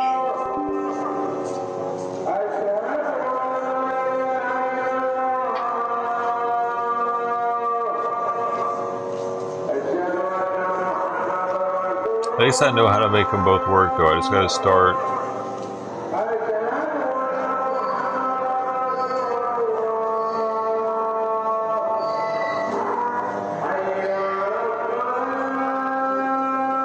Dude, something's wrong with that donkey.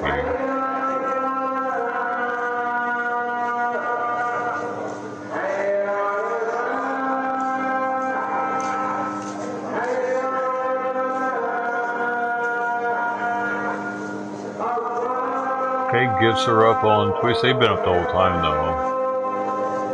This doesn't work off of this bot. I just gotta get Simon up.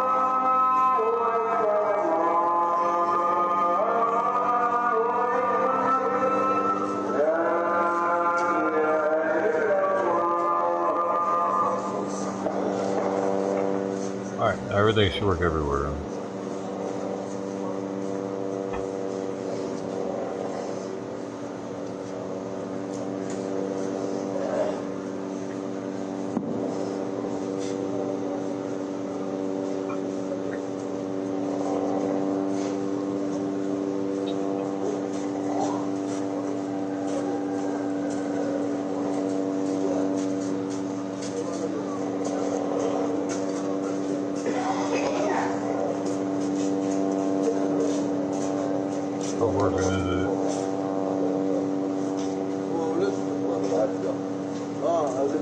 That's working, alright.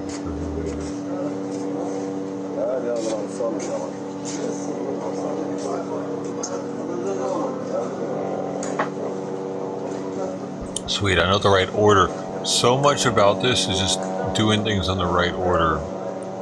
And that's, like I said it earlier today, maybe you weren't here. That's why this is a lot like flying an aircraft or something. Because you know how they have the checklist and they're like, check, check, check, check. I do that with this. Like before I go live,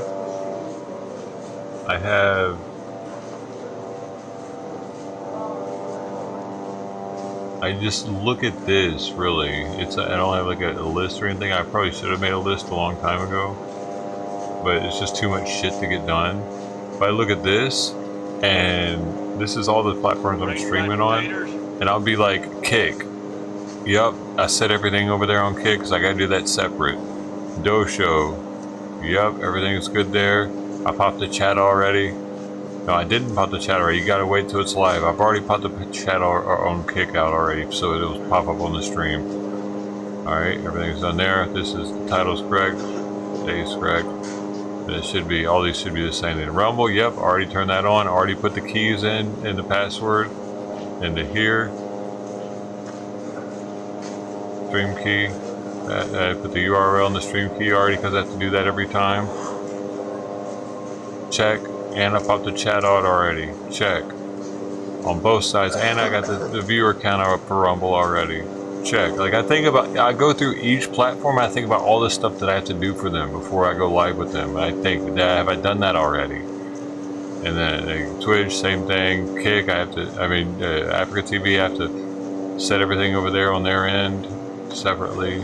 So I have to think about it. If I did that, I gotta remember if I checked this, if I put these hashtags back up here for Twitter, because I have to do that separately when I update everything. You know, because Twitter, you put the hashtags in the title, so that's totally different. I gotta treat them a little differently.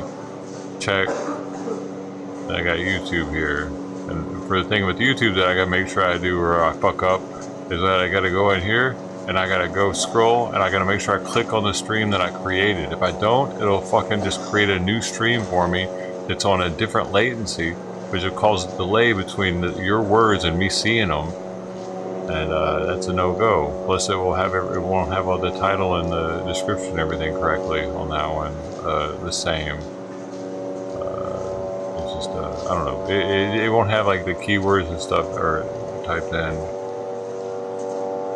So I have to check on that. Plus, the chat has to already be popped out on that one, and as well, this chat.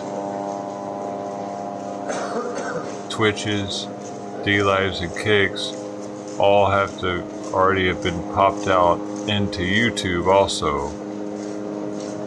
Kick does it automatically, D-Live does too, but I gotta do Rumble and YouTube. I gotta put them in there myself. And all this, I have to do all this before every single stream. As well as all the Chrome pop-outs that I have so that this shit shows up on the screen like it's been doing. Oh, and don't worry, this isn't giving any kind of information. This shit is important as that. Oh shit. Oh shit. Okay, we're going down on Rumble right now. Bye, Rumble. Holy shit, how did I do that? Where's my...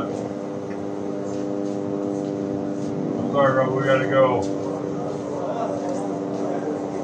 I can't believe clicking on that made it show up, but I got in that stream instantly because somebody could fuck me over right now if I don't.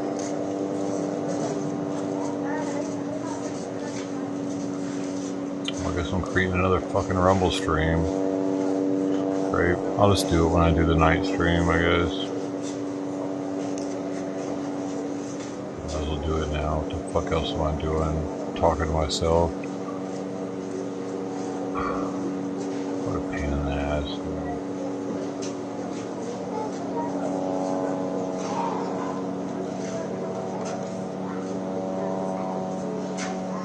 I have to end it though before the, because here's what would happen with that. If I don't end that stream, if somebody takes that stream key and starts broadcasting with it, they'd be able to keep my stream up even after I turned it off, even after I disconnected. I'm not sure if I'd be able to turn it off at that point. I'd probably still be able to end it though, but still, I'm not taking any chances.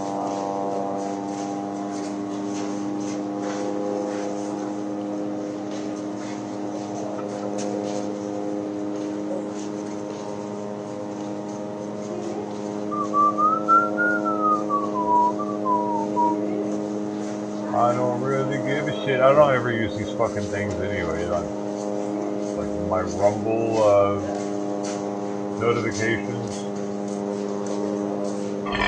Who gives a shit? Wasting time, that's all. That's what pisses me off.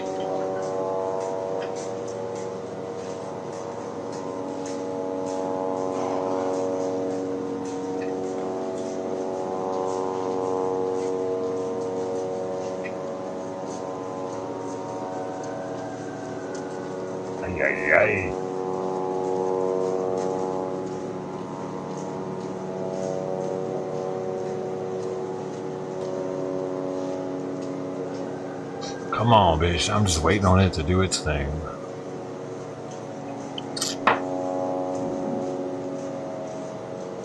Bro, be lagging.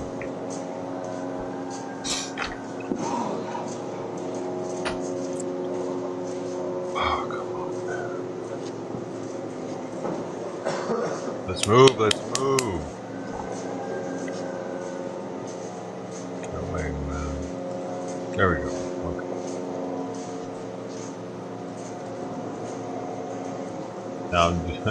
Now I'm putting in that same information that I just showed you. I have to put it in again because both of those will change. Not only the stream URL, not only the stream key, but also the URL changes. So once I end that, they can't do shit with it. I'm not using that anymore. Neither one of them. Alright, we got that locked in there. Now that we have the stream set up, I'll go in and pop the information in so that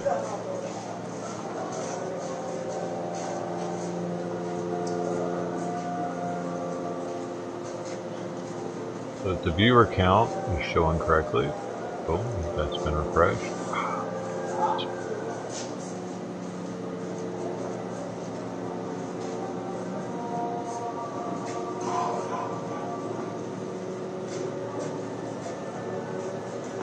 Dude, somebody asked me yesterday if I'm retarded.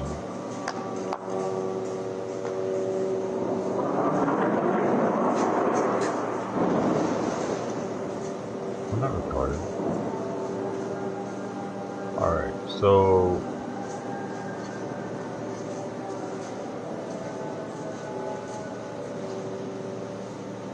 I can see how I could seem retarded.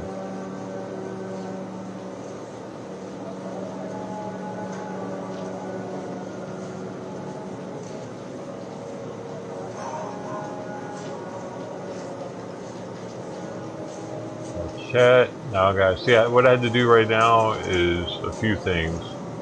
I had to go to Chrome, pop out the chat so that it'll pop up on the screen again. I had to get the link and pop it in my tab for the viewer count. All it is it's this big, and I put the link for the new stream in. When I'm doing it the second time, it's not a big deal. It's not that hard to do it. It's not hard either way, but it takes more time when I'm first doing it. Like when I reboot the computer or something. There I was just able to because it's sized already for me, so I can just put the link in and copy and go, and it's already, boop, it pops up perfectly. Otherwise, I normally have to size it and get it situated on the OBS overlay. That's when I restart though. So now I also need to pop out the chat on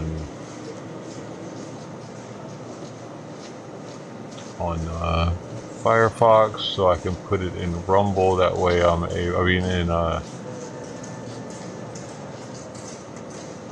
OBS so that I can comment back the chat I want to. So I go to docs, custom docs, and go to Rumble, copy, paste, apply, boom, it refreshes that right there. And now I got Rumble chat on the OBS. Rumble, DLive, Kick, Twitch, and YouTube. And then this is what's like, I can click this and it'll pop up on the screen. The OBS doesn't come with any of this, by the way. Like this, it does. The docs, it does, if you know how to use them. But like, there's a lot of stuff going on my OBS. It's like OBS is open source, so a lot of people make different plugins and stuff for it. So everyone's OBS is different. if they're not like new, a new person's not gonna have anything. So he's gonna be like, oh, a bunch of other new people. But once you get to doing this for a while, your OBS is authentic. It's authenticated. I am authenticated. I forgot. I gotta start Rumble. Beak! Here they come. Trickle in, trickle in. Now the number should go up from 3. Welcome, Rumble. I love you. I'm sorry it took me too long.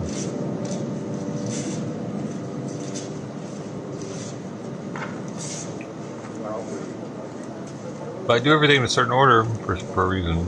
Because when I start the stream, I want as many people to be able to have their word matter. So I have to do it like that. It takes time.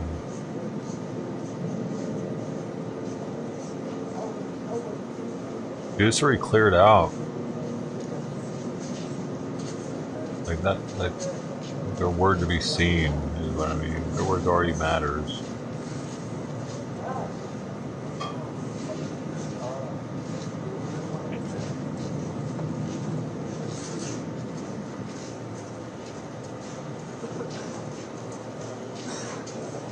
It's only a 3. Maybe it won't go up.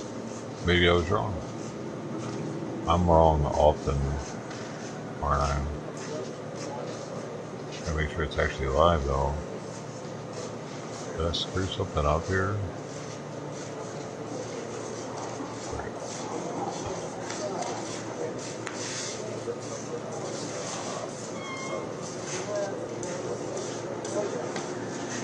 Hey Rumble, hey, if you could just hit that like button, you'd be a doll for that. You'd be amazing.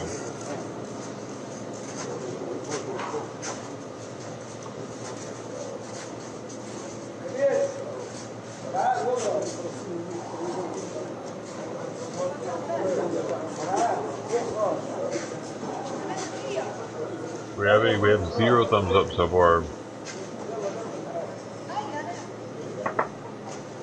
Should I have went live for these ungrateful little shits? Or should I just kept it down?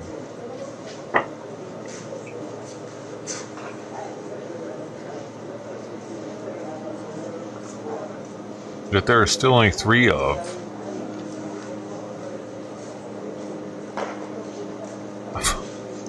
I think they might deserve a dick in the mouth.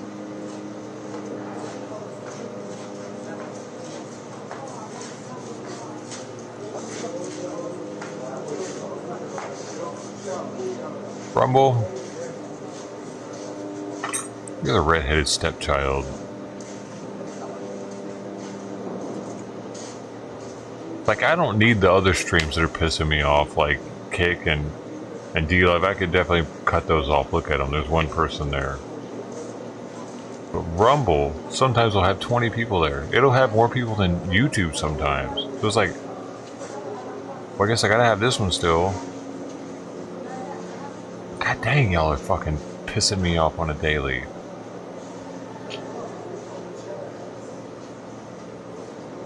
Because I know you're not mine.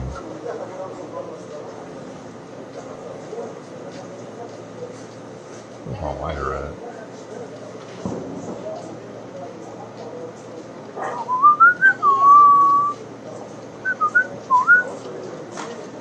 By the way, if you didn't understand, that's what redheaded stepchild meant. That's what it means. You don't like the redheaded stepchild because you don't have red hair, and because he has red hair and it's the stepchild, it constantly reminds you how it's not actually your kid. Okay, if anybody didn't understand that thing, there you go. It's not hating on redheads. You fucking idiots. Where's my lighter at, dude?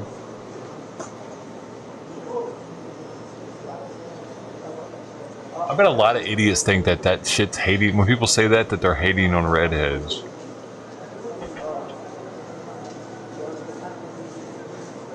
Here it is.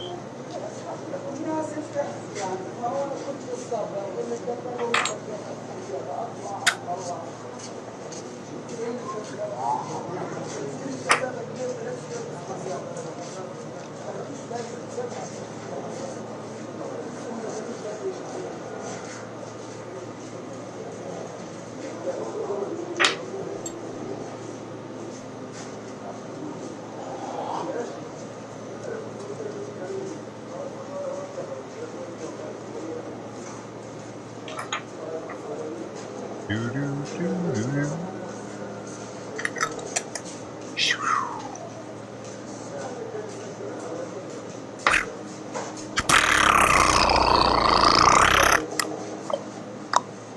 you ready for this? What's up, Rum? Hey, I see you over there, Roaches. Did you give me a like? Were you my only like? Roaches. I love you for that. Thank you. You're so sweet. Did you stay over there though? Because if you didn't, they're gonna punish me. Dude, I swear they do, dude. If you only like and leave, they punish us for it. Sorry, but I do appreciate this sentiment.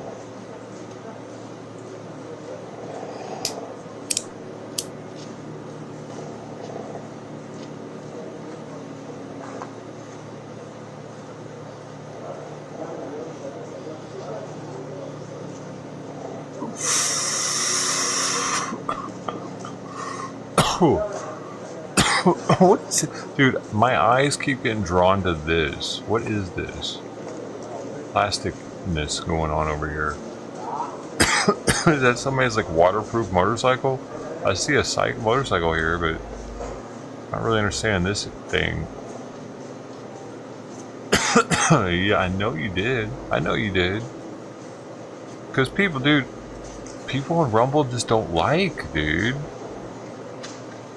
They're hateful little shits over there. They want everything for free. They think that I should just be streaming to them because of course I should.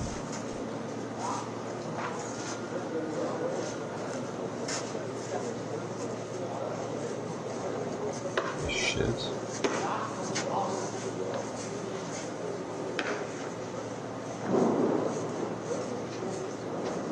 You know, I took like months off of Rumble at one point. Y'all remember that? Months.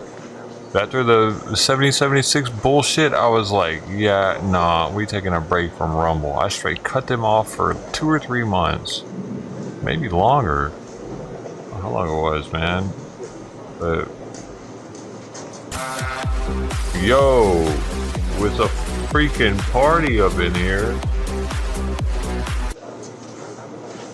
World champ in the house. Thank you so much for the freaking subbed, bro. With the prime, with the freaking prime. Your only prime. You only get one, man. You only get one. You used it here, dude. Thank you. Seriously, thank you. Bottom of my heart. Happy holidays. That's amazing. I came out of nowhere. I miss hearing the dude. I really wish I could turn off that celebration music though, because I missed hearing the. Ever since I can remember, I always wanted to be a gangster. I can't hear that anymore. I miss it. You know, I just want to hear it. Hold on.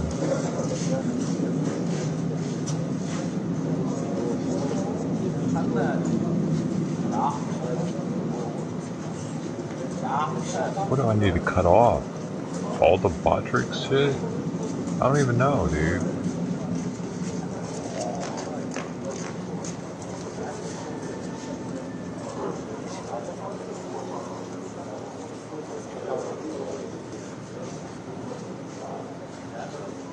Oh well, we ain't gonna be able to hear. I'm taking too long now. I was signed out. I didn't realize I was signed into some other fucking account on Streamlabs. Ever since I can remember, I always wanted to be a gangster. Good fellas. Burn, burn, burn, burn, burn, burn, burn. I miss it. I'm tired of that shit being over it. I don't want it to be there. It's there, man. I don't know what's doing it, but it's an overlay that I put on the stream. This stupid ass music on top of it.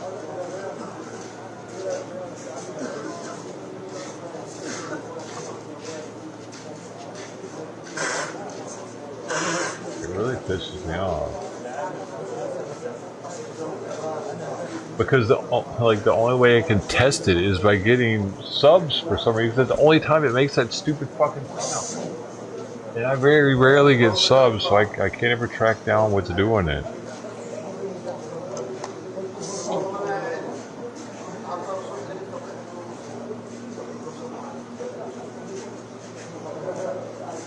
I want to turn Quadtrix off. And what else did we do on it?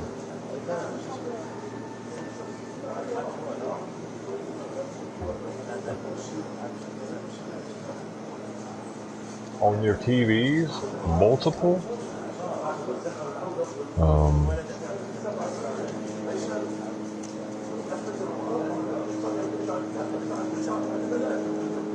Damn, man, I don't want you to get overloaded.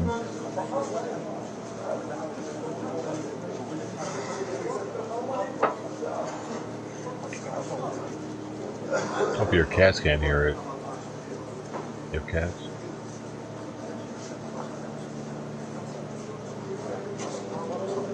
I do appreciate you for it, though. Hard work. Thank you for the recognition and yourself, your friendship.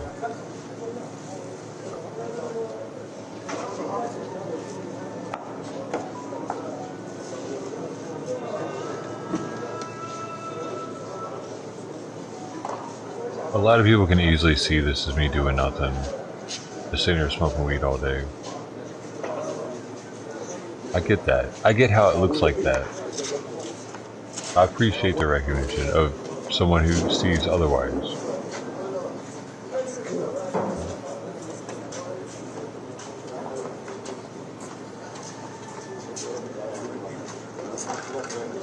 You can, like, do productive things while smoking weed. A lot of people don't see that.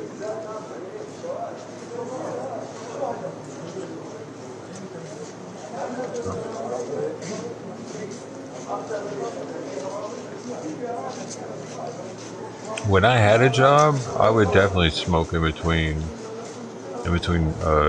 like on break, all the time. It made me a better worker because I didn't give a shit about being at work like I did before smoking.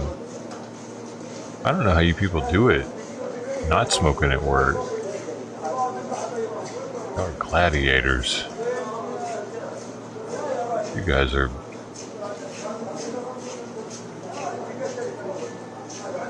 amazing.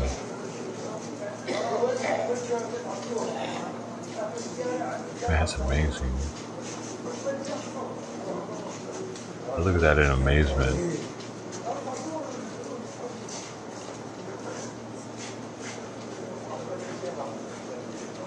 Your whole neighborhood.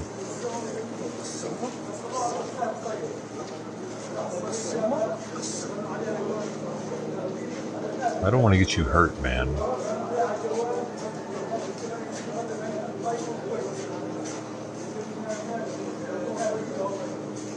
We should lower the volume.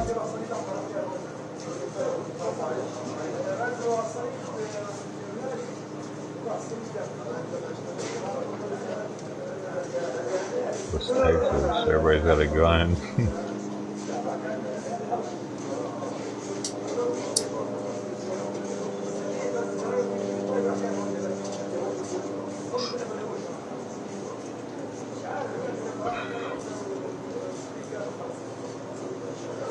So that's what the TX stands for in your name?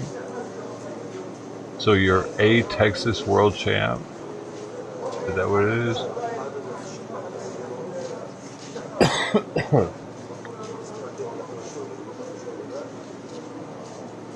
Oh, gotcha. That's right.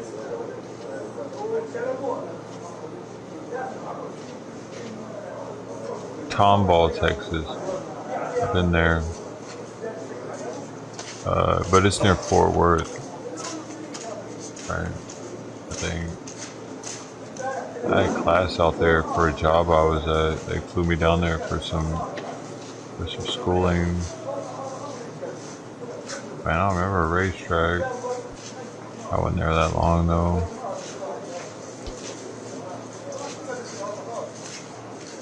I also had to get my car when it got floated over from Hawaii. I had to drive it up from there to Colorado. That was my first time in Texas, actually. I flew down there and drove my car back up.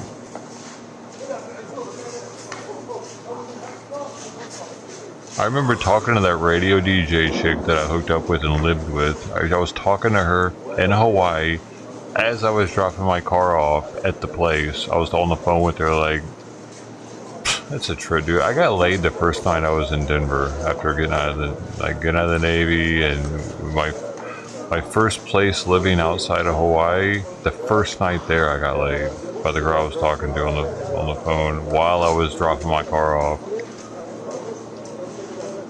That's a trip. She was a hussy though.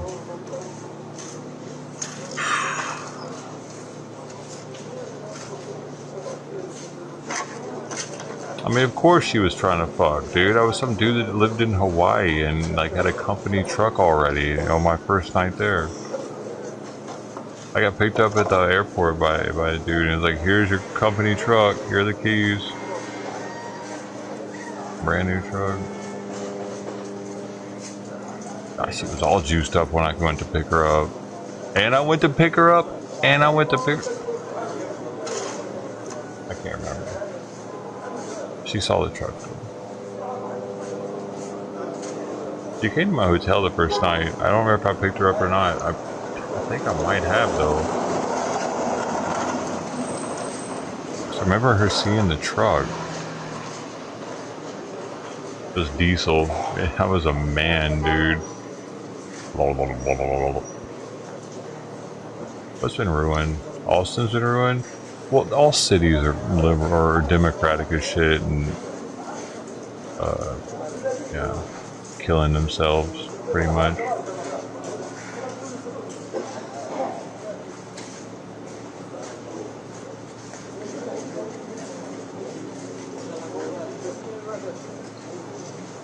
But honestly, if it weren't for California's democratic ways, I probably wouldn't be here right now. So, yeah, there's that. I had to come to a democratic state or democratic city to get back on my feet.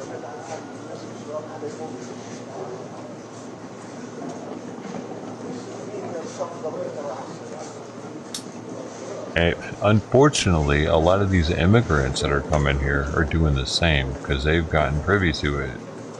They know what's up and they're working the system with it though. They're coming here not actually escaping persecution, but just wanting to get paid. They've studied the system or some shit. They got textbooks on it down there. They got classes, I heard, for $10,000 in, I don't know if it was India or China, but it wasn't South America, it wasn't Mexico. They have classes on coming to the United States and taking advantage of our system.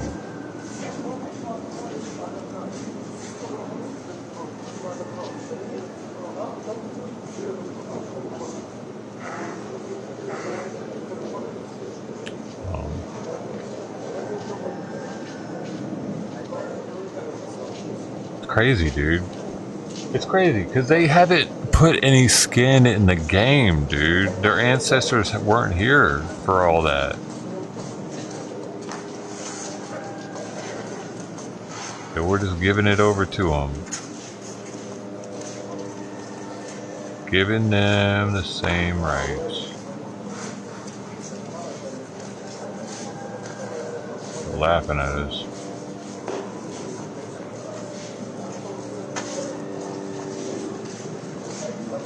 Because they ain't willing to fight like that.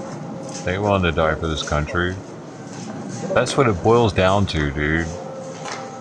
Willing to die for the country. Anybody that signed up for the military is willing to die for the country, period. That's a very small percentage of our population.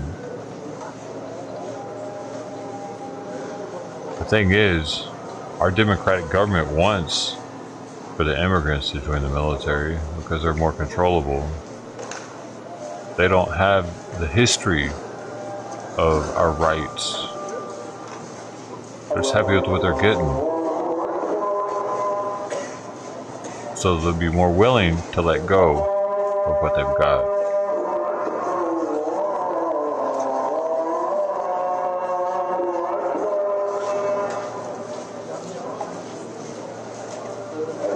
This guy's sweeping.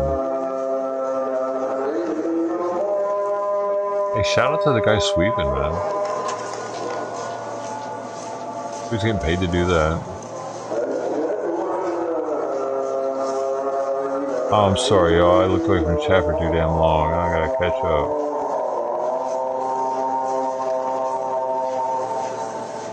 What's SFO light?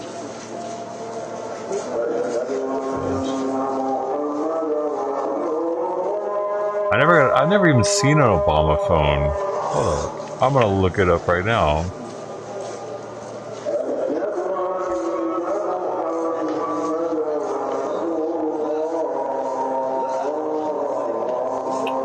Oh, there's a website for it. Did you know that? Obamaphone.com? You can still get them. You can still get them? It's actually called Obama Phone. I'm blown away right now. I didn't know that. I thought that this is what people called it. Because he was the one in office. The fact that they call it Obama Phone is stupid. I'm sorry, I don't like it. It's weird. It's cheesy. It's fucking so cheesy. We're naming shit after presidents now? It's different for the forefathers. Oh yeah, Bidenomics, that's the thing, I guess. It's official.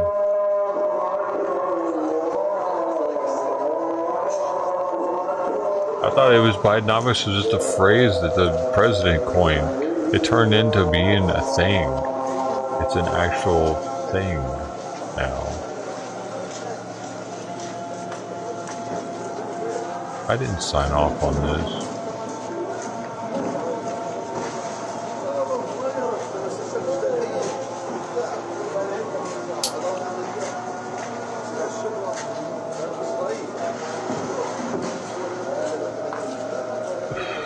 You know somebody just bought a bottle of liquor for like $1 million from McCullen, 40-something years old or something? Isn't that crazy? Smaller than this. Smaller. This is a liter. They bought 750 milliliters for over $1 million. Dang, that's so stupid. What are you doing?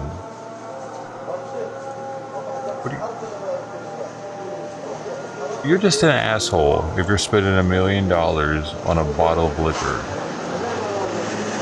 Sorry.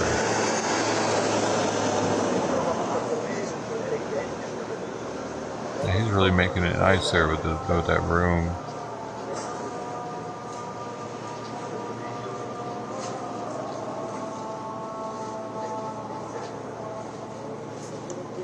Like the amount of stuff you can do with $1 million, and I get that it might increase in value. You put it in your safe or whatever, and maybe he's a billionaire, so $1 million is nothing. But it doesn't matter. Like if you're a billionaire and you just waste $1 million like that, and you could have like helped so many people, but you're just like a little selfish asshole like that. What the fuck, man?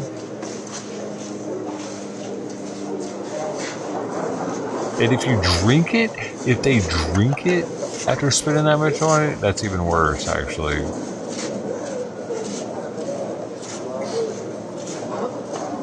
That's definitely worse. That's like, you might be going to Jew hell for that one. I don't think any Jews can drink $1 million bottle of whiskey and get away with it. They don't go to heaven anymore after that. The Torah says something about it. Done it? Have you read the Torah?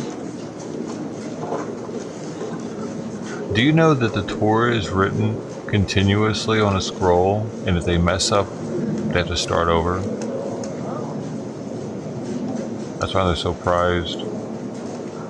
They have a celebration when one is complete because of that.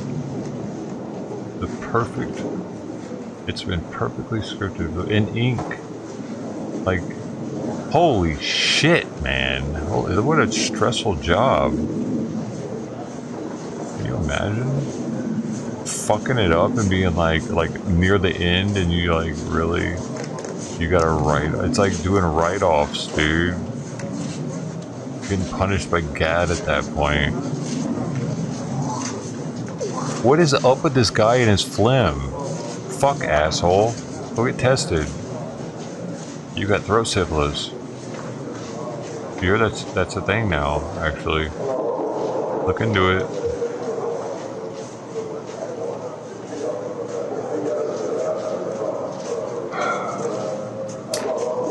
Do you want me to show you?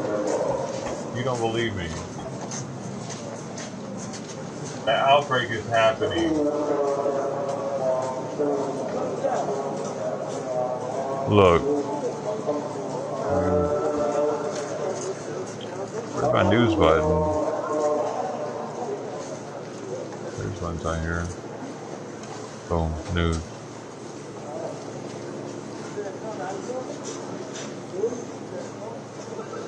Oh, it's always been spread, but there's a... Don't fuck up, dude. Hitler died of syphilis, you know that? Be careful. Dental, damn it. They got flavored ones. You can taste like blackberries. I heard they don't feel very good, though. Women say that they're, it's probably like having a condom on.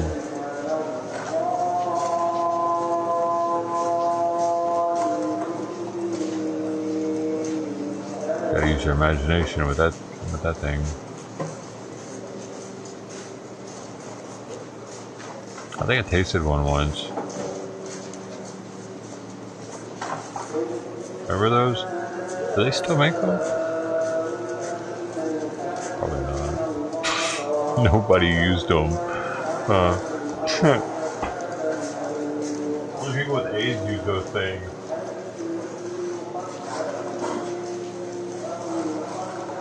How to use a dental dam. They probably teach about these in sex ed nowadays.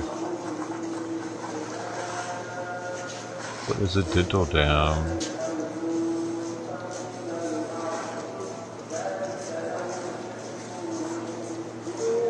Oh my gosh. Guide to using dental dam.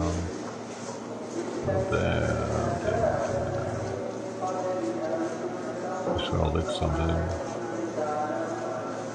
A dental dam.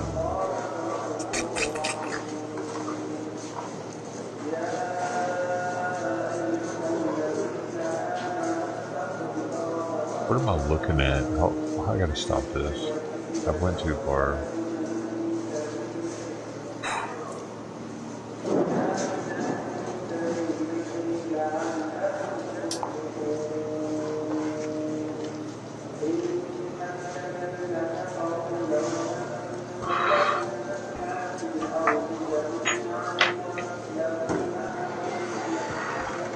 I think he's a good singer. I can't eat that.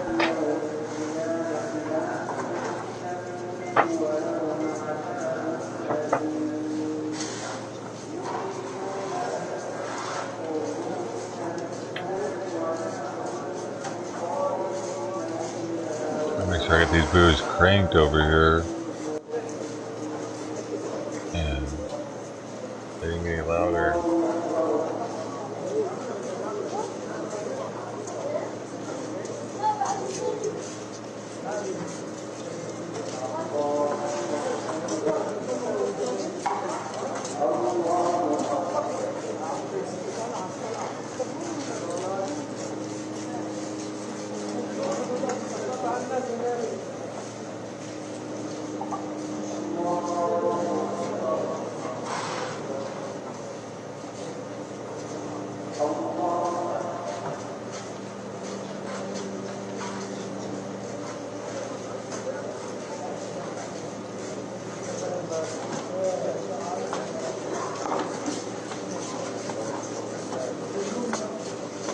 time is it there? There's a lot of people just walking around.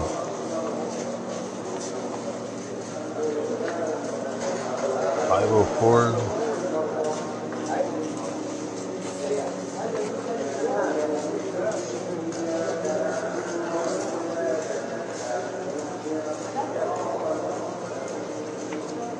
Where are they all going, man?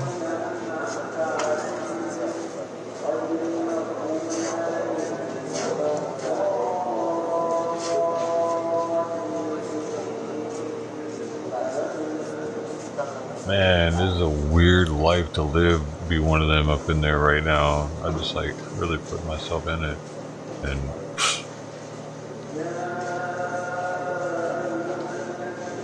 I wouldn't want to be there.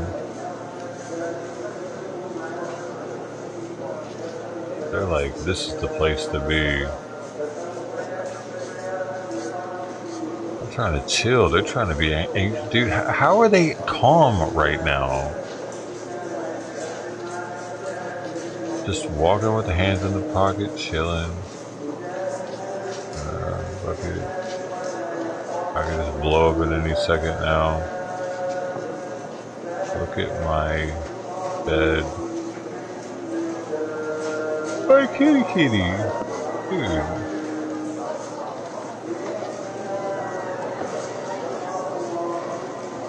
Is everyone homeless? Because they don't look homeless.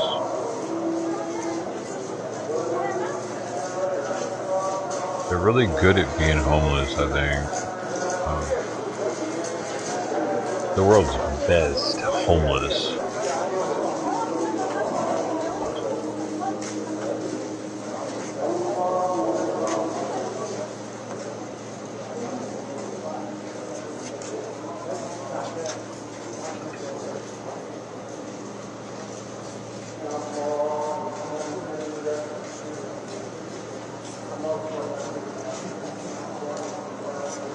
Yo, what did that say? Oh my gosh, I can't read it. I didn't have it big enough.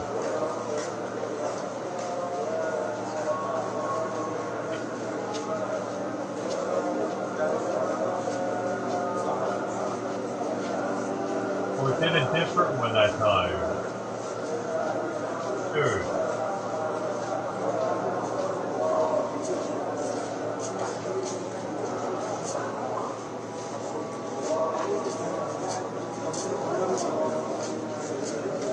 I found a downside to the Twitch bot. It does a Twitch gift. It doesn't give the same response 2 times in a row. It's kind of a bummer.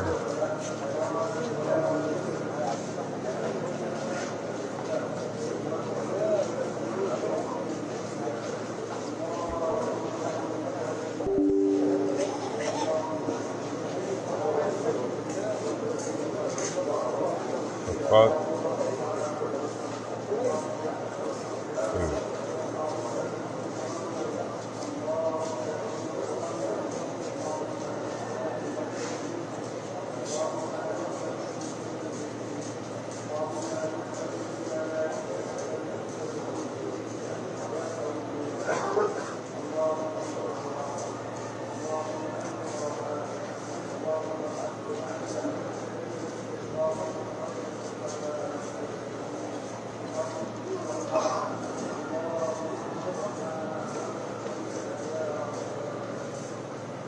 Zone kick. Roaches is zone kick too.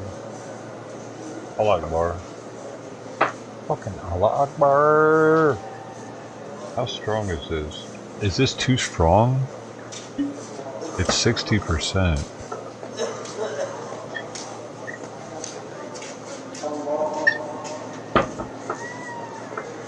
A big ass bottle.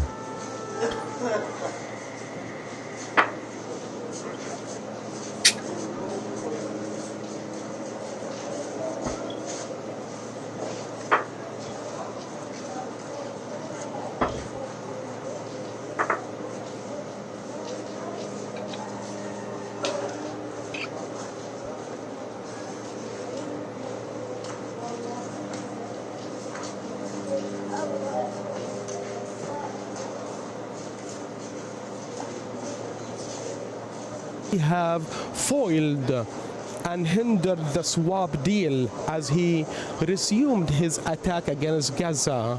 They are under the threat of being killed by the bombardments in the once Israel stops its attacks.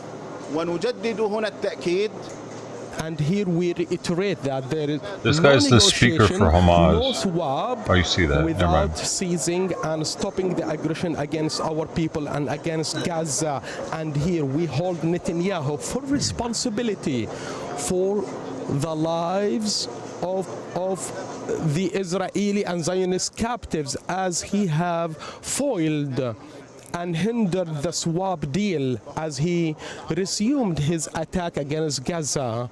They are under the threat of being killed by the bombardments of Netanyahu's war machine.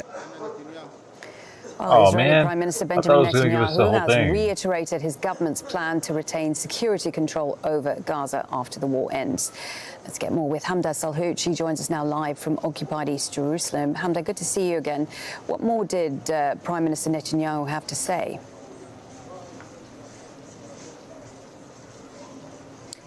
Israeli Prime Minister Benjamin Netanyahu essentially just reiterated the 3 goals that he has for the war. And additionally, he spoke about what the Israeli... I wanted to hear other stuff, dude. I wanted to hear what that other guy was saying.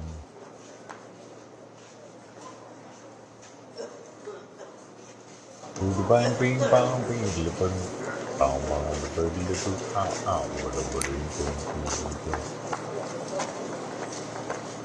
I'm sorry. Listen to the footsteps.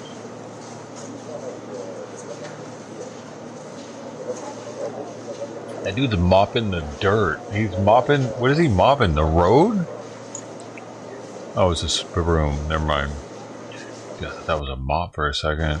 And I'm like, whoa. You know, they got tweeters out there. But never mind.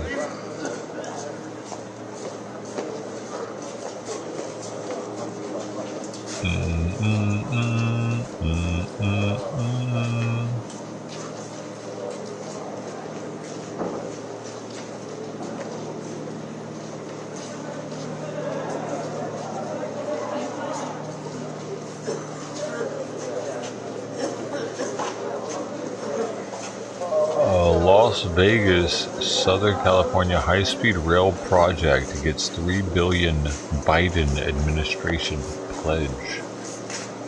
Heck yeah, we need more people going to Vegas and blowing their money. Fuck you, Biden.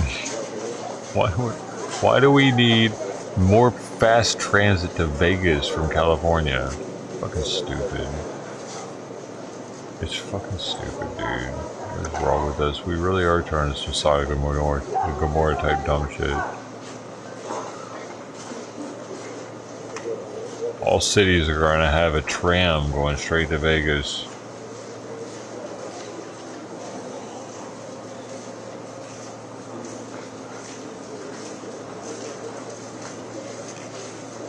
Vegas is the one major city that I don't care if I ever go back to. Like, it just sucked every time. I was never like, hey man, that was an awesome trip to Vegas. It was just always grimy. I've been like 4 times for various reasons. Like, one was a work trip with a bunch of work people and my girlfriend. She came with us. Another one was a girlfriend had a sports match out there. The other one was traveling. Actually, 2 of them were traveling, going to, you travel through Vegas. Actually, 3 of them were traveling, 4 of them. Damn it. I've traveled through Vegas a lot, dude. So, you know, you may stop in Vegas for the night, or maybe go in and...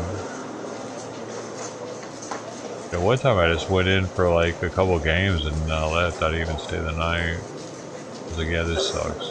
I was traveling that time. I think that was when I was driving. So, in just a car, so it made it really easy just to go in and do some shit and leave.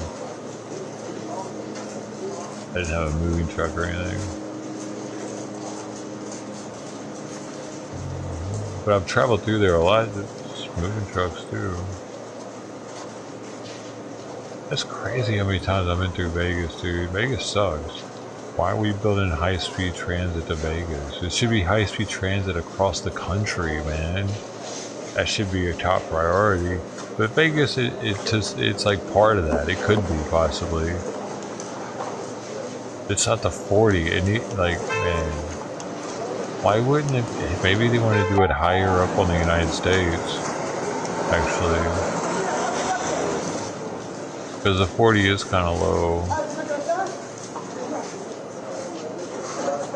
If they looked at altitude or something, they figured something out. Maybe it needs to be higher up near Vegas latitude.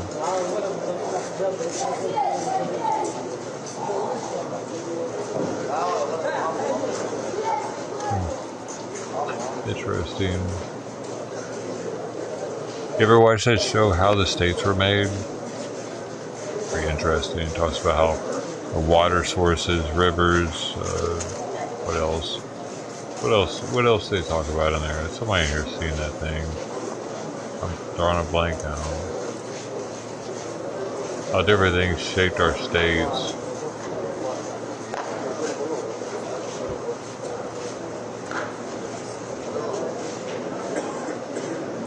Different things are shaping them still.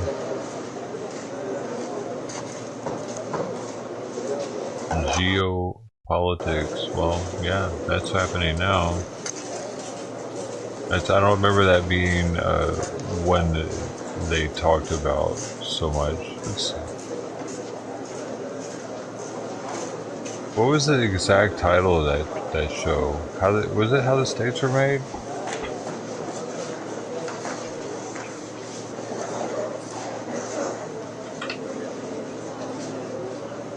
How did the states get their shapes? There was a show though. I forget what the name of it was. How the states got their shapes? Was that the name of the show?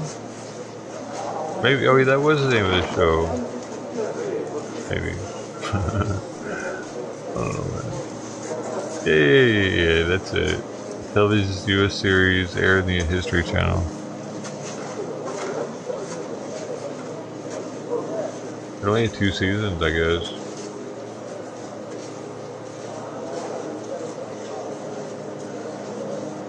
That was pretty interesting though. I liked it.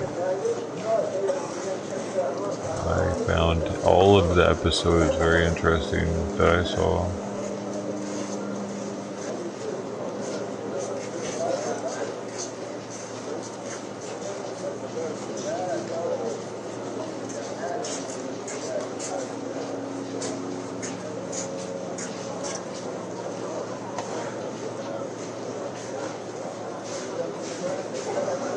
Pull his food up.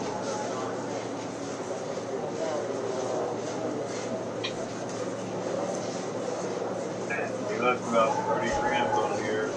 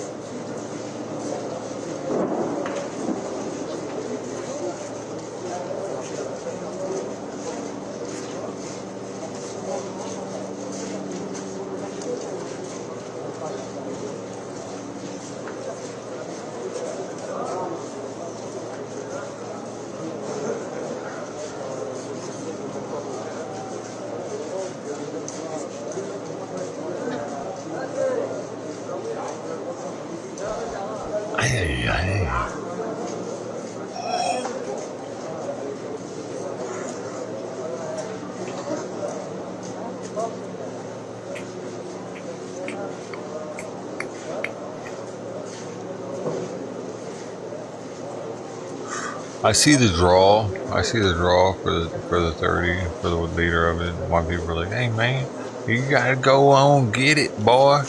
You better get you some of that." I'll tell you what, shit.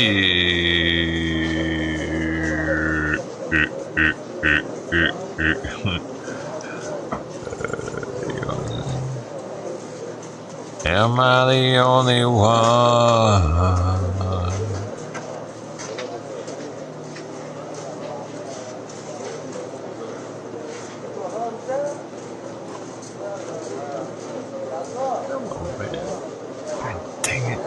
Play PUBG right now.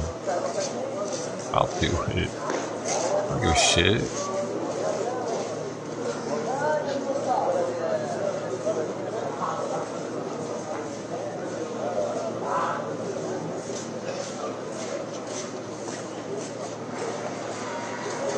I think I had carpal tunnel or something in my wrist, my right wrist. Like I keep getting a sharp pain over here. I don't know what's going on.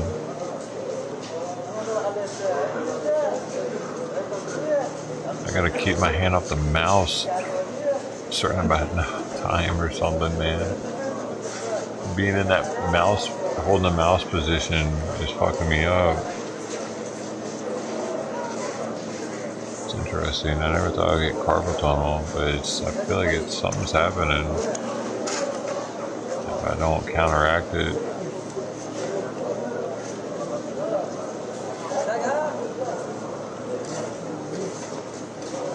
I need to make it hurt. Dude, check this out. I had something going on with my shoulder, right? I couldn't do pull-ups at all. I couldn't even hang. I couldn't even hang without excruciating pain. And it was from an injury that I got when I was in the Navy. I was doing dumbbell presses in the gym, and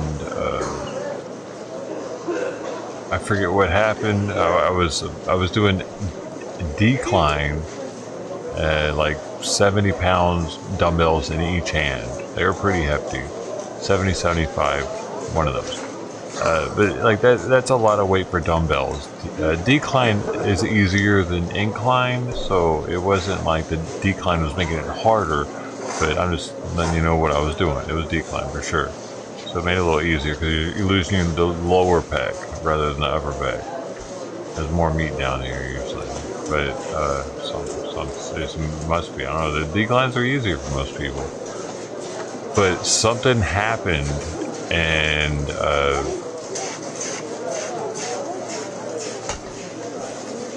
like my shoulder gave out or some shit during it. I forget what the fuck I think I tried to roll my shoulder to push it up.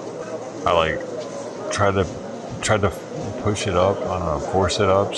I fucked up, dude, and I fucked my shoulder up bad that day. And ever since then, my shoulder hurt for years, like decades. And I looked up somewhere on YouTube, actually a YouTube video, some dude was talking about, it was two chiropractor dudes that are on YouTube that have all kinds of videos about different things, but I don't know if they're chiropractors or physical therapists or what the fuck they are, but there's two dudes. It's kind of dorky, really dorky, doctors, and talking about shit like this. And they said hanging, I needed to hang from my, just hang from the pull-up bar. And it was gonna hurt. I just had to do it. And it fucking hurt, dude. It hurt so fucking much. I just had to hang. I got to where I was just hanging from that arm to make it hurt. Because I needed it to fix it itself so I could start doing pull-ups. Because I live in the hood and I need to be able to do a fucking pull-up. And eventually, it didn't hurt as much after doing it for a while. Then I was able to just hang there. And then I was able to hang for a minute or so, 2 minutes, and I was able to start doing pull-ups eventually. But it started with just making myself hurt. Just pain. No real gain, just pain. I wasn't getting stronger. It was an interesting experience. I didn't talk to a doctor about it or anything. I just did it. They weren't helping. The VA for that one, they weren't helping, dude. I went to physical therapy and shit. I was like, this is a joke.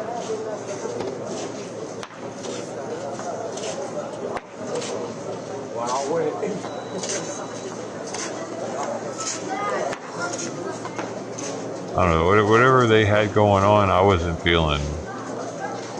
I went to one session and I was like, not going back to that. That was fucking awkward. There's a bunch of other people in there. Like, it was something, whatever it was, I wasn't trying to do that another time. And it didn't do, I don't know, it didn't do what I needed to do.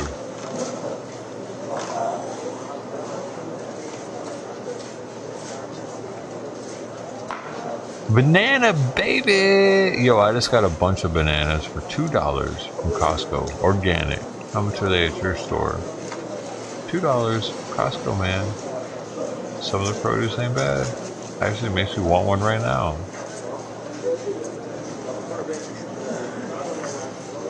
Are you a banana eater, or you just have that as your thing? Because I'm a banana connoisseur. I've had a lot of different bananas. Got to take for the bananas, man. I like the burro banana. I mean, have you had a burro banana? When they're ripe, they taste like vanilla custard almost. And the red bananas. Oh man, the red bananas are great. I haven't had those in a while. I haven't had either one of those in a while, man. I need to go by the Mexican, the grocery store, and the regular grocery store. Get some bananas, man. There's the pineapple bananas, or is it the apple banana? And there's a petite banana, but then there's the apple banana. It tastes like an apple, though. They call it an apple banana, right? Or is that the pineapple banana? I can't remember which now. But it tasted like an apple.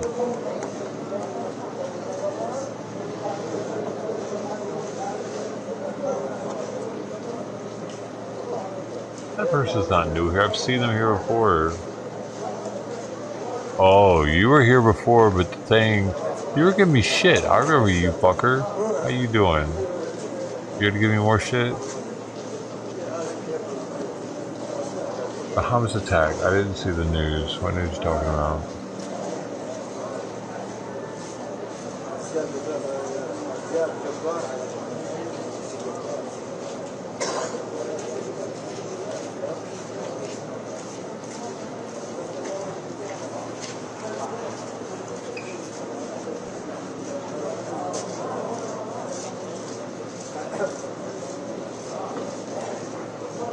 Yeah, dude, I feel you, Sister T, on the border situation. That's kind of why I don't like watching it, too. Because it's like, I'm just sitting here watching it. I can't do anything about it. There ain't nothing going to change right now while I'm watching it. So,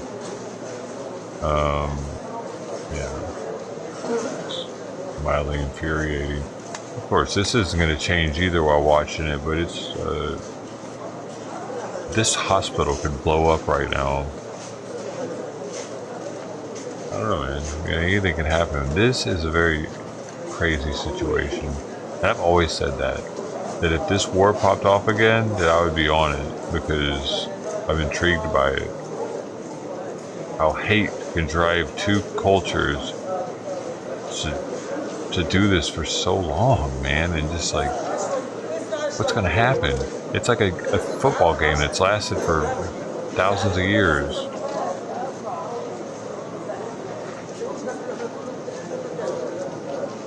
Hey, listen, welcome to D-Live. So I'm gonna give you something right now just for being there. You get a little, whoever else is there too, of course, they're gonna be sharing it, but there's that. So whatever's in the chest, give it out.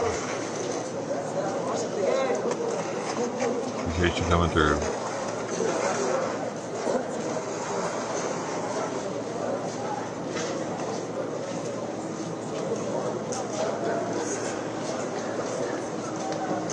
I'm a little sauced up right now, you have to forgive me. Let's get out today, justifies anything. I came back because I wanted to see the coverage that we're doing. Hey, thanks, man. I was doing. I'm not anymore. What can I do to make it how it was? What was different?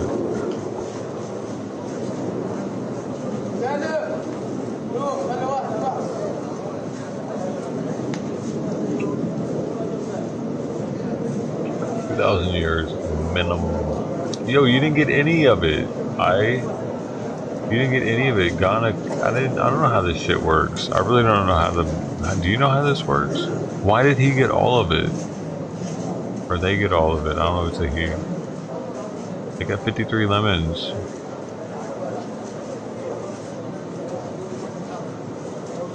Because you had already said something. Because they had been here, I guess. They have to be here a certain amount of time, maybe.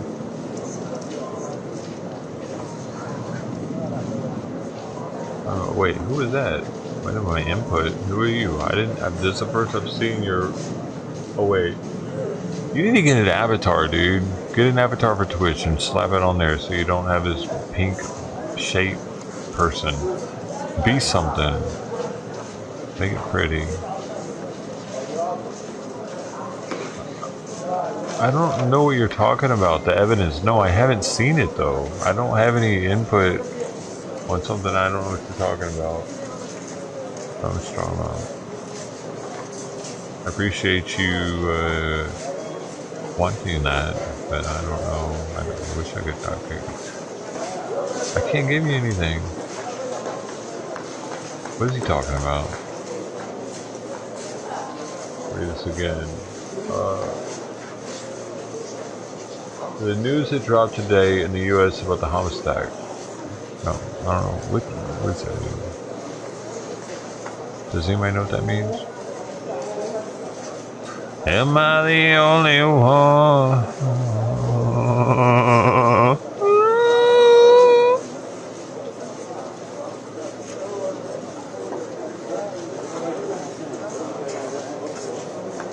He a stance because the tag says Free Palestine. I don't have a stance. I don't have a stance. I'm sorry. No, I put Free Palestine because I want to get people that have a stance to come through here.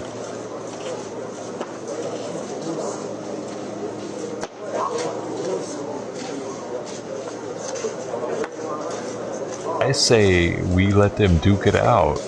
See who wins. I don't give a shit who wins at this point. Bing bing.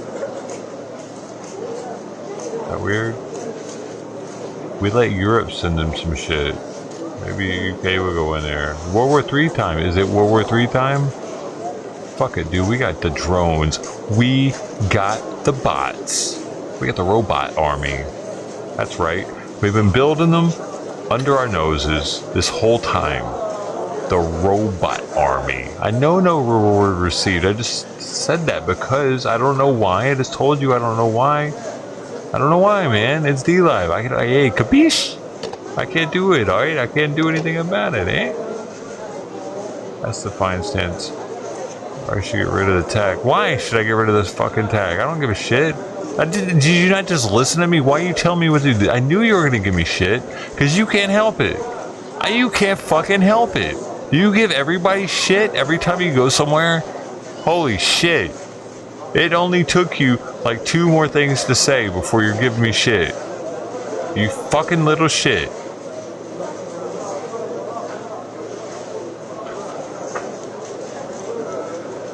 This guy. You probably should remove the tag though. Why? They got you to come in here, didn't it? Isn't that the point?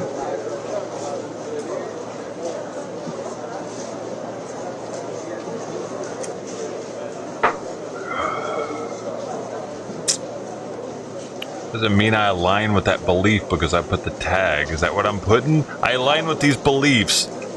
Colon. Here are my tags. That's not what it is. If I could have those all hidden, I would. And it would just pop up on your search and you wouldn't know why. But they make me put them on public. It's fucking stupid. My shit should all be hidden. from your eye. You should search. I should pop up. You should be like, what is this? Bink.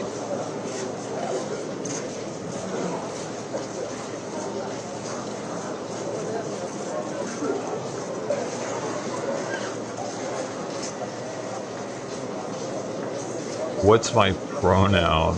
Yeah. How am I mocking viewers? How am I mocking you? How is that mocking? By trying to explain. Dude, this is the second time this guy's come through here giving me shit, okay? You weren't here for the first one.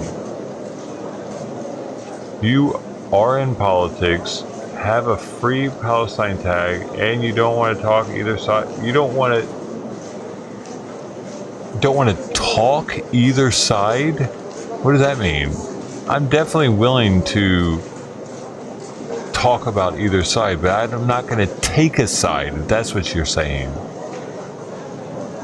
I'm angry? No, it's annoying. The childlike behavior of Gangenstein, or whatever the fuck I'm supposed to call him, is annoying.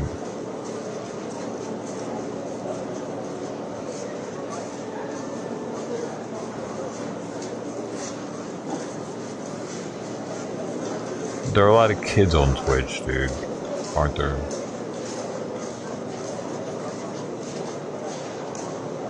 I don't have any kids watching on YouTube. I've looked at the analytics.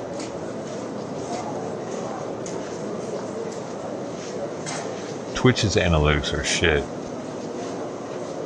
Why should I remove Free Palestine? It's getting viewers to come in here, isn't it? Just because I have the tag on there doesn't mean that I believe or align in that belief. It doesn't mean that that's what I am representing on here, is what I believe in. It's what I'm putting so that when people type in Free Palestine, they see my stream and they might click on it. And then we could talk about something. How do you get any, like, all right, do you want an echo chamber? Is that what you try to do? If you were a streamer, would you want an echo chamber? Because if I don't put Free Palestine, if I put all, like, what am I supposed to put? I don't align with either side. What am I fucking supposed to put? War in Israel and Gaza. Let's think about this shit. Let's think about being a streamer. You don't know what the fuck this is like. You don't know how to do this. You're a stupid fucking viewer. Stay in your fucking lane. Now I am, buddy. Freedom Move. Now I'm a little angry and I'm mocking his ass because he's an idiot. What's the view? What does that mean? What's the view? Are both of you non-English speakers? Is English is your second language? ESL motherfuckers? What I want you to say? Nothing. Just lurk. Just sit there. I don't want you to say anything ever again. Thank you.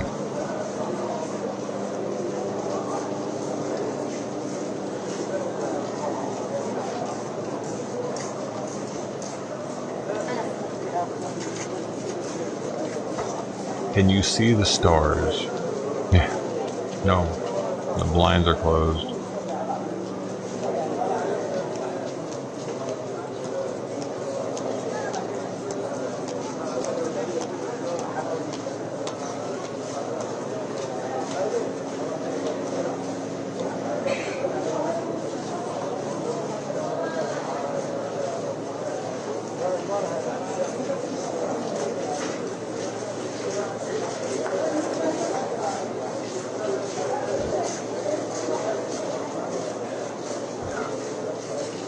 I think it's past our bedtime. I can't read the sign in both languages. I was hoping it's international view.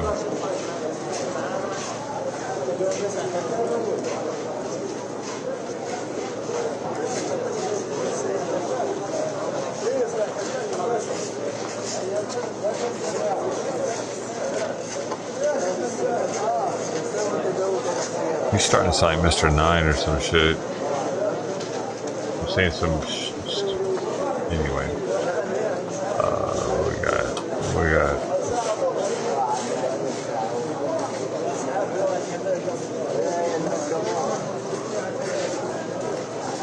Why are you typing me a biography right now? I don't know. I don't need to know your life story, dude. An autobiography, I should say.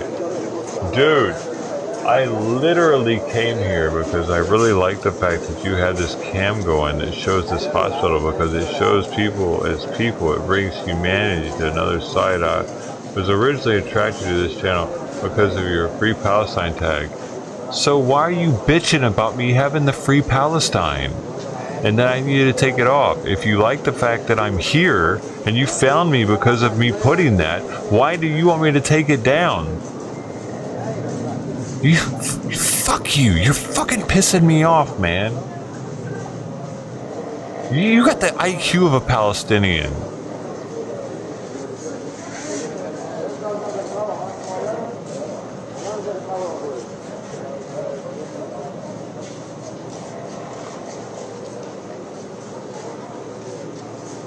He is definitely complaining because he wants me to take the hashtag off. No, you're not just talking politics. You said that I should take the hashtag off twice. You said it. Hey, what's up, J Ray? Petty people. Something. How you doing, man?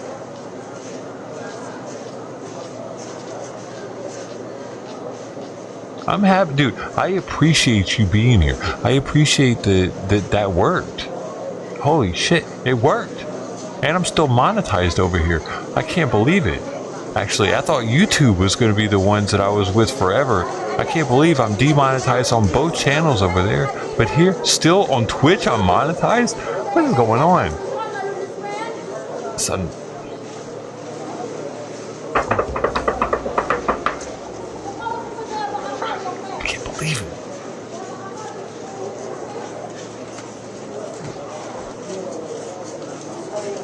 Thanks for the follow, Karate 2713. What worked? You said you know police sides, and you're saying you have nothing to say about the issue as you're projecting politics a tag, but you won't talk about it. What? I never said I wouldn't talk about it, dude. And do you want me to put Free Israel? I thought I had Free Israel up there also. I put both of them up there, Free Israel and Free Palestine. So if you look closely enough, you'll see both of them, I think. You should. If not, then it's not showing all my tags.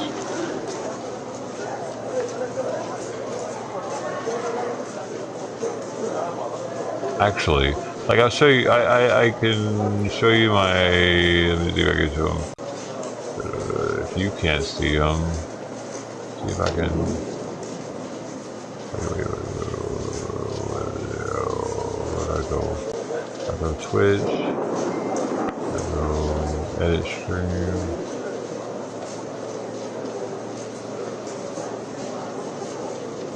Yeah, it's actually there, dude. Look. Free Israel, Free Palestine. It's right next to Free Israel. I did that intentionally, dude. You weren't smart enough to see that. That's not my fucking problem.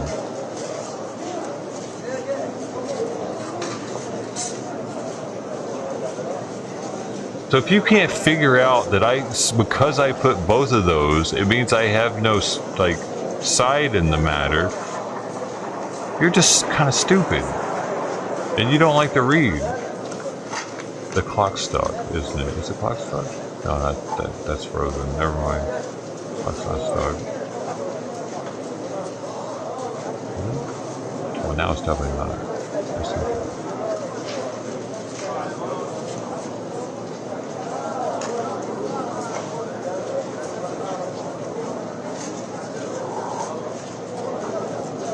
You're wrong about what?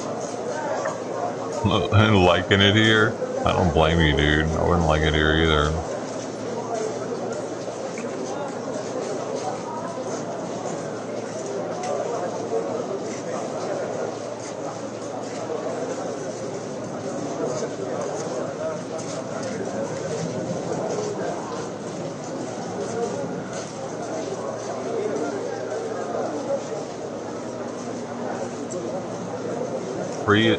Free Israel. Oh Oh. You can't have spaces in tags though. Oh, I see what you mean though. What the fuck? Oh, your brain is broken, dude. What the hell you been smoking? Free is real. Oh my god. That's pretty good. You gotta be Mr. 9, man. Your brain's working like his.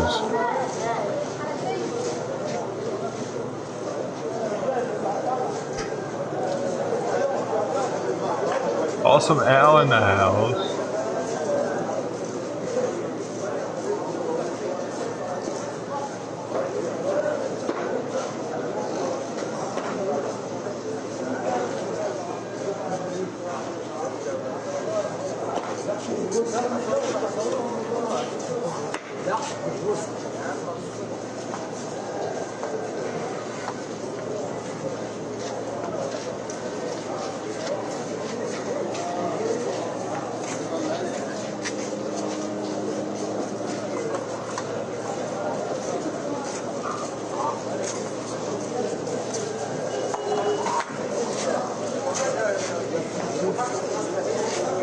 Free Israel. I got here just intimate.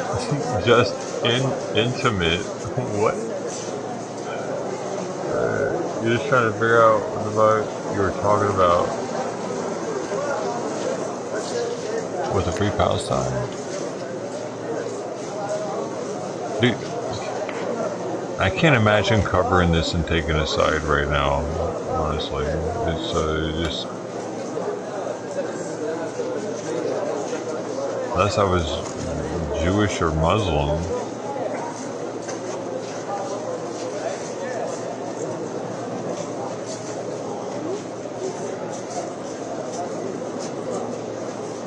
I mean, I do see how the Muslims are extra grimy, but I can at the same time see why they're that grimy. They have no other choice. They don't have the funds that the Israelites have, the Israelis have. They don't have the backing, they don't have the United States. The humanitarian aid ain't nothing compared to what Israel's getting from us. We got these weird bonds set up for them out here that we're selling to Americans. Bonds for Israel, and the interest rate on them's not very good.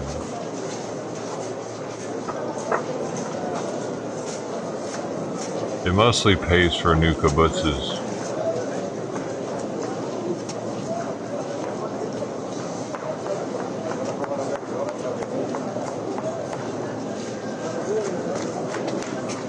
Hamas, no, I didn't see that. You asked me that when you first came in here. You're like, the Hamas attack. I don't know what you're talking about. I was being serious, man. What happened?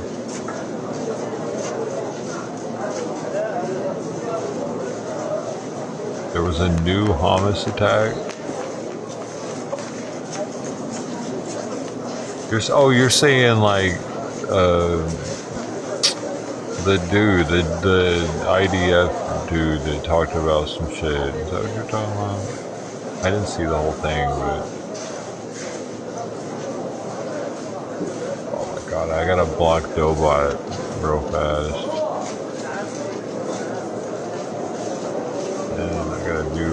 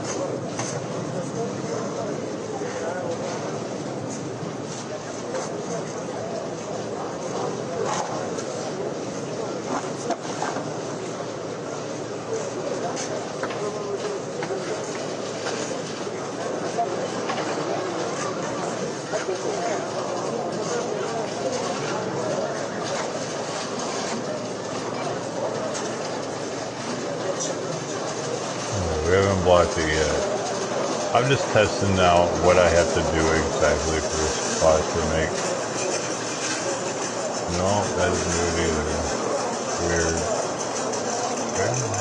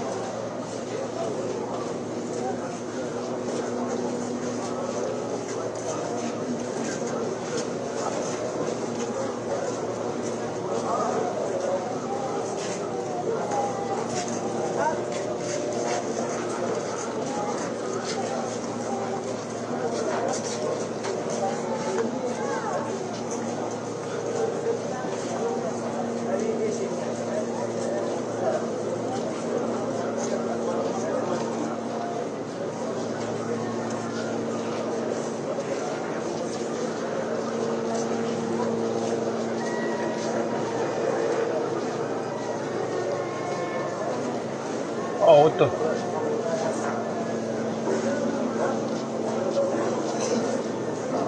Glad you're wrong.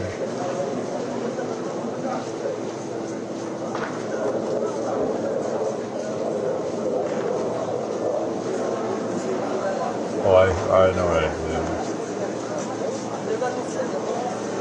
I scrolled up too high.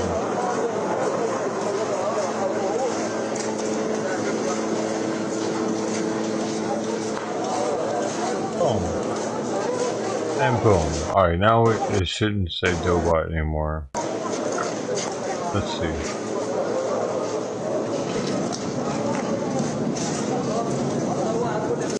Oh, don't you say it, boy. I kind of want some ice.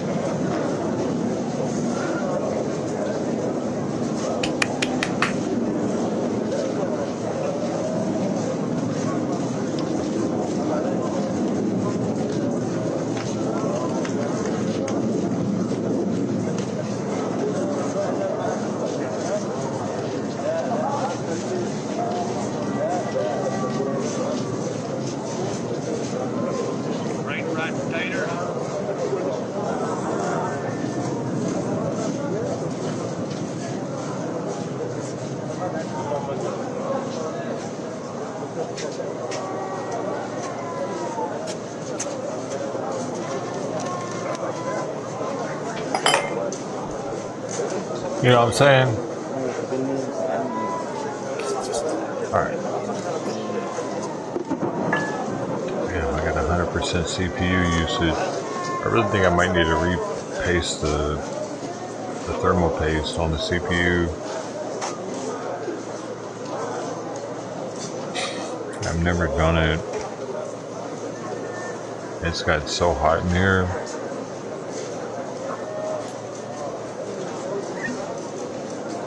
While I was streaming.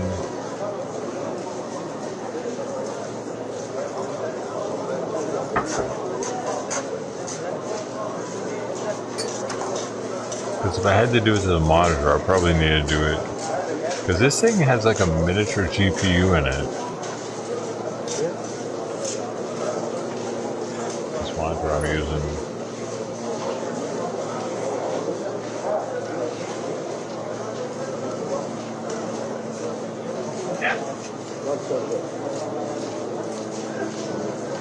Air fryer. That's why I got the forensic barbecue sticker right here. Because I'm smoking, I'd say it feels like I'm smoking meat. Right here, there's a fan output right here. I can feel the heat coming up. I got a fan output in the back, fan output in the top, 2 fan input. Oh, you know what? Damn. Hold on.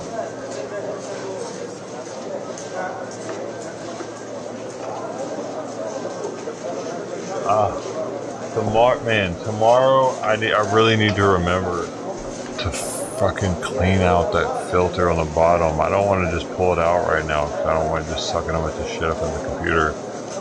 But I bet it's dirty. It doesn't help the situation. I need to get all the dust out this thing tomorrow whenever I reboot. About the inlets. Haven't done that in a while.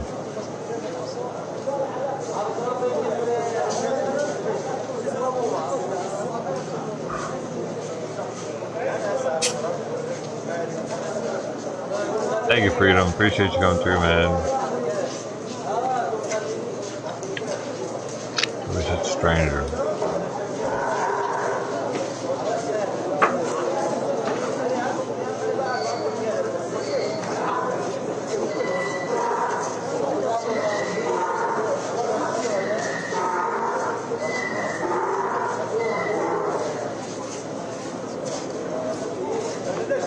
What is it doing with all the emojis? What's going on right now? Is it emoji time?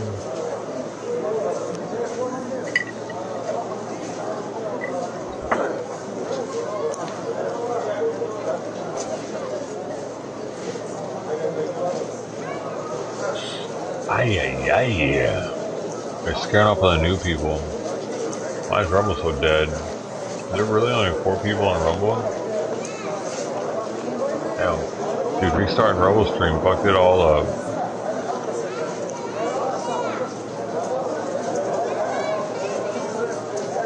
Dude, look, more people are here. Day's coming. The sun's coming up. It's almost 6 o'clock, man. The final countdown.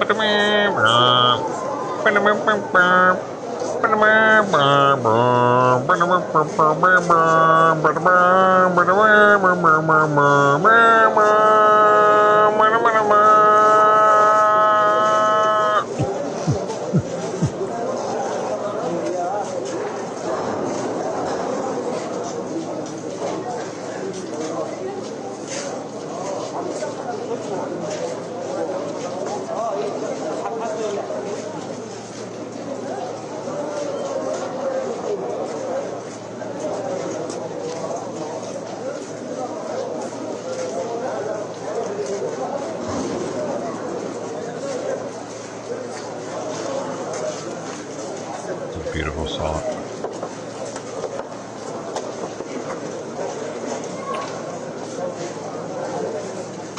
Yeah, okay, I admit, for $30, a single barrel Kirkland,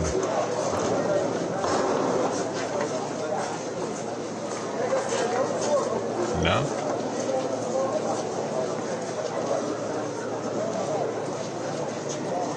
Especially in them other states where weed's not legal. No. They're limited to their vices.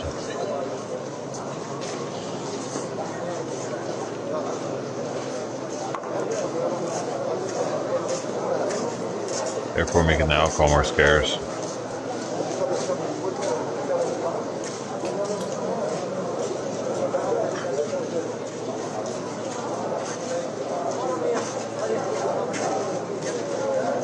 Dude, not to be a vampire, but thanks for giving footage. When you get mad at me again tomorrow, I'm trying to make you remember our peace. You're gonna make me remember something? Our peace? Why would I get mad at you tomorrow? You think I won't remember what happened today? Or are you gonna do something that pissed me off? Because today won't matter if you piss me off tomorrow.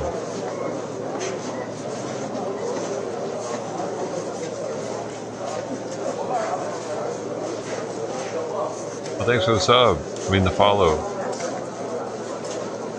Bulletproof Baldy in the house. So you sound like you're an actual streamer with a name like that. An actual streamer, a real boy.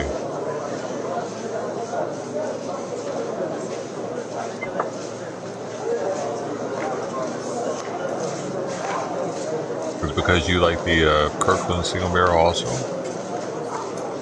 I noticed you followed right when I was talking about it.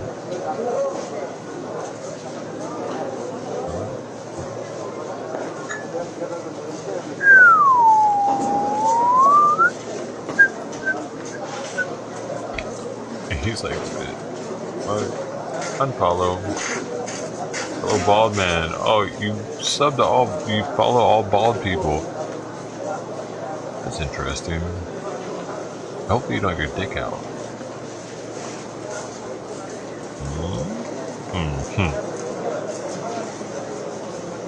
Bald, a dude with a bald man fetish. A bald man with a bald man fetish. Yo, I love you, man. I'm just an asshole by nature. I have no filter. I lost it, and I'm not the better or the wiser for it. I'm an idiot. I'm sorry. I love you though. If you stick around, I love you. If you leave, I hate you. I'm sorry. Don't leave me. It's okay. Dude, that's a live explosion. Somebody probably just died. Be grateful. Be grateful. Happy holidays. Merry Christmas. You could be dead in Gaza right now. There it was. Did you hear that boom?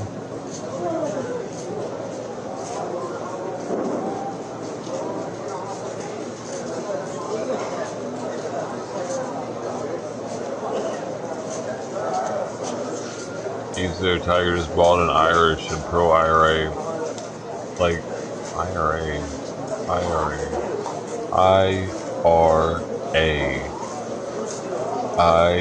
What is it? Are you Irish?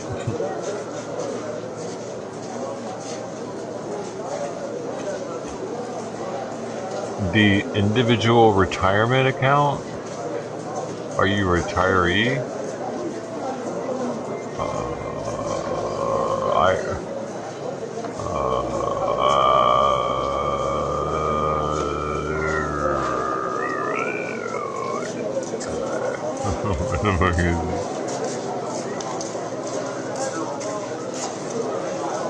Oh, okay. Irish Republic Army is pro-Palestine?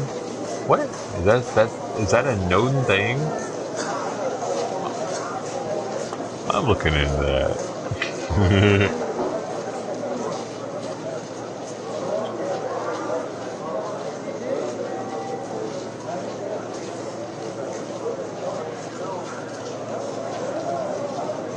Why the Irish support the Palestine? Oh, this is back from 2010.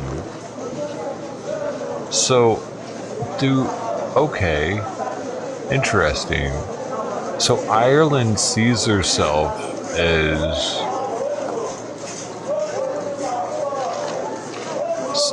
extremely similar to Palestine, I guess. Did Scotland come in and were like,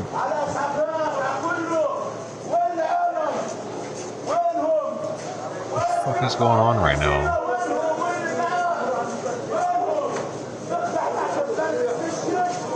Guys starting a protest or something?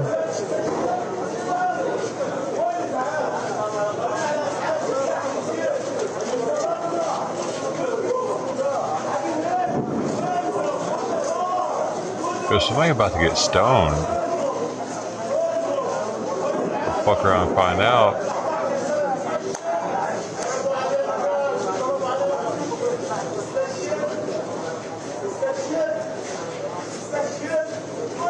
Oh shit, he got like a dead body in his arms or something.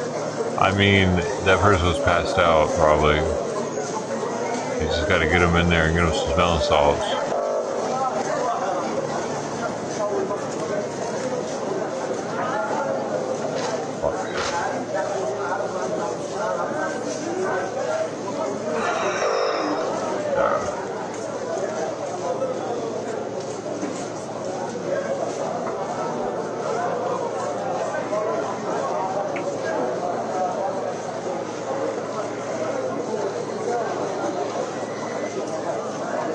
Isn't it interesting how this building is titled, though? Nasser Medical Complex, Building C.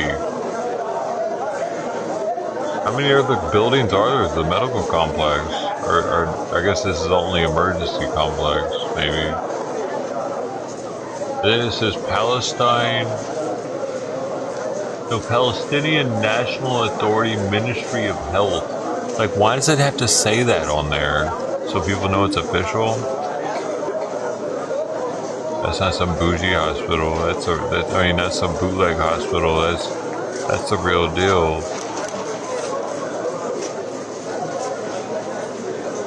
Those little girls were wearing pink. Why do I not envision Palestinian little girls wearing pink like that? That was weird for me. I saw one of them pink Mary Kay cars today at Costco. Some lady had one beside me at the gas station, Costco gas station. You see one of those things? They're like a solid pink. They're bright, dude. They're brighter than the Avon, whatever the other one was. The Cadillacs, the pink Cadillacs. They're brighter than the pink Cadillacs from back in the day.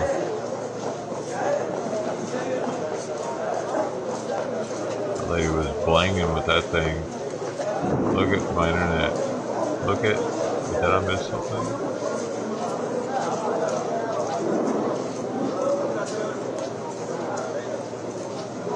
Well, why is Bob Ross going off up here? What did y'all do to what? Oh, okay, no. It was a game. Tripping out. I need to switch that bot to a different name, probably, to the half-baked.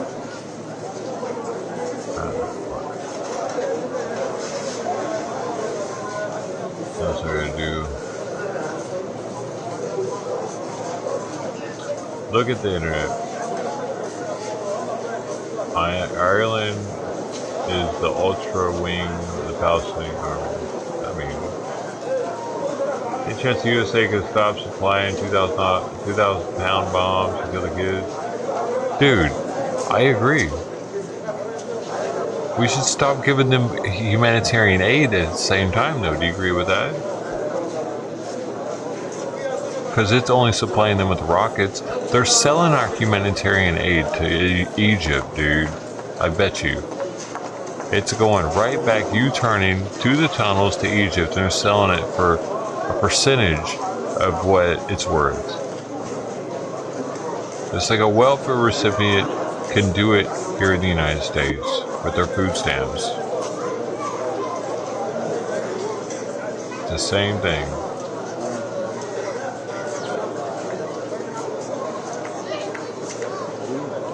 They're doing it. Their birth rate might not even be as high as they're saying. Because they know that the more births that they're having, the more humanitarian aid they get.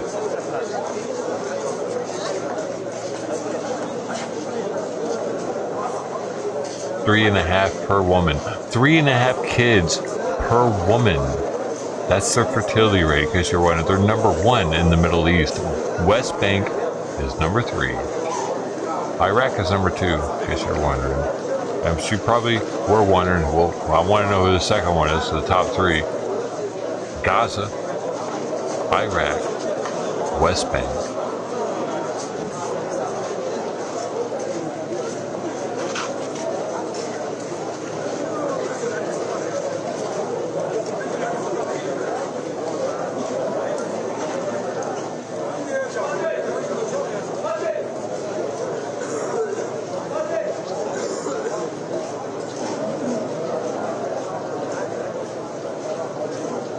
I wish that Bob would stop talking to Half-Baked, dude. Half-Baked's not gonna love you like I will, Bob.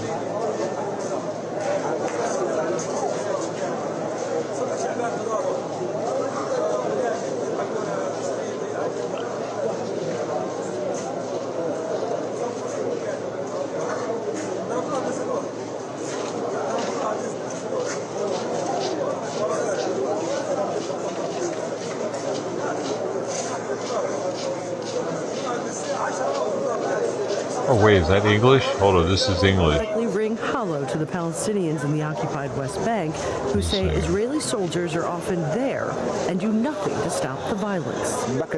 He saw the settlers. Some of them had weapons and were shooting. It was fine with him. But if you were standing 200 meters from the settler telling him to go away, the soldier would shoot you. Why is this happening? Repeated attacks with no consequences. Except now, one less place to visit for a few dozen Israelis.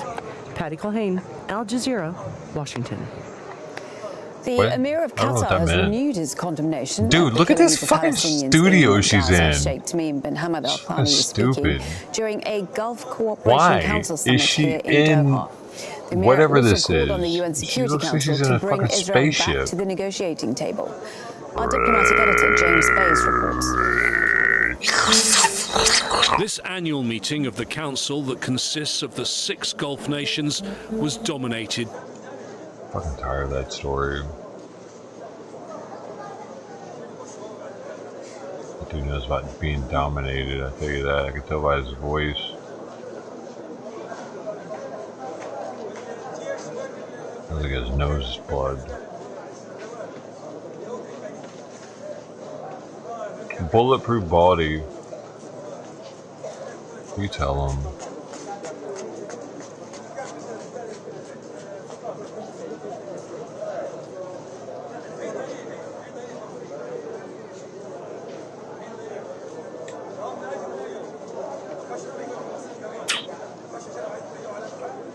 God dang it. Dude, I want that pink og, dude. You know what I'm saying? Mr. T? I might have to get it. I might have to put 50 on it. I can't even right now with what.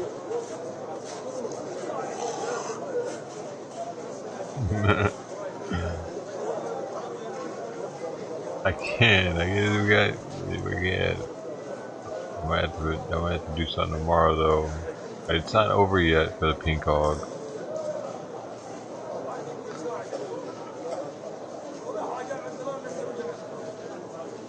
Tomorrow it's gonna get slow for sure when it's dark. I won't have to go to Costco.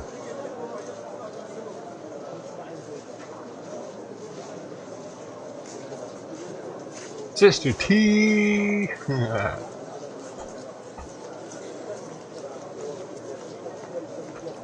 She's the only one that watches the. She's the only one that'll hang out with me while I'm playing PUBG anymore. It's okay though. She's awesome.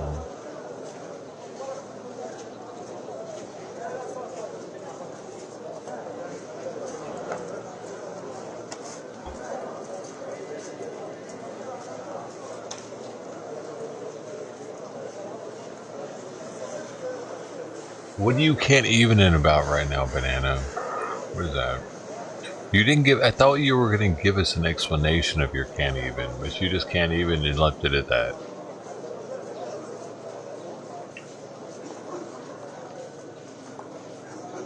What's up with that?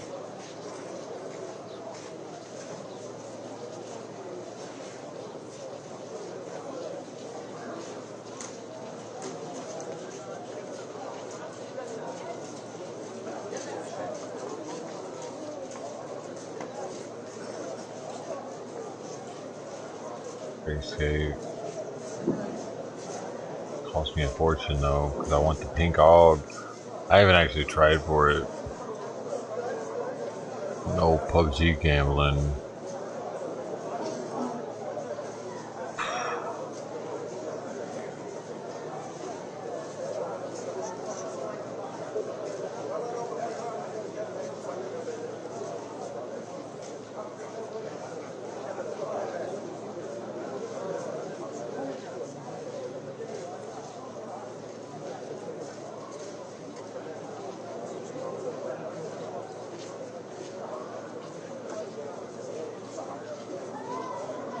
is that?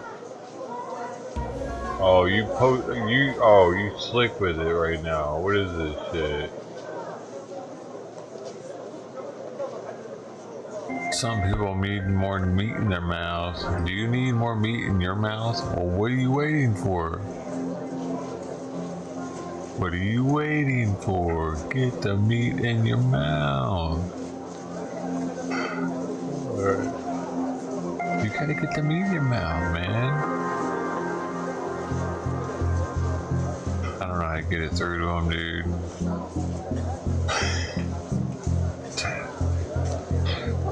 Some people need more meat in their mouth. We're watching fucking G.I. Joe cartoon. I was just like, yo, I don't remember this shit afterwards, at the time. That's hilarious. Ted even clipped that too.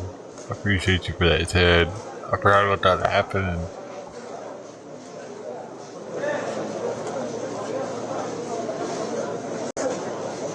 Oh no, I hit the COVID button.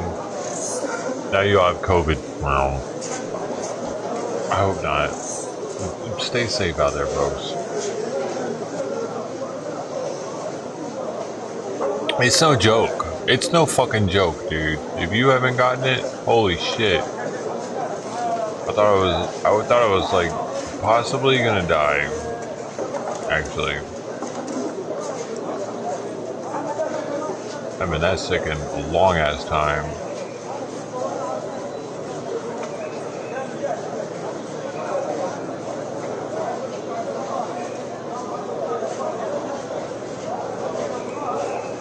China's trying to kill us, dude.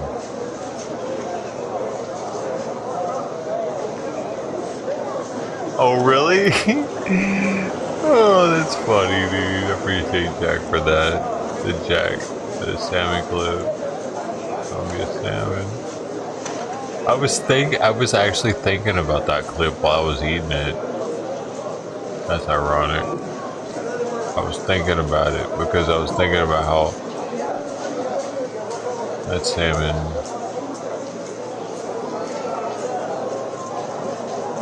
There's a salmon.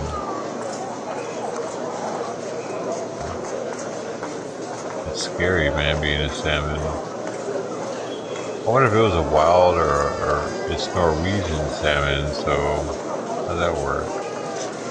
The bears aren't out there, probably. Or are they? They have the Alps, don't they? Let me see.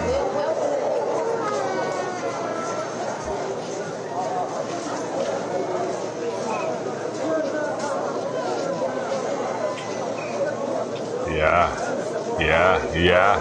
Norwegian, the Lungen Alps, mountain range northeastern Troms, Finnmark County in Norway. They have mountains, so they probably got bears. Mountains equals bears, right? That's what I kind of feel.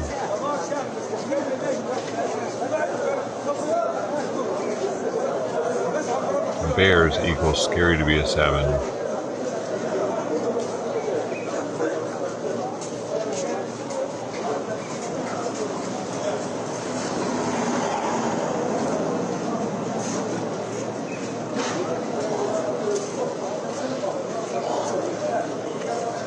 Is it the same dude that's coughing shit up out of his throat constantly? Because he needs to go in the hospital.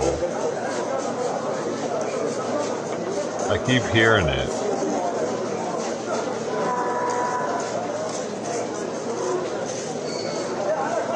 And that donkey's got something going on. They need to get it looked at. That's the 4th or 5th time I've heard it do that.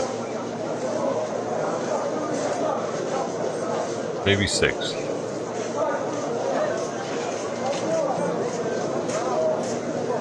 Are they running out of food or something? And why didn't the guy sweep this area?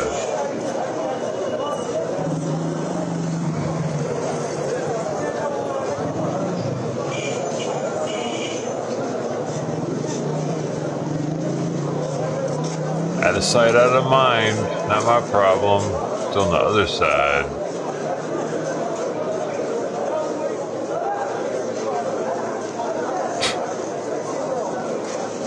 Well, Your country still looks like a dirty shithole then. See what you did, buddy? You really hooked it up by cleaning just that side.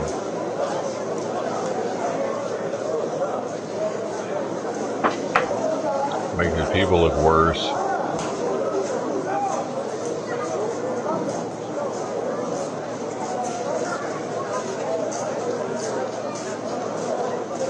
It's someone else's job, right?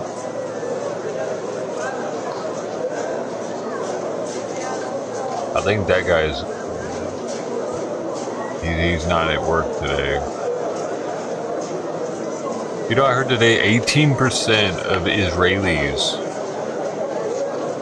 are not working due to the war, and that's not sustainable. Interesting, huh? And also to mention that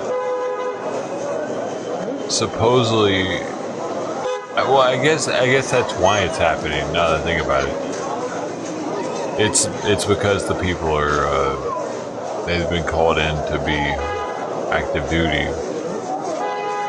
They've been called in to fight, so that they're not at their job anymore, and they can only do that for so long before like Israel starts collapsing or something. That's what they say. Y'all heard about that? That's why they're in a hurry to get this over with.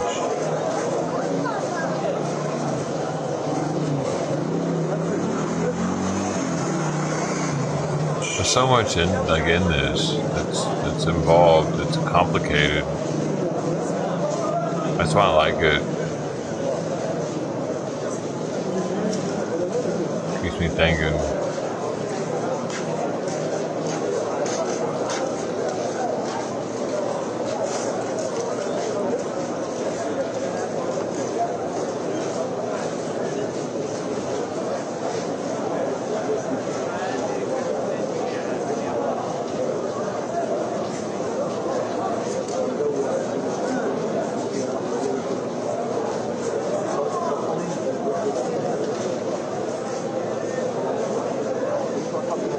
I've dated a couple of Muslim chicks.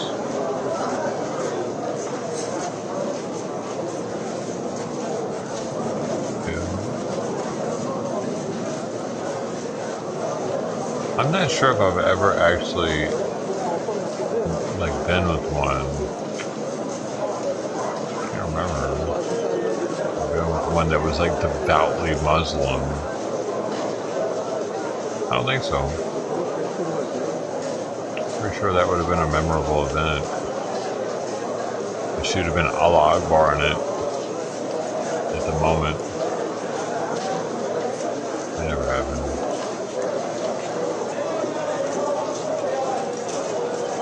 A Jewish chick, yes. Not a Muslim chick.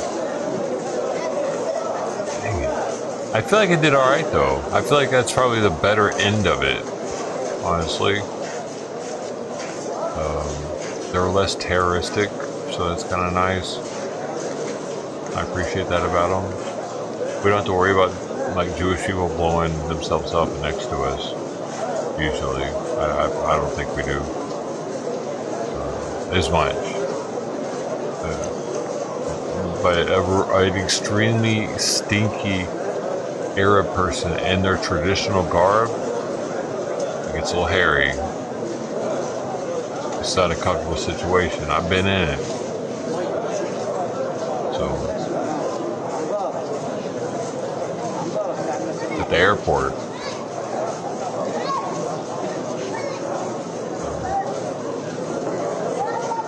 A stinky Jew? Yeah, I wouldn't be that guy. I wouldn't think he was I'm about to blow up. But with that situation, I was like, oh my God, what the fuck is about to happen? This dude really reeks, and he looks like he lives in Afghanistan.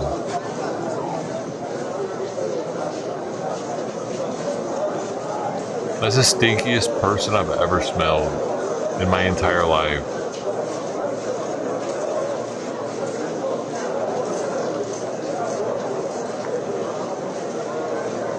God put him in my life so I would know that that is not the way.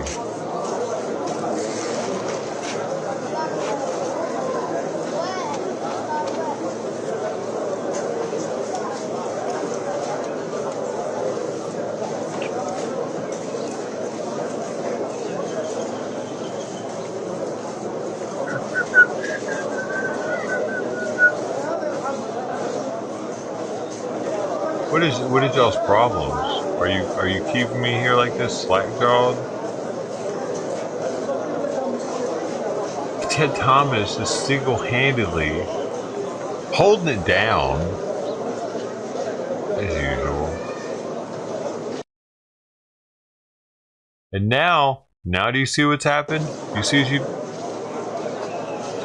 you were about to really piss me off. You know that? I'll do that. That one we got the Kirkland signature on deck. What you got, Ted? You had this one? Have you heard about it? Single barrel Kirkland.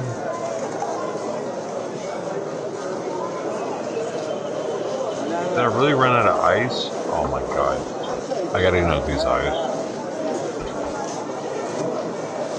So shout out to 5 people on Rumble. Can you please like the stream though? I need your help. To grow on Rumble, I need likes. I need to I'll suck your fucking cock, man. I'll suck your vagina. What do you want? I'll suck it. What do you want me to do? Huh? What do you want me to do? Do you not want me to suck it? I'll do anything you want. I'll stick my pinky in it. I'll stick bigger things in it. What do you want? Please. I just want to like.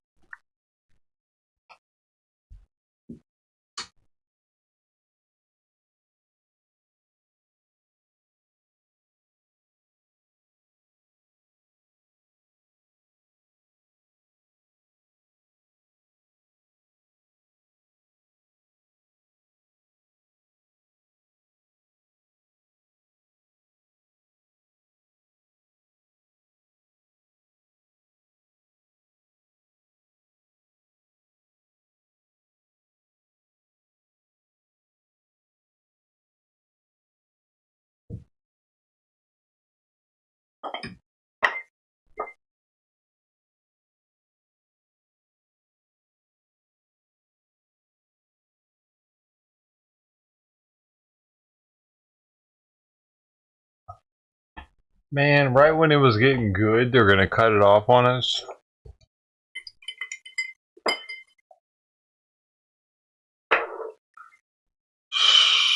They're really gonna do that.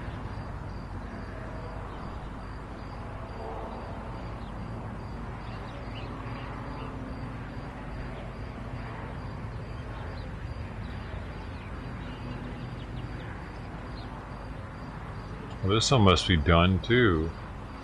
Oh, he's fucking spinning. Damn, man.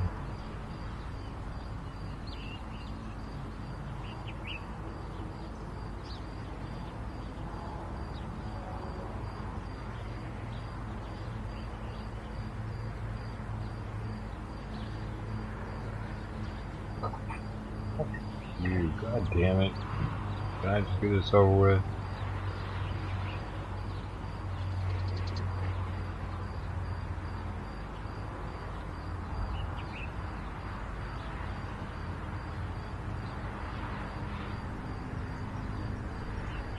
A bummer, dude. When they do that. Like, he doesn't even say bye or anything, they just cut it off. He's like, I'm just going to bed now, bye. Bink!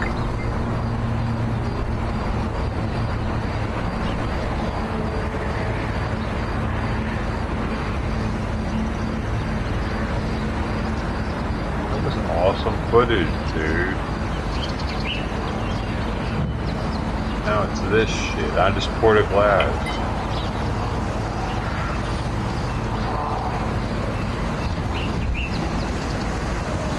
It's the same thing Lookner's looking at. You know I've hit the dumps.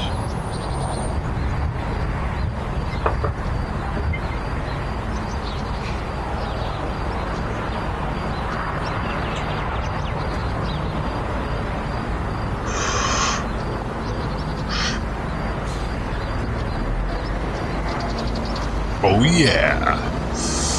Oh yeah! You know what I'm saying? Oh shit, do I need to... No, we're good. We're good.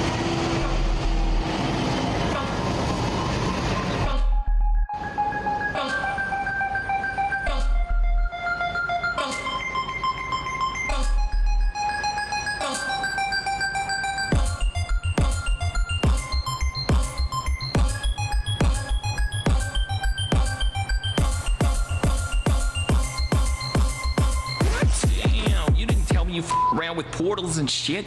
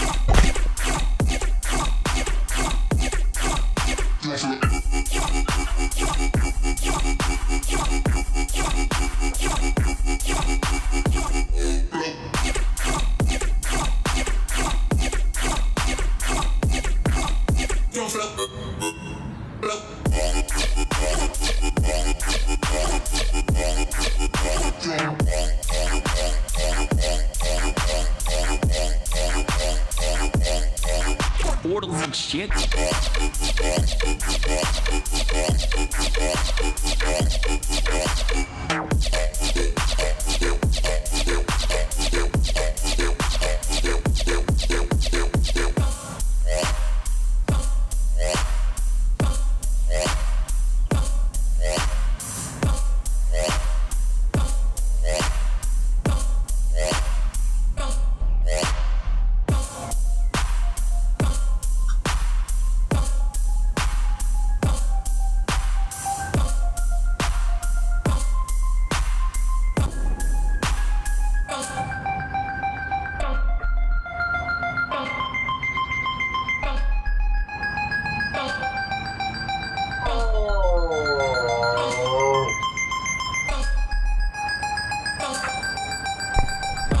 Fucking delicious.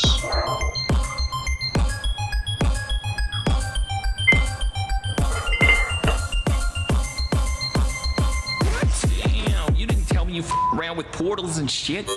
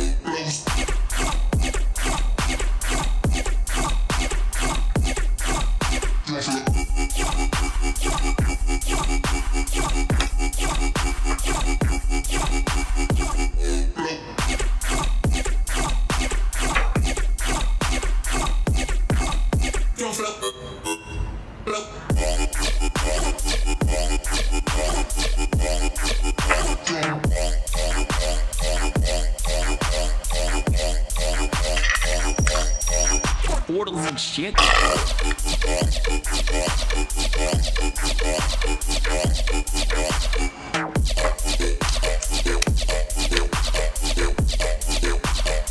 That was part of the song.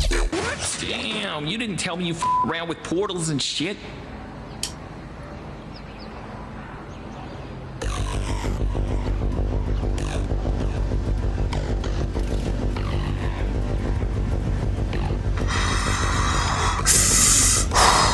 Have you ever been to hell? I have. I can assure you that it is quite pleasant. I don't have to take you there if you just return what belongs to me.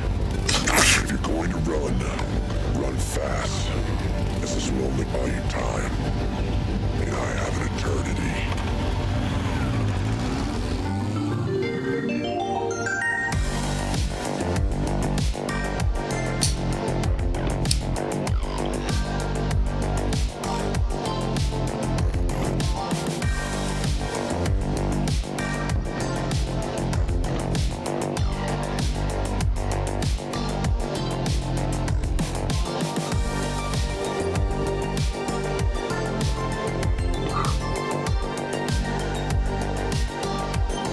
Eternity!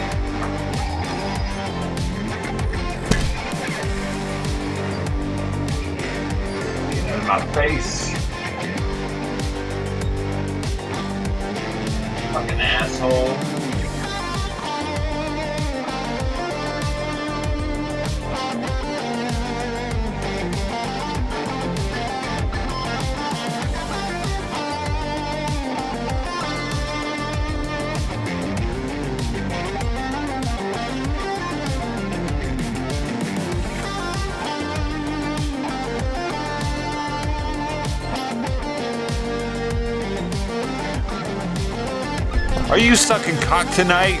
I know you are.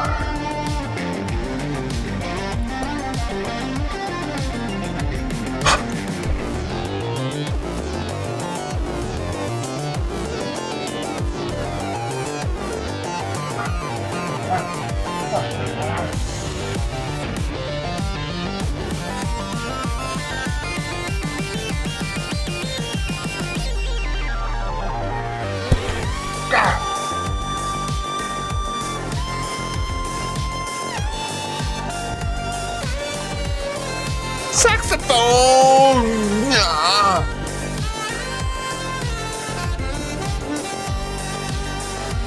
I'm starstruck.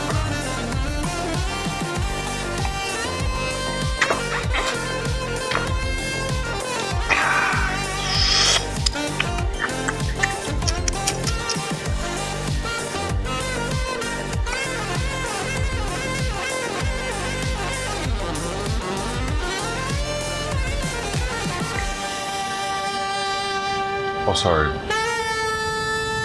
Hey, babe. It's me. I'm really worried about you.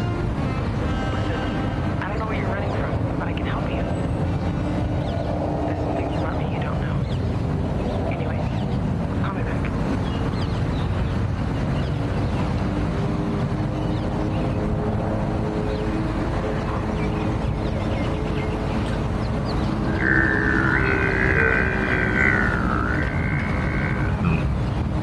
The drones keep me sane.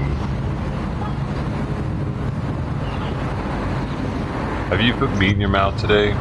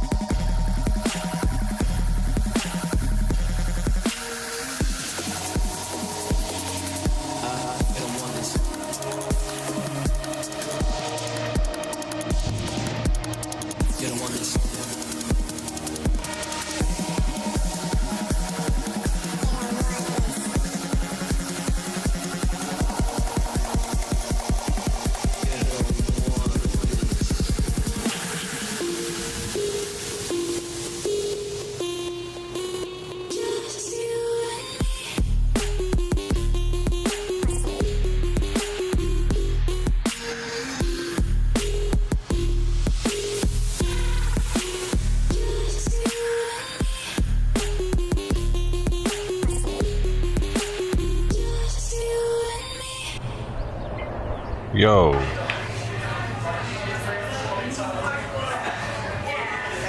Okay, whoa. Okay, hold up. I'm me see what you got going on over here. Let me see what the heck Ted's got going on over here. You got the bot saying some shit now. What do y'all got? What's going on right now?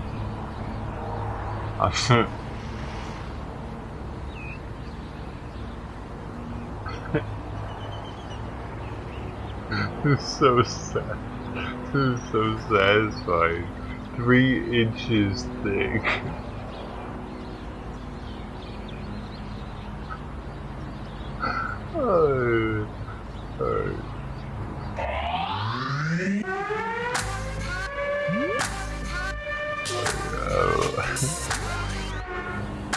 It's about the girth, baby. Alright? All the real ones know. I'll tell you why for the ones that don't. I know about vaginas. In the back of it, there are only pressure sensors. Like, it's not the same as what you got in the opening with the G-spot and everything out there within the clitoris. In the back, it doesn't really, like, if you bottom out, you're really only hurting a chick. But if you're girthy, it's a little different. You might actually be touching something a little differently than the last dude did. Length, not so much. That's just for show. What the fuck are we talking about, dude? Alright, wait, somebody said something in chat, dude. Oh, the 3 inches thing, right?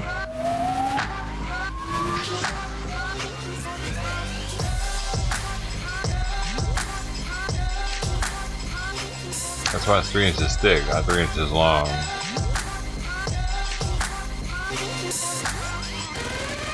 Of course. It'll be that thickness.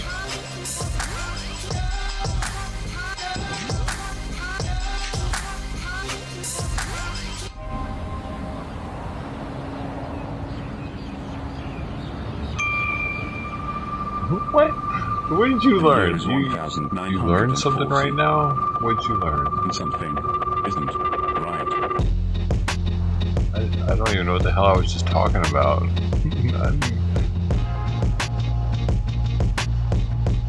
I hope it was correct information. Something's wrong when you regret things that haven't happened yet. But it's a glorious day when morning comes without that feeling of alarm.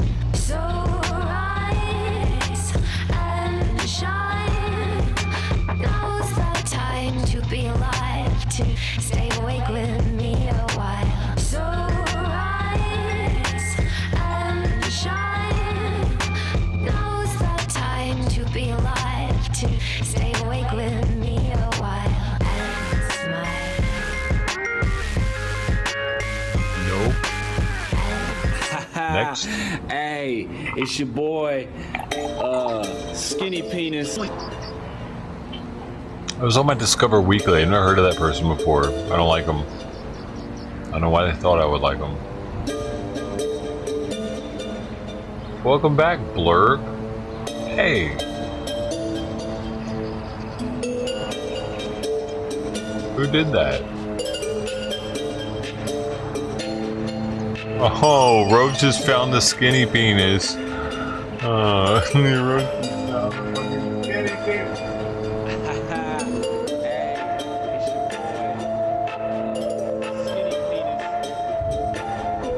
Skinny penis, skinny penis, skinny penis, skinny penis, skinny penis, penis, penis, penis, skinny penis, penis, penis, penis, penis, penis, penis, penis, penis, penis, penis, penis, penis, skinny, skinny, penis, penis, penis, penis, penis, penis, skinny penis, skinny penis, penis, skinny penis, penis, penis, penis, penis, penis, penis, penis, penis, penis, penis,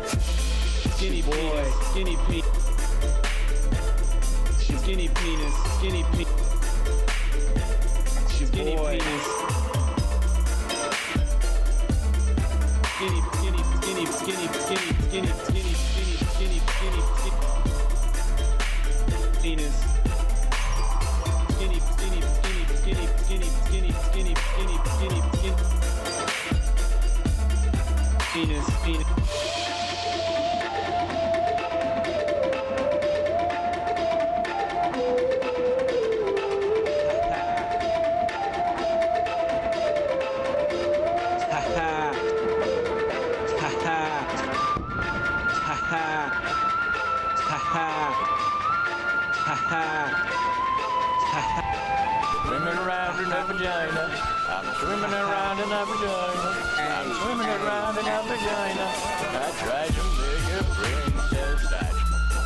Skinny.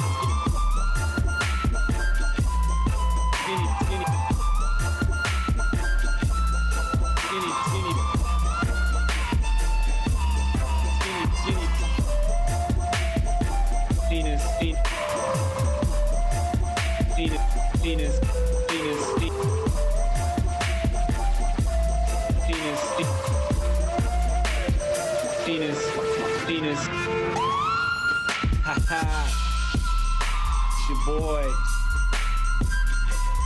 It's your boy. It's your boy. Penis. Penis. Penis. Penis. Penis. Penis. Penis. Penis. Penis. Penis. Penis. Penis.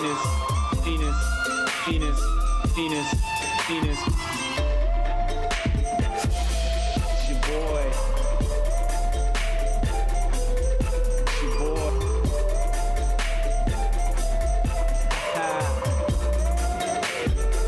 Hey, it's your boy. It's your boy. It's your boy.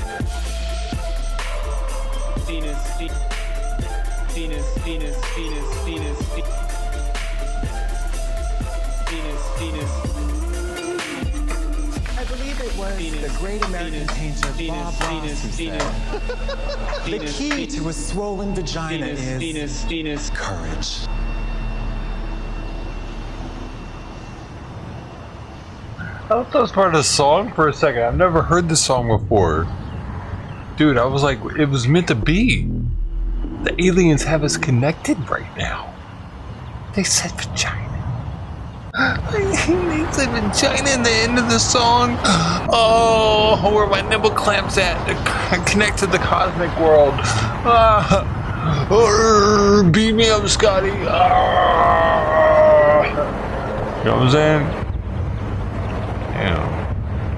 I hope so on that one. Cheers though. Appreciate the bits. The 13 bits, baby.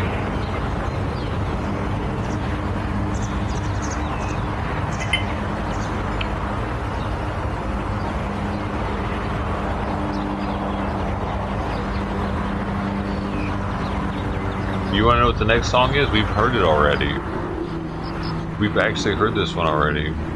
These are all my Discover Weekly. This is what I'm looking at right now. It's Spotify. I use Spotify like a normie. I get it. Look at this. See? It's got my little... I've already been hacked on Spotify before by somebody in another country that spoke German.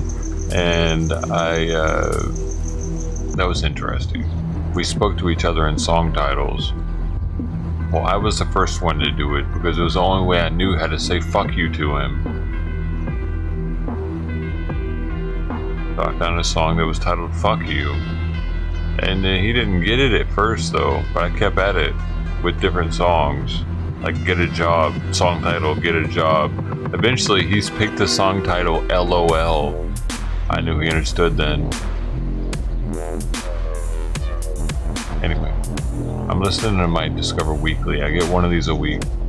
Supposedly I haven't heard of these people, but oftentimes I have. For some reason Spotify has a good memory. But for the most part, this time, there's a lot of new people on it.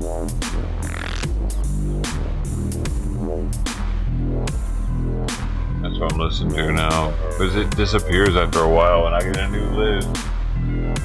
Dude, I'm on here so much, I don't have time to do any of this, man. I have no personal life anymore. It's all streaming. You guys are now, like, we've been part of our personal life for years now. So there's that. I decided that, and then I started desktop streaming all the time instead of IRL, because COVID happened. I got freaked out. We're starting to go out more. I was actually starting to go out more, dude. COVID happened. I was even going out during COVID, and it like hit heavy, and then people were all freaking out.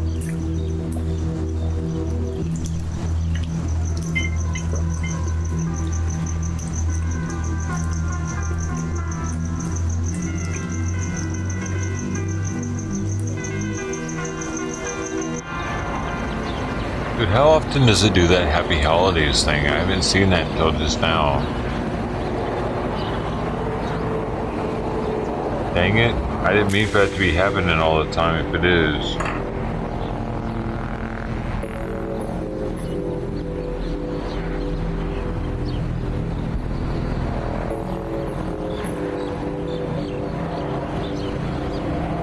Is it? Is it happening all the time? You gotta let me know if you gotta see it, if you gotta see. I need to know if your eyes are being bothered by now. Dude, where the hell is the... I need to find something. Hold on.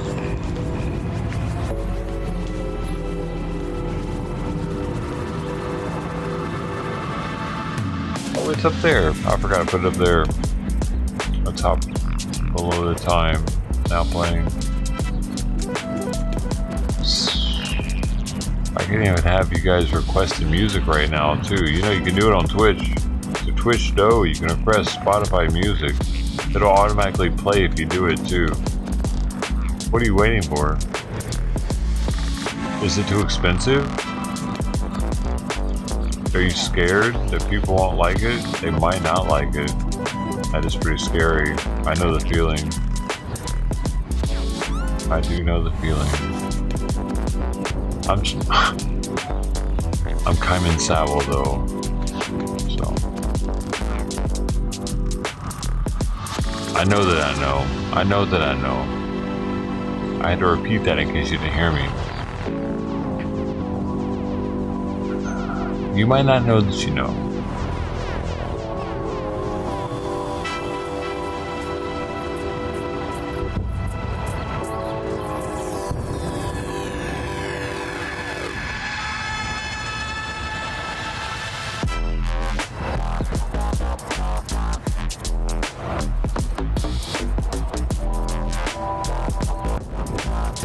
I know what I know.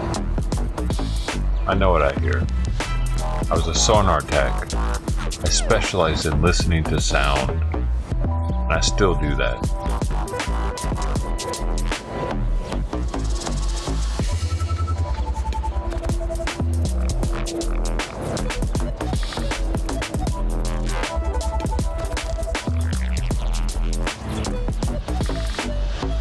zooming in on it. I love it. Joshua tree. The last Joshua tree in Gaza. What is that? You've seen what a couple times? First I've seen it.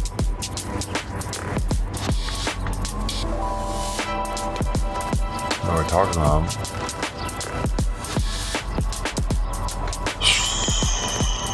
Oh, that thing. The pop-up. I got you. Okay. Weird. I wonder, dude, I wonder if I must have it on some super long delay. I appreciate it though. Yeah, this thing. I can make it pop up. I put it there intentionally recently, today actually, or yesterday, I think. One of those. But it's from like a year ago, and I don't remember what kind of timer I put on it, is what I mean. But I saw it there, and I did the, like, I made it work like this, and then I was like, oh yeah, I want that, but I don't remember what kind of delay it has. Too long ago. But I just turned it on, and then I didn't realize it was going to happen again. I think I did it at the beginning of the stream and forgot that I left it on.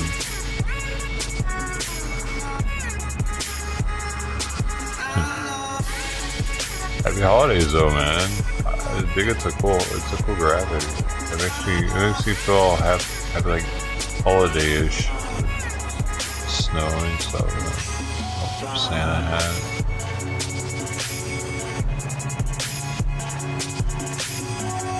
The Muslims, do they probably don't celebrate Christmas, do they? What if they do some other thing during the same time though?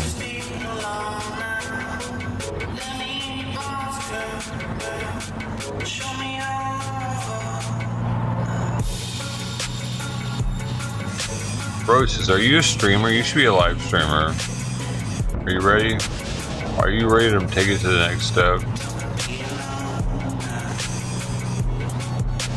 You and Moments are going to be together. You're going to hang out. You're going to be next to each other, and you're both going to stream naked.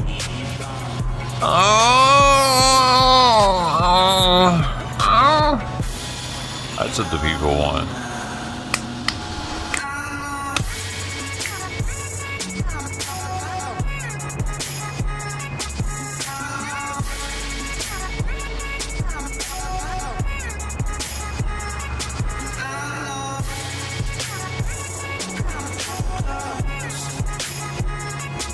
Moments isn't what happened. Am I in trouble?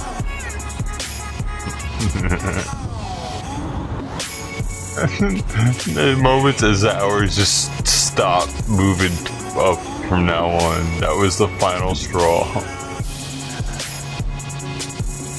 What have I done?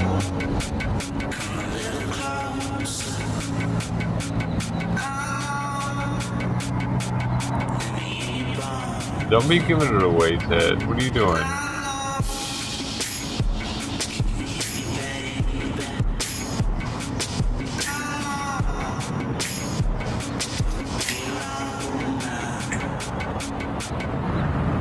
Have you eaten your dried kiwis today? Don't fucking be slacking, okay?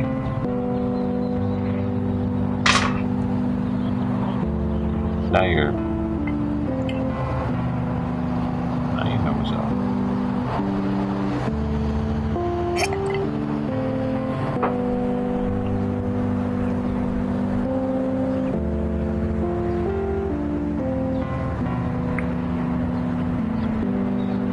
You know, pickle juice can actually be used to, like, Gatorade. You put pickle juice with water, it's an electrolyte. There's salts in it. That was the original Gatorade. And they used to actually drink pickle juice back in the day to replenish their electrolytes. working hard. Where they had any kind of drinks like that.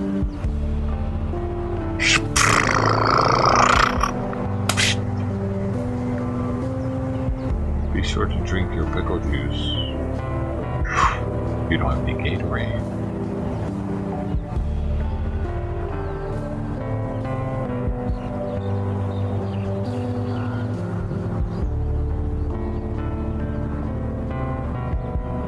Oh, really? It relieves heartburn. Mine too. But it will make you smell like Lookner.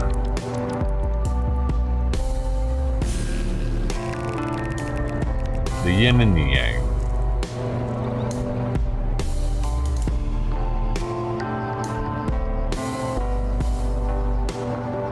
What's pods?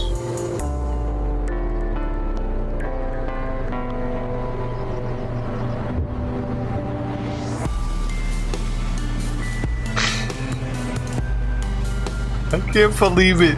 It spelled it out like that. Steve Lookner of agenda-free TV smells like pickled cheese. It said it like that, dude. That's hilarious. Oh shit. The bot has gotten too smart. It's gonna take over soon.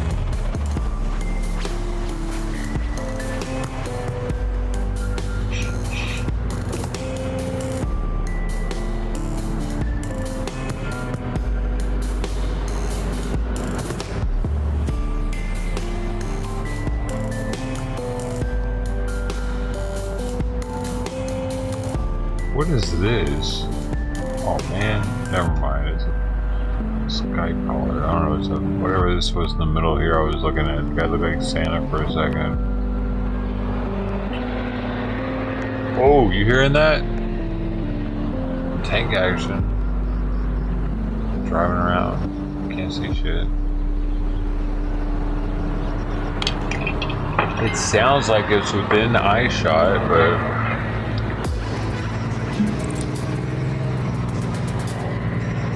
I just want to taste it, you know what I'm saying? Okay, I might be getting a little drunk tonight, baby. Don't tell anybody. Please don't tell anybody, I'll get in trouble. I think I'm allowed to get drunk if I want, aren't I? Fuck that. Oh, shit. No, you're not allowed to be on the psych meds and get drunk. Fuck that. I don't take them while I'm drinking, so we're good. Fucking assholes.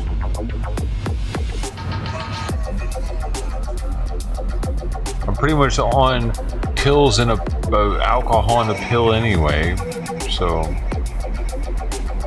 let's just be real about it. That's what it's considered when I'm taking alcohol and a pill.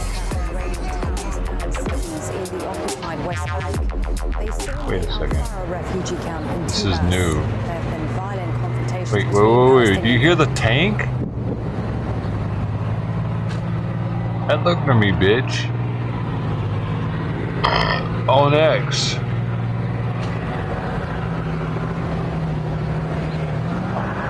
I gotta give Simon his medicine. I'll be back.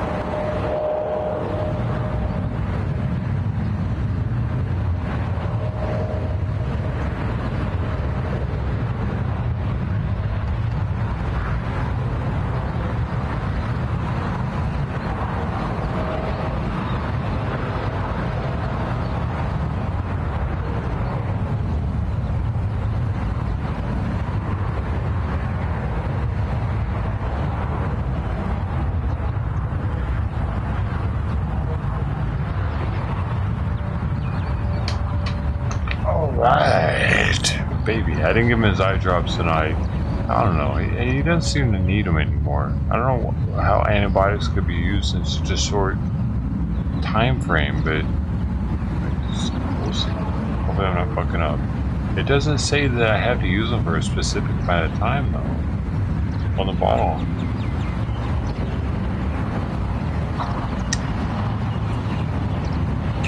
I did give him...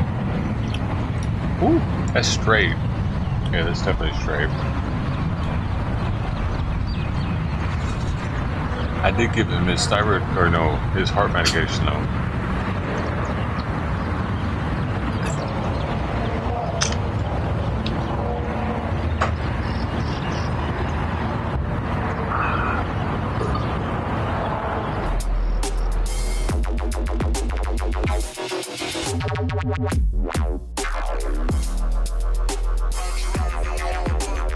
She know about that.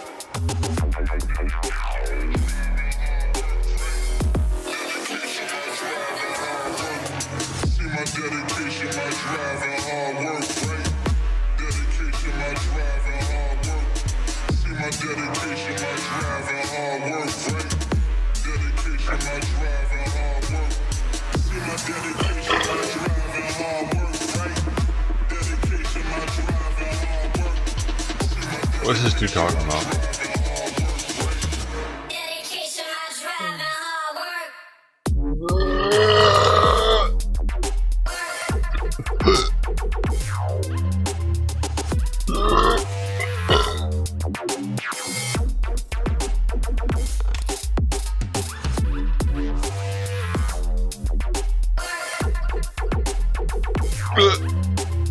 Shit. No. No, that's not what I think it is it? Nope, fuck. Alright. No, man. Fuck, I got the fucking hiccups, dude. Yep.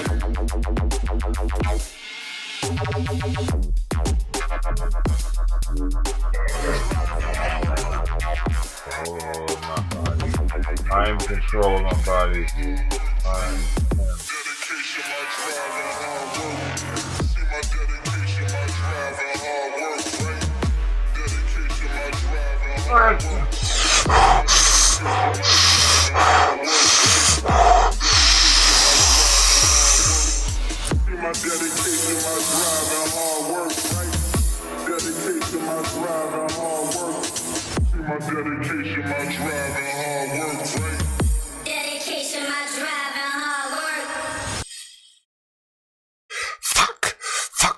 Fuck. I got the fucking hiccups now.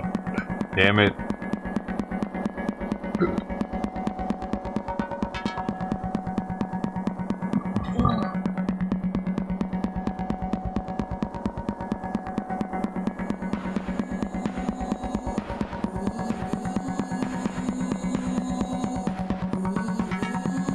Fuck. Alright.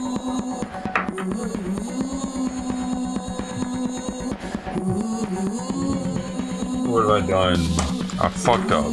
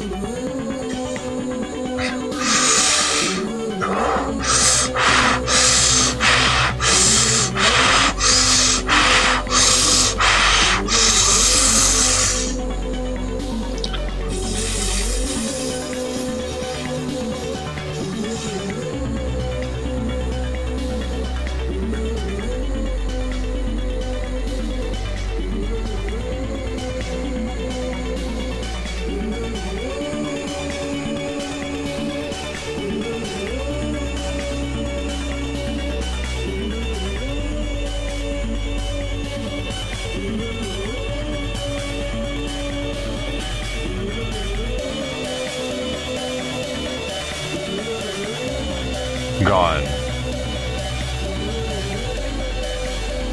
I know how to get rid of my hiccups, but do you?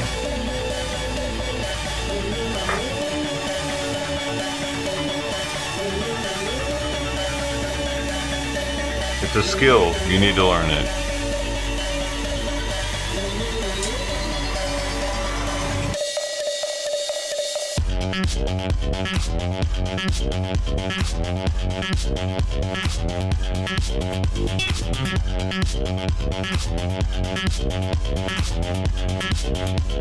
I can get rid of my hiccups almost every time.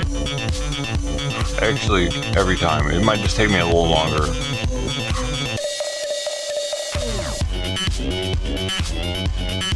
Exhale slowly. Did you see what I just did? What did it just tell you to do? That thing is inside of me. That thing is inside of me. Did you see? That's exactly what I just did. Multiple times I exhaled slowly.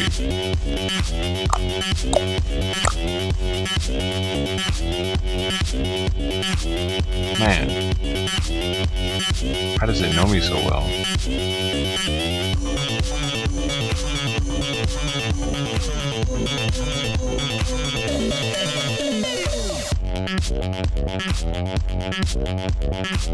I learned that on my own though. I didn't read it somewhere. I learned it from experience. I just figured it out one day. Seriously. Pre-internet. I mean, internet was here, but it wasn't like it was now. I didn't read that anywhere. I somehow figured out how to do that the way I do it. And it works almost every time. Actually, it works every time. Sometimes it takes me longer than others.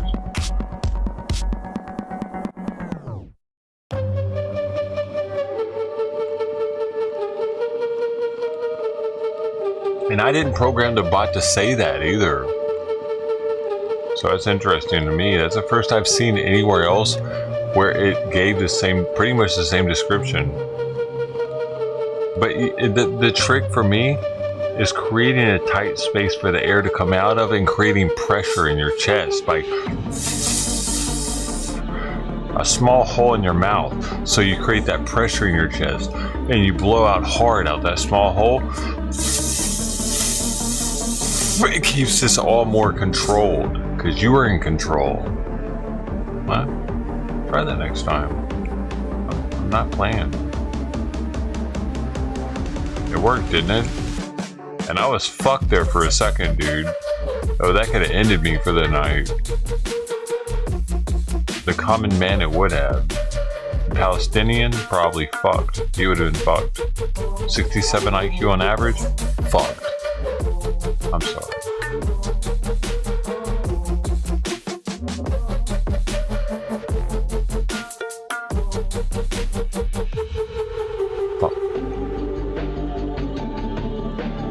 No one's talking to me anymore. I guess I'll just... Should I go away? Have I said too much?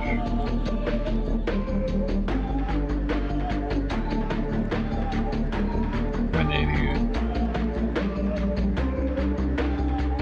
That's what it boils down to, huh?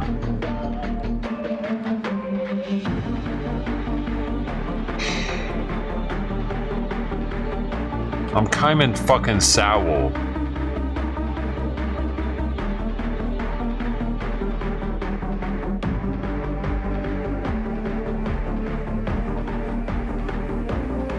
I get it. You don't know who I am.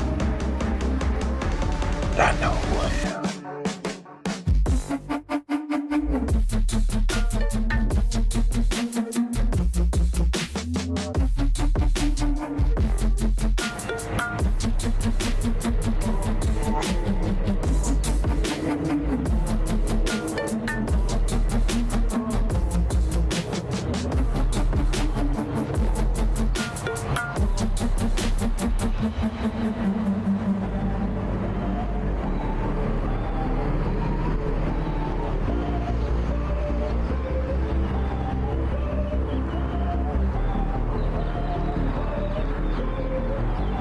I need some more streams up, but I'm chilling.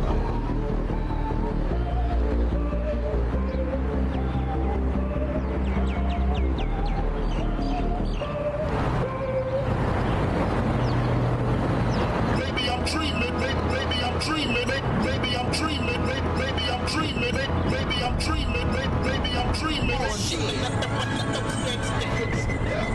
dreaming.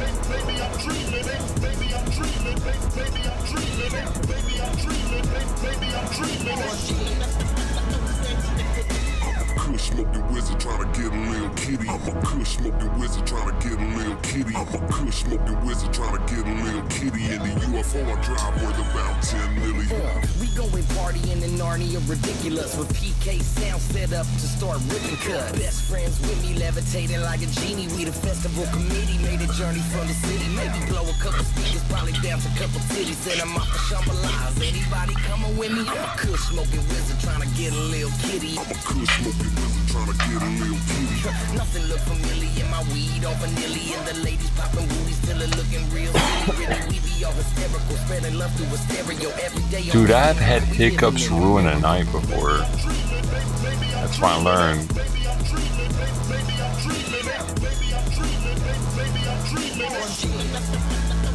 I learned a long time, like at least 2 decades ago, how to cure hiccups.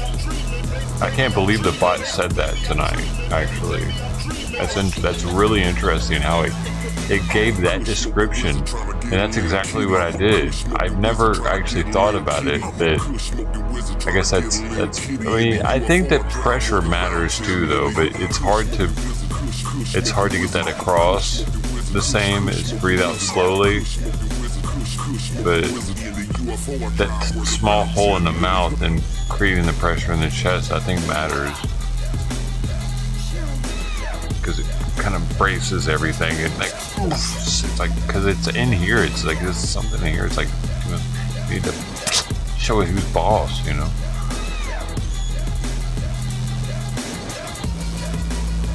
It's a trip how that can happen, ain't it?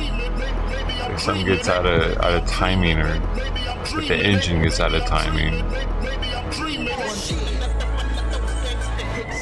and the heart gets out of timing, though, that's scary.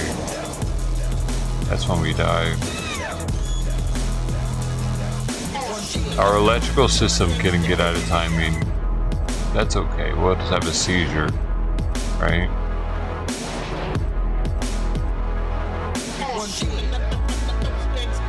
Our circulatory system gets out of rhythm, though. That's it. That could possibly be it. That's wild. How fragile this all is, man.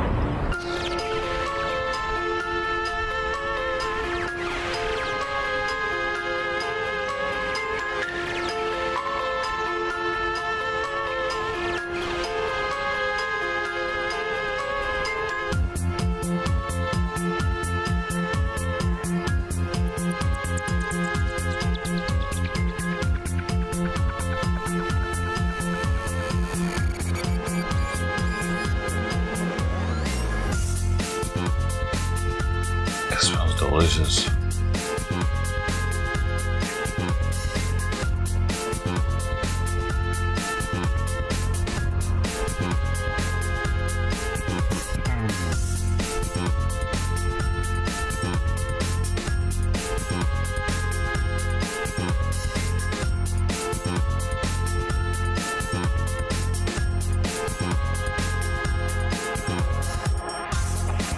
Get me drunk or just smelling it, dude. Gotta knock it off. Just gotta look at it. Look at that liquid. Look at that liquid. We should just look at it. Oh, holy shit, man. Look at that liquid. You just look at it. I gotta better let it down. I'll probably shoot a piece of kiwi just to be safe.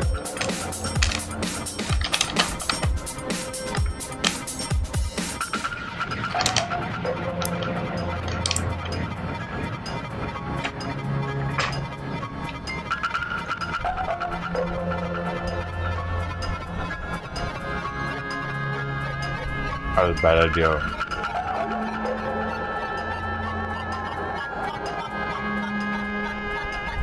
I got shit stuck all in my teeth.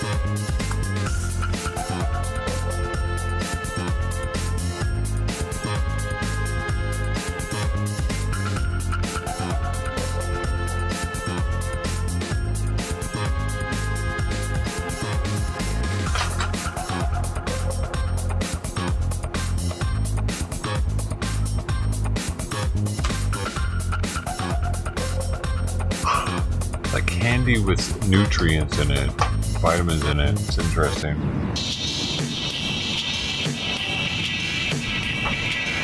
Whoa, is that straight or something? What am I drinking right now? I don't even know what the fuck I'm drinking. Got a little kick to it. It's got a little fucking kick to it, boy. Wait, whoa.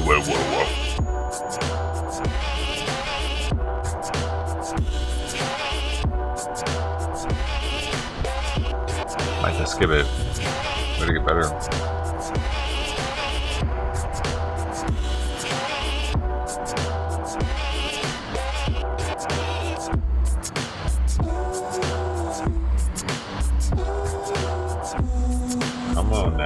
Come on now. Come on now, give me something. Come on.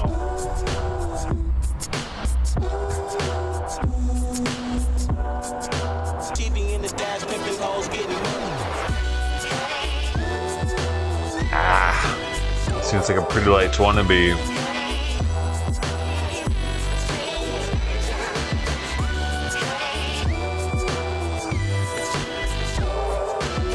It's hard when you're not the first in a style. This is Pretty Lights right here. This is like a Pretty Lights style right here, man. For sure.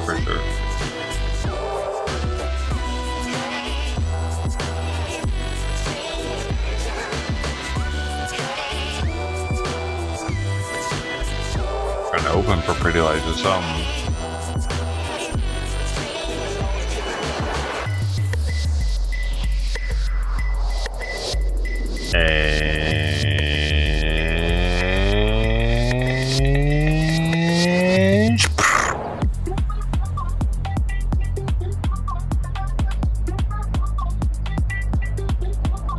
It was just gonna be a bunch of the same of that for the next second episode.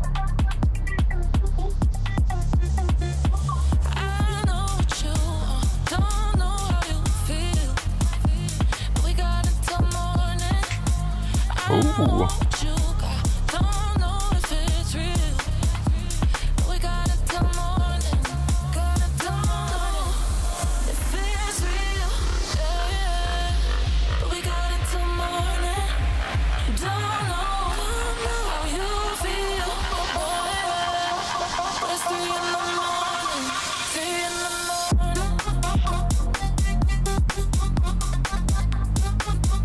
Damn, they really limited themselves with putting an actual time in the song like that. Why would they do that?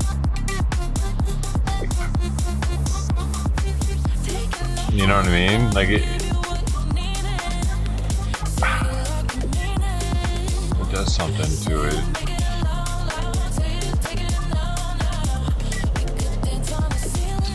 Shouldn't put a time on it. It opens more options for people to accept it as it being their reality if there's not a time on it.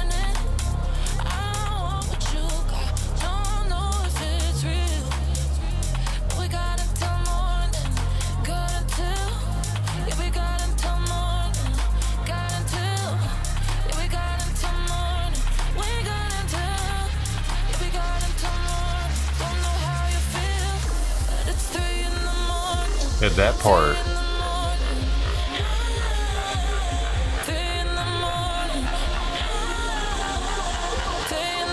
I should have been in there.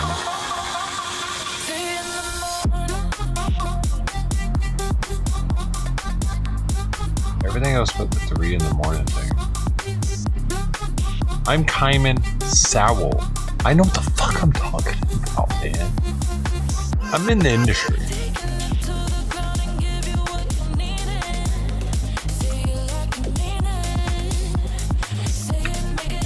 Am I drinking straight whiskey right now? Because this is just fucking strong. God damn.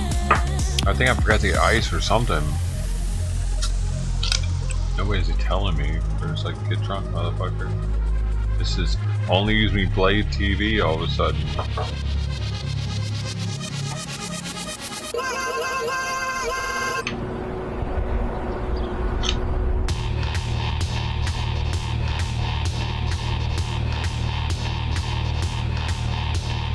Want me to lose a toe or what? You want me to lose a toe, bitch? I'll find you. I'll take your toe and I'll put it on my foot. You want me to lose a toe?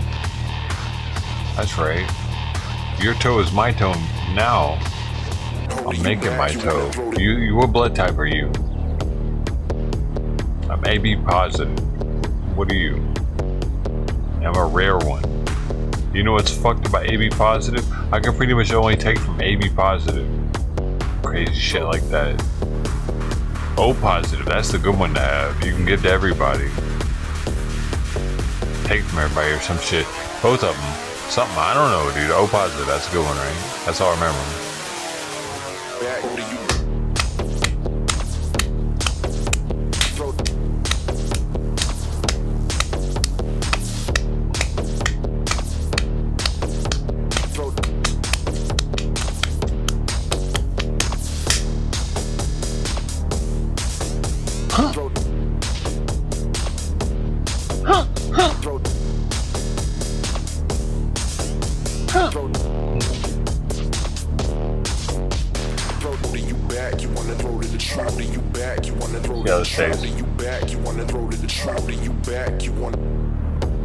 Spicy. That's, dude, that wasn't straight, because this is weak as shit. I was just getting pussified.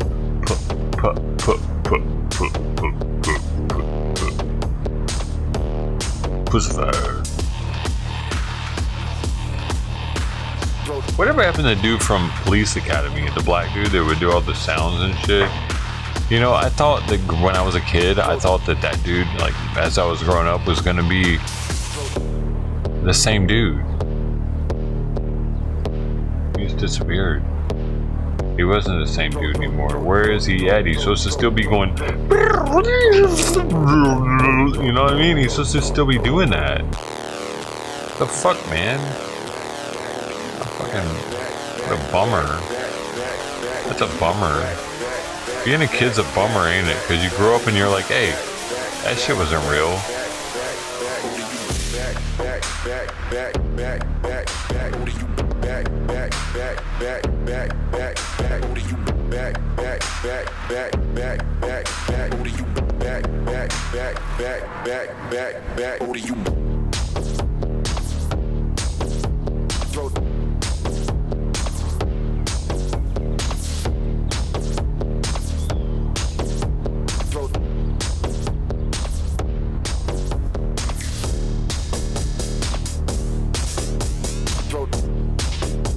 Throat. Hold up. What are we talking about? He's saying throat, right? I don't know. I need to listen to more of the lyrics, I think, but now before where I be dancing and shit, you know what I mean? Or he's talking about throat. We gotta mix it up.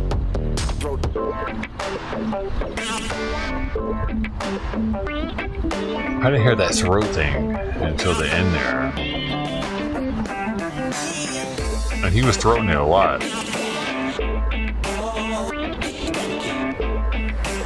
He was throwing it way more than I would have liked him to throw it in any given situation. Are you with me? Clap your hands. Clap your hands. Clap your hands. No one's with me? I will, you know what I'm saying? I will give you 50 dicks for punishment for that. Each of you that are here, you get 50 dicks in your sleep tonight.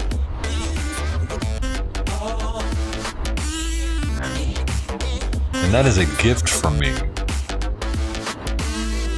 Happy holidays. That's the most dicks I've ever given away. Do you realize what's happening here? Do you fucking 50 dicks, 50 dicks, baby.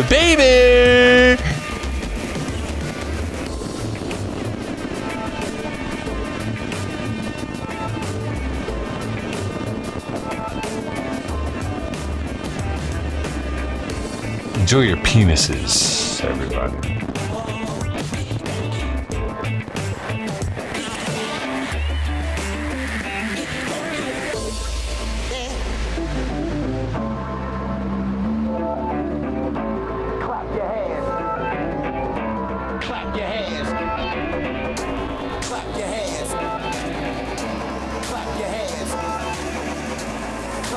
Heart-shaped box. Heart-shaped box.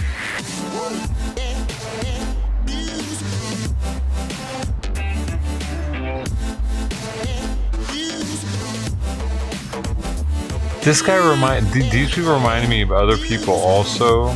Everybody's trying to be like somebody else, and we gotta.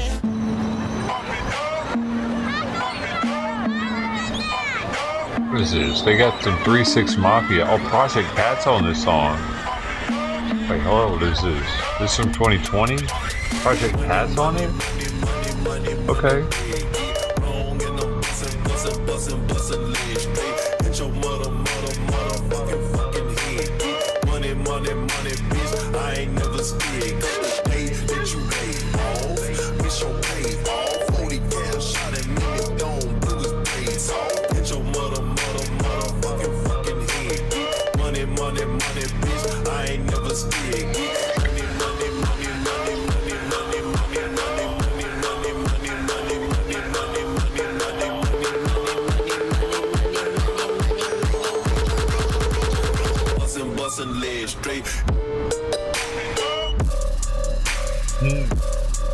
Okay.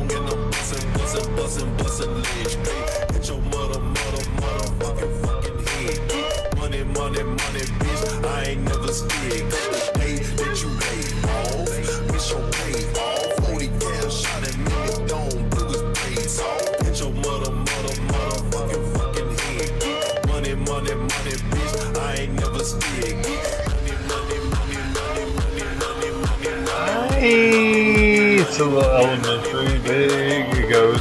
Alright, and next.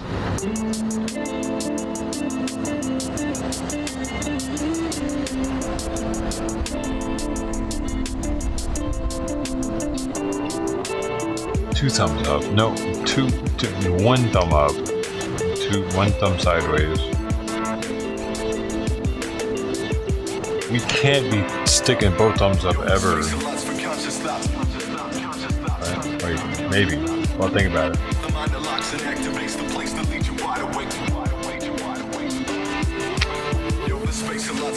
What time is it? Alright, I'll give him his time and his medicine. Heck yeah. I did that right in time because I'm drunk as shit. How much? Get out of my face.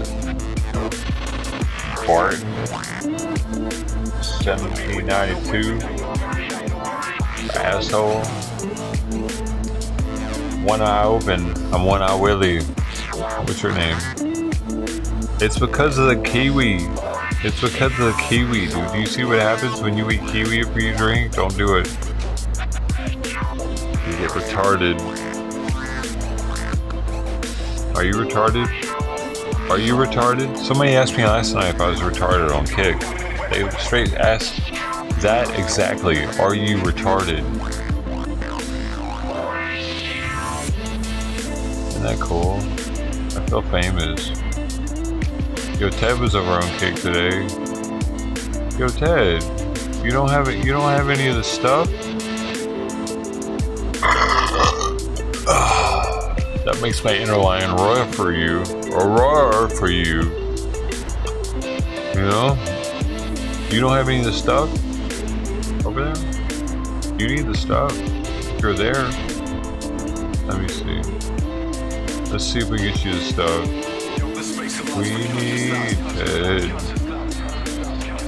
to have this stuff. My page got a load. I'm there now. You don't have the stuff, Ted. You gotta get the stuff. Oh my gosh, you gotta get this stuff, dude. I'm gonna get you this stuff right now. Hold on.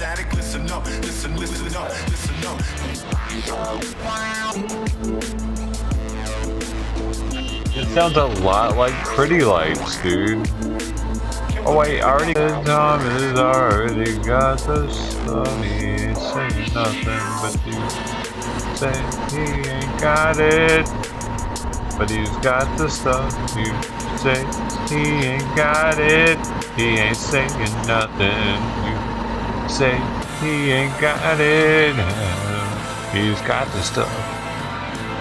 He's got the stuff.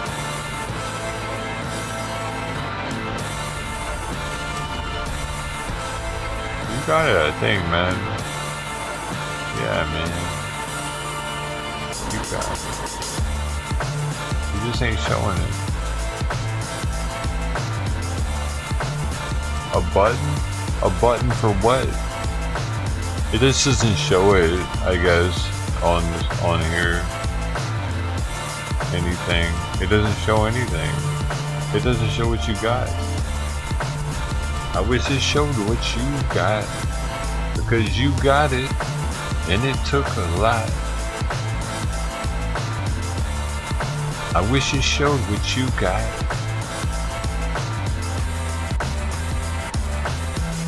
But this is what we got now. It doesn't show it on Kick what you got. It only shows on Kick.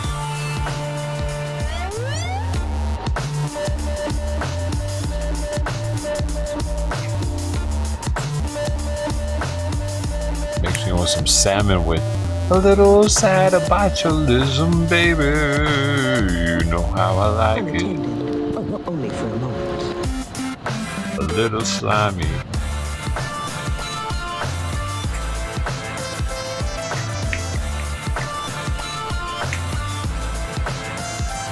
Where are my homies at? That's it. That's enough of that. Now you listen to Gaza.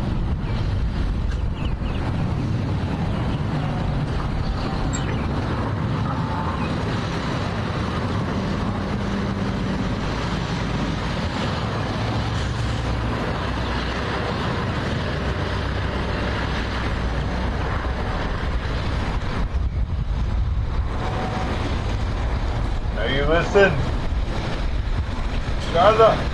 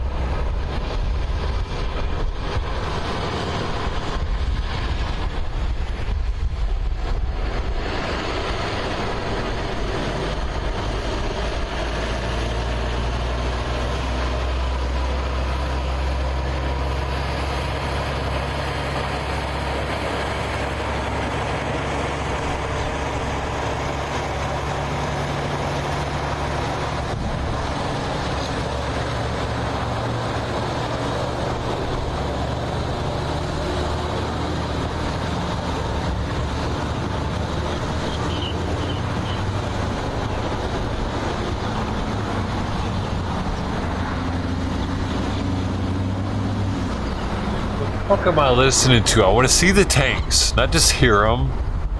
You know what I mean? How are they so audible but not visual? How can we not see them? Dude, what the fuck?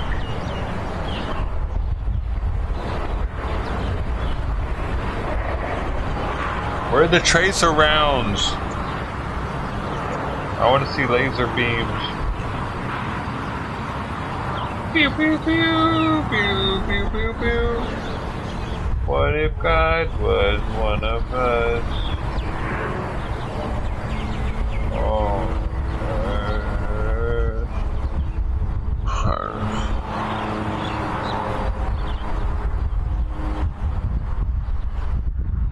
no new good music comes out unless it's electronic. Everything else sucks. Yeah, I said it. And I'll lick my lips afterwards. And I'll eat meat if I want to. Don't test me. Wait, what do I... Dude, should I? Maybe I should. Maybe I fucking should. Huh?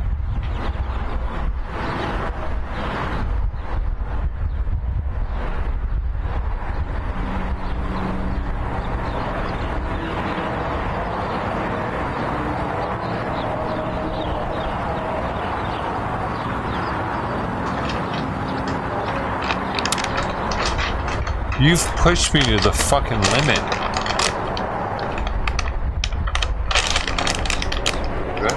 Motherfucker. Open. I don't want no juicy bits.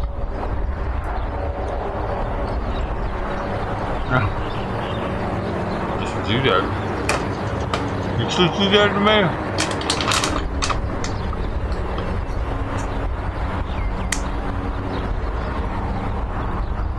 You see what you did to me?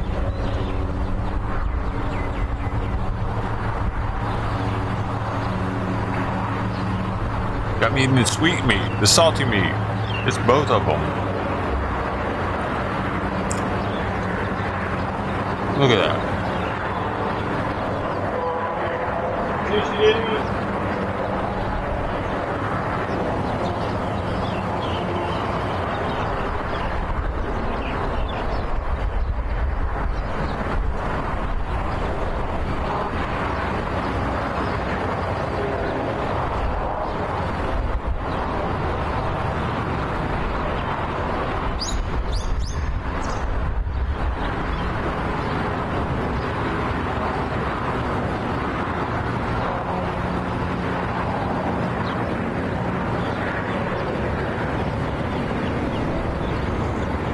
You see it?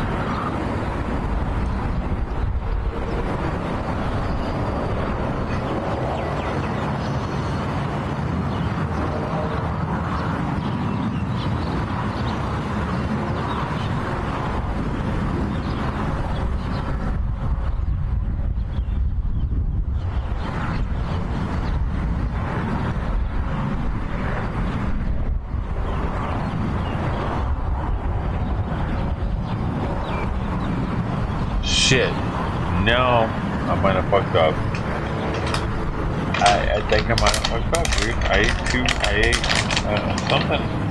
I did something wrong. Let me see. Let's think about this.